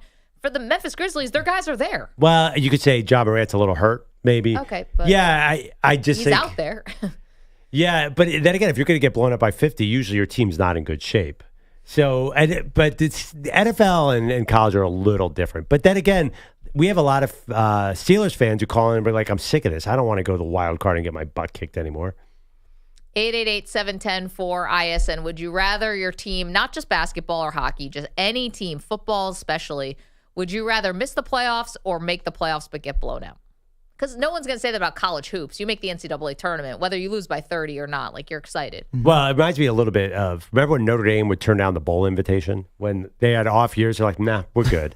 I do think there is sometimes there are unique cases where the energy is basically, I want to end the season. There's no reason to prolong this. And if this continues for Memphis, this can't continue for Memphis, right? They have to come close. I wouldn't be surprised if they're probably not going to win the next game. I think the way this is going to go is they're going to go down 0-3. Oklahoma City is going to naturally have a gentleman's sweep. Yeah, I think they take a step back or whatever, and Memphis wins a game, and then OKC wins it on their home floor, or maybe they do get swept. Ja Morant the ankle might turn worse, and he sits out, and then it's over. Which is fine because guys get hurt. CeeLo, what do you got, sir? Let me first correct myself because I was saying NFL was still the lowest number. Baseball still is actually because even at the expanded wild card, I was like, but it's 6 in each league, so it's 12 out of 30. Yeah. So that's actually still the lowest Baseball, number. It's a big accomplishment. Also, baseball is the biggest crapshoot, it seems, of all of them. Yeah. Although if the Dodgers or Padres end up kind of going wire to wire here. Stanley Cup playoffs has a tendency sometimes to those teams sneak in and get on a run. You get a hot goal, you never know what can happen. But yeah, certainly with baseball as well. It'll probably be a bit different now with the 2-game wild card series instead of the single wild card game. Yes, but you still, as far as the number of teams, though. Right? I mean, in terms of how you were saying, in terms of the competitiveness, I think. Oh, the competitiveness. Because with the wild card games, it was any team. Once you're in, you're in. Yeah. But now it's going to be harder for the smaller, lower seeds to get that far in. Yes. Can I say one thing too? I consider the play-in tournament the playoffs. I'm sorry, who does not? The NBA. Yeah, but MLB has a 1-game wild card. What's the difference? Well, they did. Now you got for a long time. Best of 3. Yeah, I'm just saying, we consider that the playoffs. So why didn't we consider the play-in? There's actually more playing games in the wild. Ask Adam Silver. Well, the other I don't care what Adam Silver says. It's still the postseason. Well, the thing that stinks about it is and forgive me, but so Steph Curry has this amazing play-in game, right? And he and Jimmy Butler both were really good. Where do those stats go? It's funny you say that because I went to Steph's game log before, and it's like on ESPN usually, play-in is separate from postseason, separate from regular season, separate from preseason. It's the same with Basketball Reference. It's his own standalone, Yeah, but I mean, he's got a lot of playoff games. Does it really make a big difference in the big picture? He scored 32 or something. I thought that was, amongst the many impressive games that he's had. Just becomes an outlier, like when he retires. Hey, here's his postseason playoff career numbers. And he was here's his regular season career numbers, and then a couple play-in games. He's now 1-3 in the play-in, wedged by the in way. between. Yeah, I'm not sure he wants his play-in numbers in that. Maybe not. 3 pretty decisive victories for the home teams in Sunday's NBA playoff action. Not so much for the Rockets, though, as they did hold the Warriors to 95 points, despite 31 from the aforementioned Steph Curry. But Houston went 6 for 29 from three-point range. They lose the game 95-85. Here's Steve Kerr on his 2 stars, beginning with Curry. He was incredible. And, with that type of pressure on him from Thompson and others, he just made some amazing plays. Not to be outdone, Jimmy Butler, 25.6 assists, plus all of that veteran savvy and playoff experience now on Kerr's roster. He always believes we're going to win. Jimmy is he's one of the best players in the league, and that's what the best players in the league do. It's not just about scoring or stats. It's about settling the game down. Last word to Butler here, beginning his first playoff journey with Golden State. A lot of miles on his tires. Same for Curry and Draymond Green, but he says they don't feel that way. We're still young. I think Steph is 37. I'm 35. Dre is like 35. But we got some young guns that also get it done as well. So a good start for them. One of only 2 road teams to win this weekend, joined by the Timberwolves Saturday in Los Angeles as they took down the Lakers in Game 1 of that series. Meantime, the Easter Sunday slate opened with a laugher in Oklahoma City. The aforementioned Thunder Grizzly game 131-80. OKC was up 49 after 3 quarters, so not like they ran away with it down the stretch to the point where their leading scorer was Aaron Wiggins with 21 off the bench. So evenly dispersed was the scoring. In fact, Shea was actually on the bench when they really opened things up and took the bigger lead. Mark Dagno offering this about their opponent. They played 36 hours ago and had an emotional game, had to turn around and play at noon today, which is a really tough turnaround. So they're going to be better, Tuesday. So I thought we did a good job, but, I don't think we can expect that. I don't know if that's just to keep his team sharp, but you would think for Memphis, maybe they kind of batten down the hatches here a little bit and offer a better effort at least. Maybe not win the game, but a little better than 51 points. If he had come out and been like, we're going to beat by 60 next right, time, yeah. I wouldn't have believed that. You also had the Cavs over the Heat, 121-100. Cleveland went fourth quarter. They won by 13, or outscored, I should say, Miami by 13 in the fourth. And the Celtics handled the Magic 103-86. Stanley Cup playoffs. You had the home teams prevailing on Sunday, I should say. Hurricanes over the Devils, 4-1. Maple Leafs beat the Senators, 6-2. And you had Vegas over the Minnesota Wild, 4-2. Earlier in the show, we covered the Max Fried no-hitter that wasn't after the official scoring change in the Yankees-Rays game, like 3 innings after they had a ground ball to first base that was bobbled, originally ruled an error, then they gave a hit as Fried took a no-hitter into the 8th inning. You also had the Aaron Judge situation where he had what looked like a home run, originally called foul. They went to the video replay, and even though it looked like a clear fair ball, they did not overturn it. Here's how it sounded. You can take a couple things into account here. TV broadcast, and they're playing in a minor league park, and you have this gargantuan man at the plate, and the connection off the bat was quite solid. Driven deep to left field. Fair ball, it's gone. It is a foul ball, just foul. And on the replays, it wasn't like it's just next to the foul pole. Some of the angles they showed looked like there was a pretty wide gap between inside the foul pole. Yeah. That's going to be the challenge of the 2 minor league parks, right? Is you don't have all the camera angles that you do for major league parks. That and the dimensions also, are fine. Yeah, and something Judge references here in talking about the non-overturn. It's not umpires. It's tough in a situation like this where at a minor league park, the foul poles aren't as high, so that's why you have replay. They have every angle, and that's a fair ball. I didn't know that was a thing, something I hadn't thought of. Foul poles, not, so when you get these guys like Judge are hitting moonshots, doesn't extend as high. Tougher call for the third base or first base umpires to figure out whether it's fair or foul. But the replay seemed pretty clear, so that wasn't a great look. Last one here, Aaron Boone going back to the Max Fried scoring change.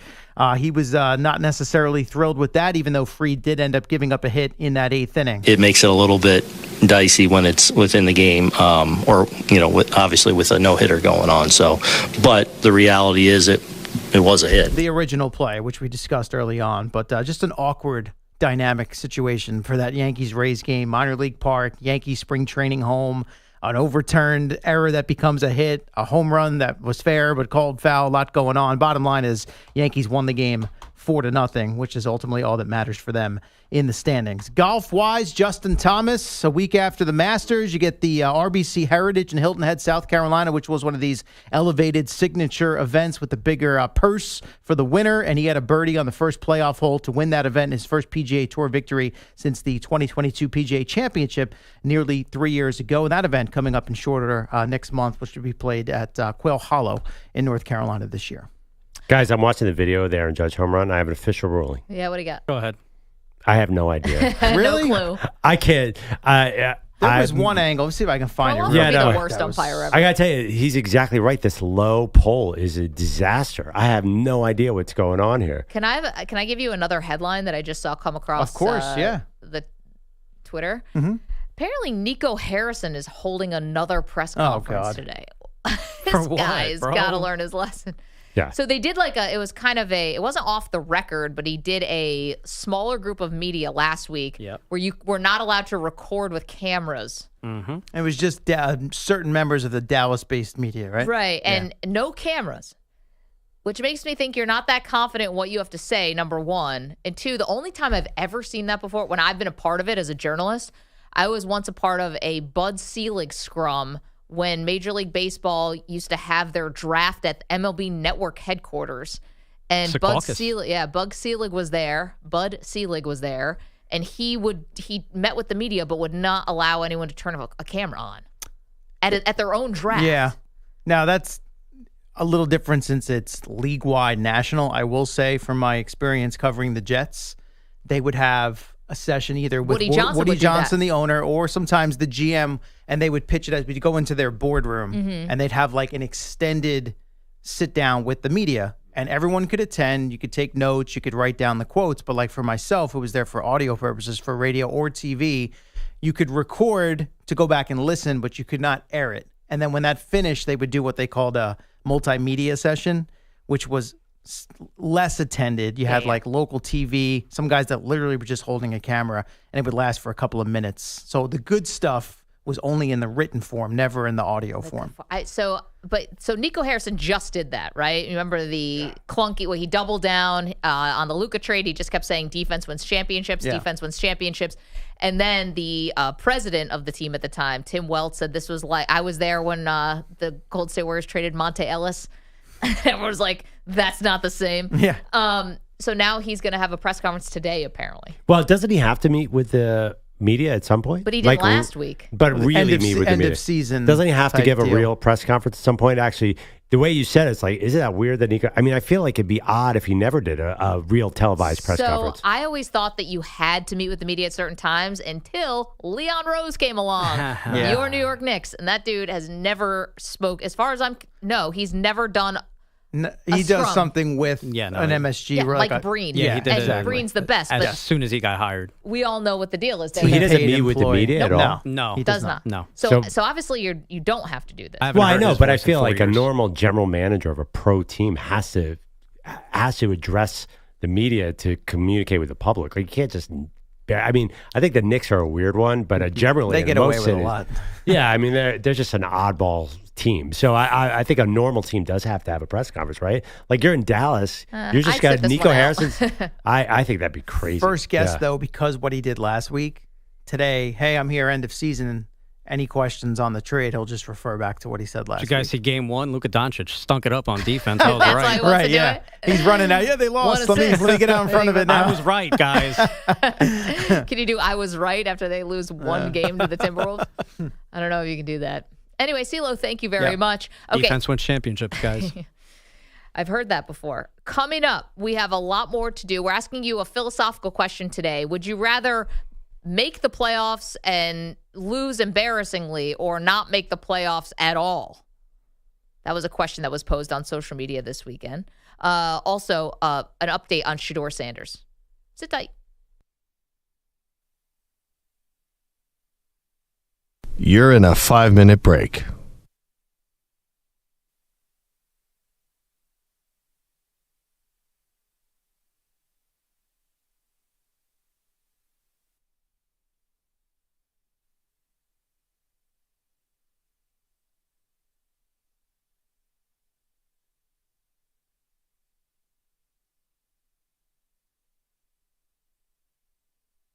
Four minutes, 30 seconds remaining.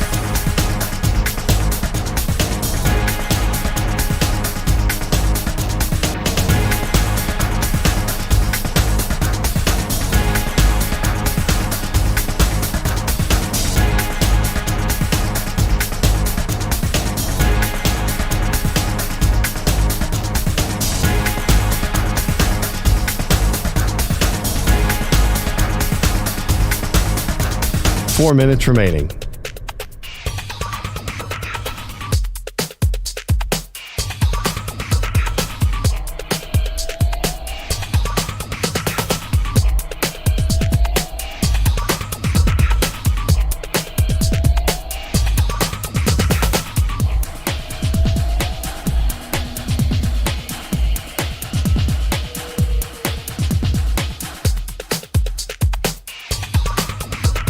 Three minutes, 30 seconds remaining.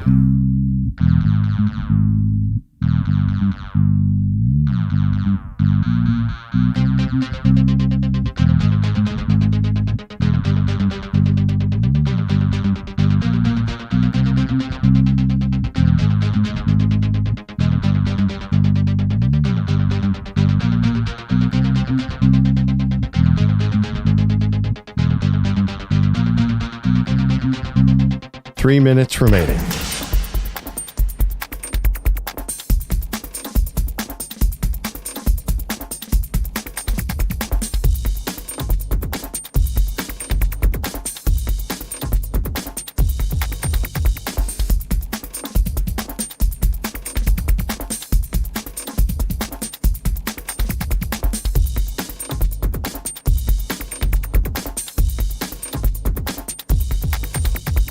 Two minutes, 30 seconds remaining.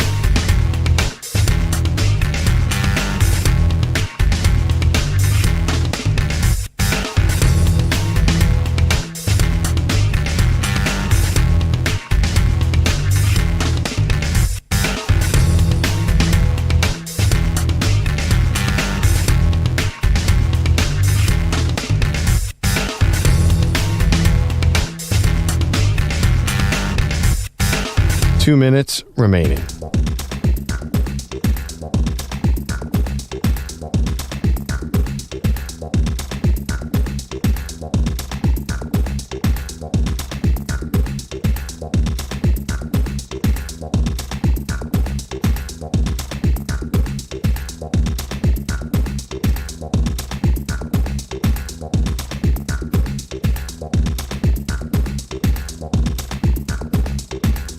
One minute, 30 seconds remaining.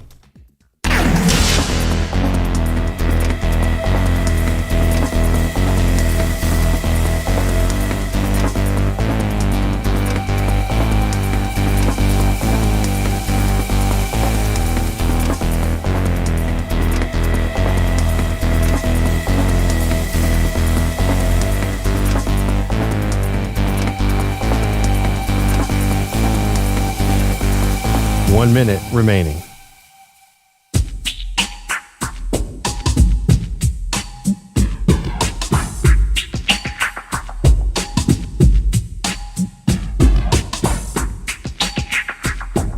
.45 seconds remaining.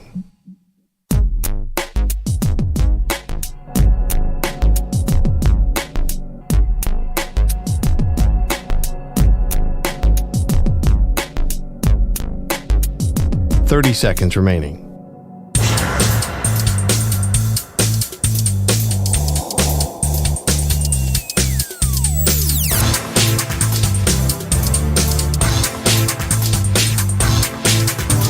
15 seconds.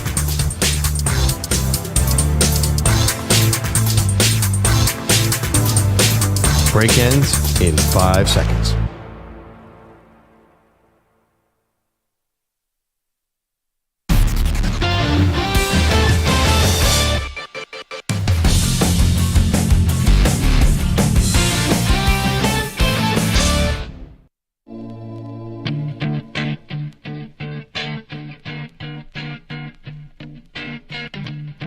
Get a little inspiration here as the women's part of the Boston Marathon just started.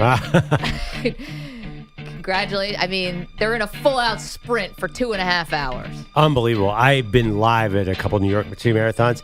They're running faster. If I was sprinting and when I was 17 years old, I couldn't run as fast as them. And they keep it up. It's insane. It's unbelievable how they do this. Anyway, so that's going on. Patriot Day in Boston today. Also, it's our pal EJ's birthday. We think it's today. Is EJ's birthday, Manny, or was it yesterday? According to his Instagram post, I'm going to take a swing and guess that it's today. We know it's EJ's birthday around today. It's his birthday weekend.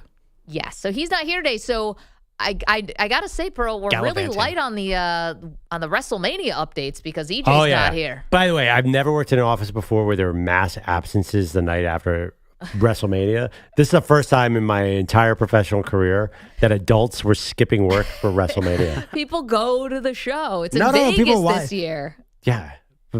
Peter Bellotti and EJ Stewart did not go to Vegas, and they are conspicuously absent. It's a once a year thing, and John Cena now is the unprecedented 17-time world champ. It's almost like it's scripted. You know what I mean? Listen, that's going to get you in trouble around here. Final year, and he wins at his final WrestleMania. Who saw that coming? Well, give me some other headlines. I love hearing about this stuff. I heard it was a little chalky. Paul Heyman turned on Roman Reigns. Isn't that a baseball writer? Oh, that's John Heyman. I apologize.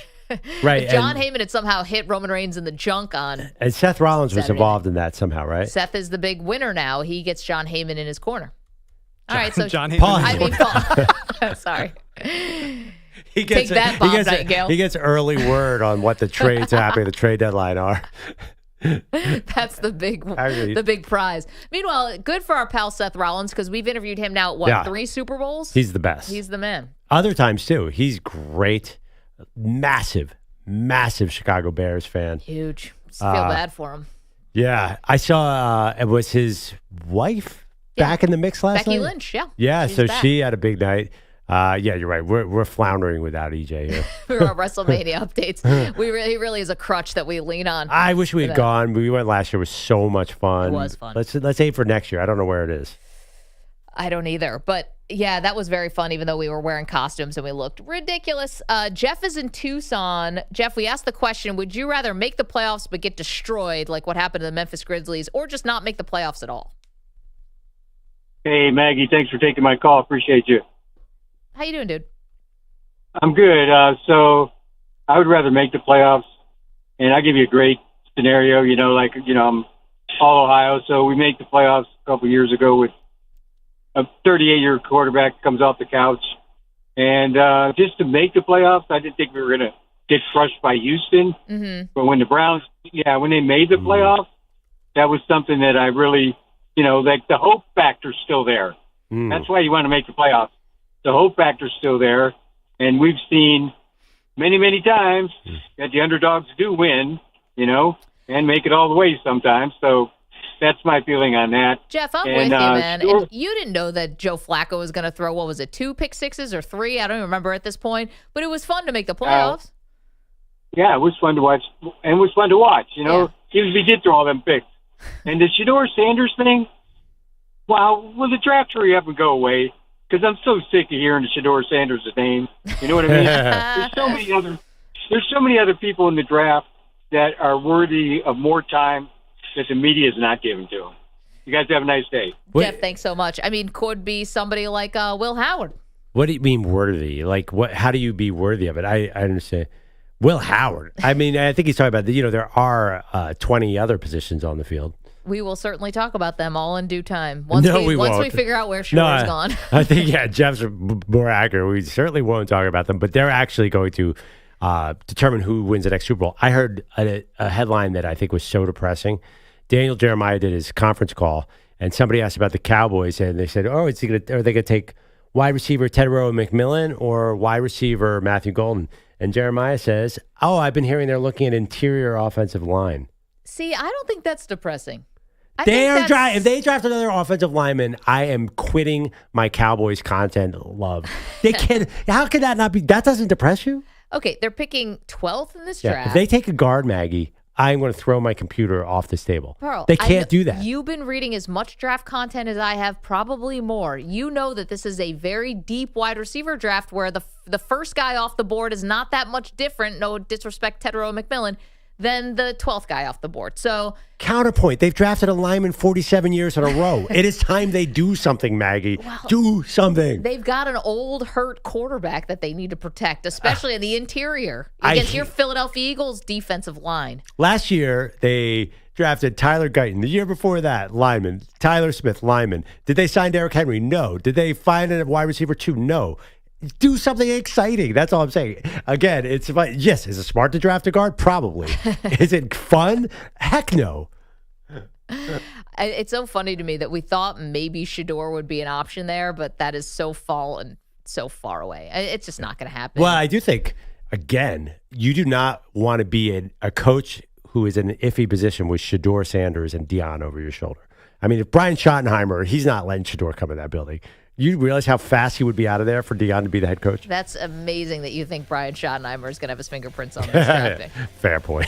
Fair point. Manny Rodriguez sliding over for EJ. EJ, thank you. By the way, WrestleMania is in New Orleans next year. Andrew, we're in. Nice job. Thank you. Great job. We'll see you tomorrow. So great. Do you know his last name? I do. Say it out loud. Starpachi. Thank you to Chris LoPresti, Andrew Kaplan, Quincy Avery, who joined us, and the Weedos.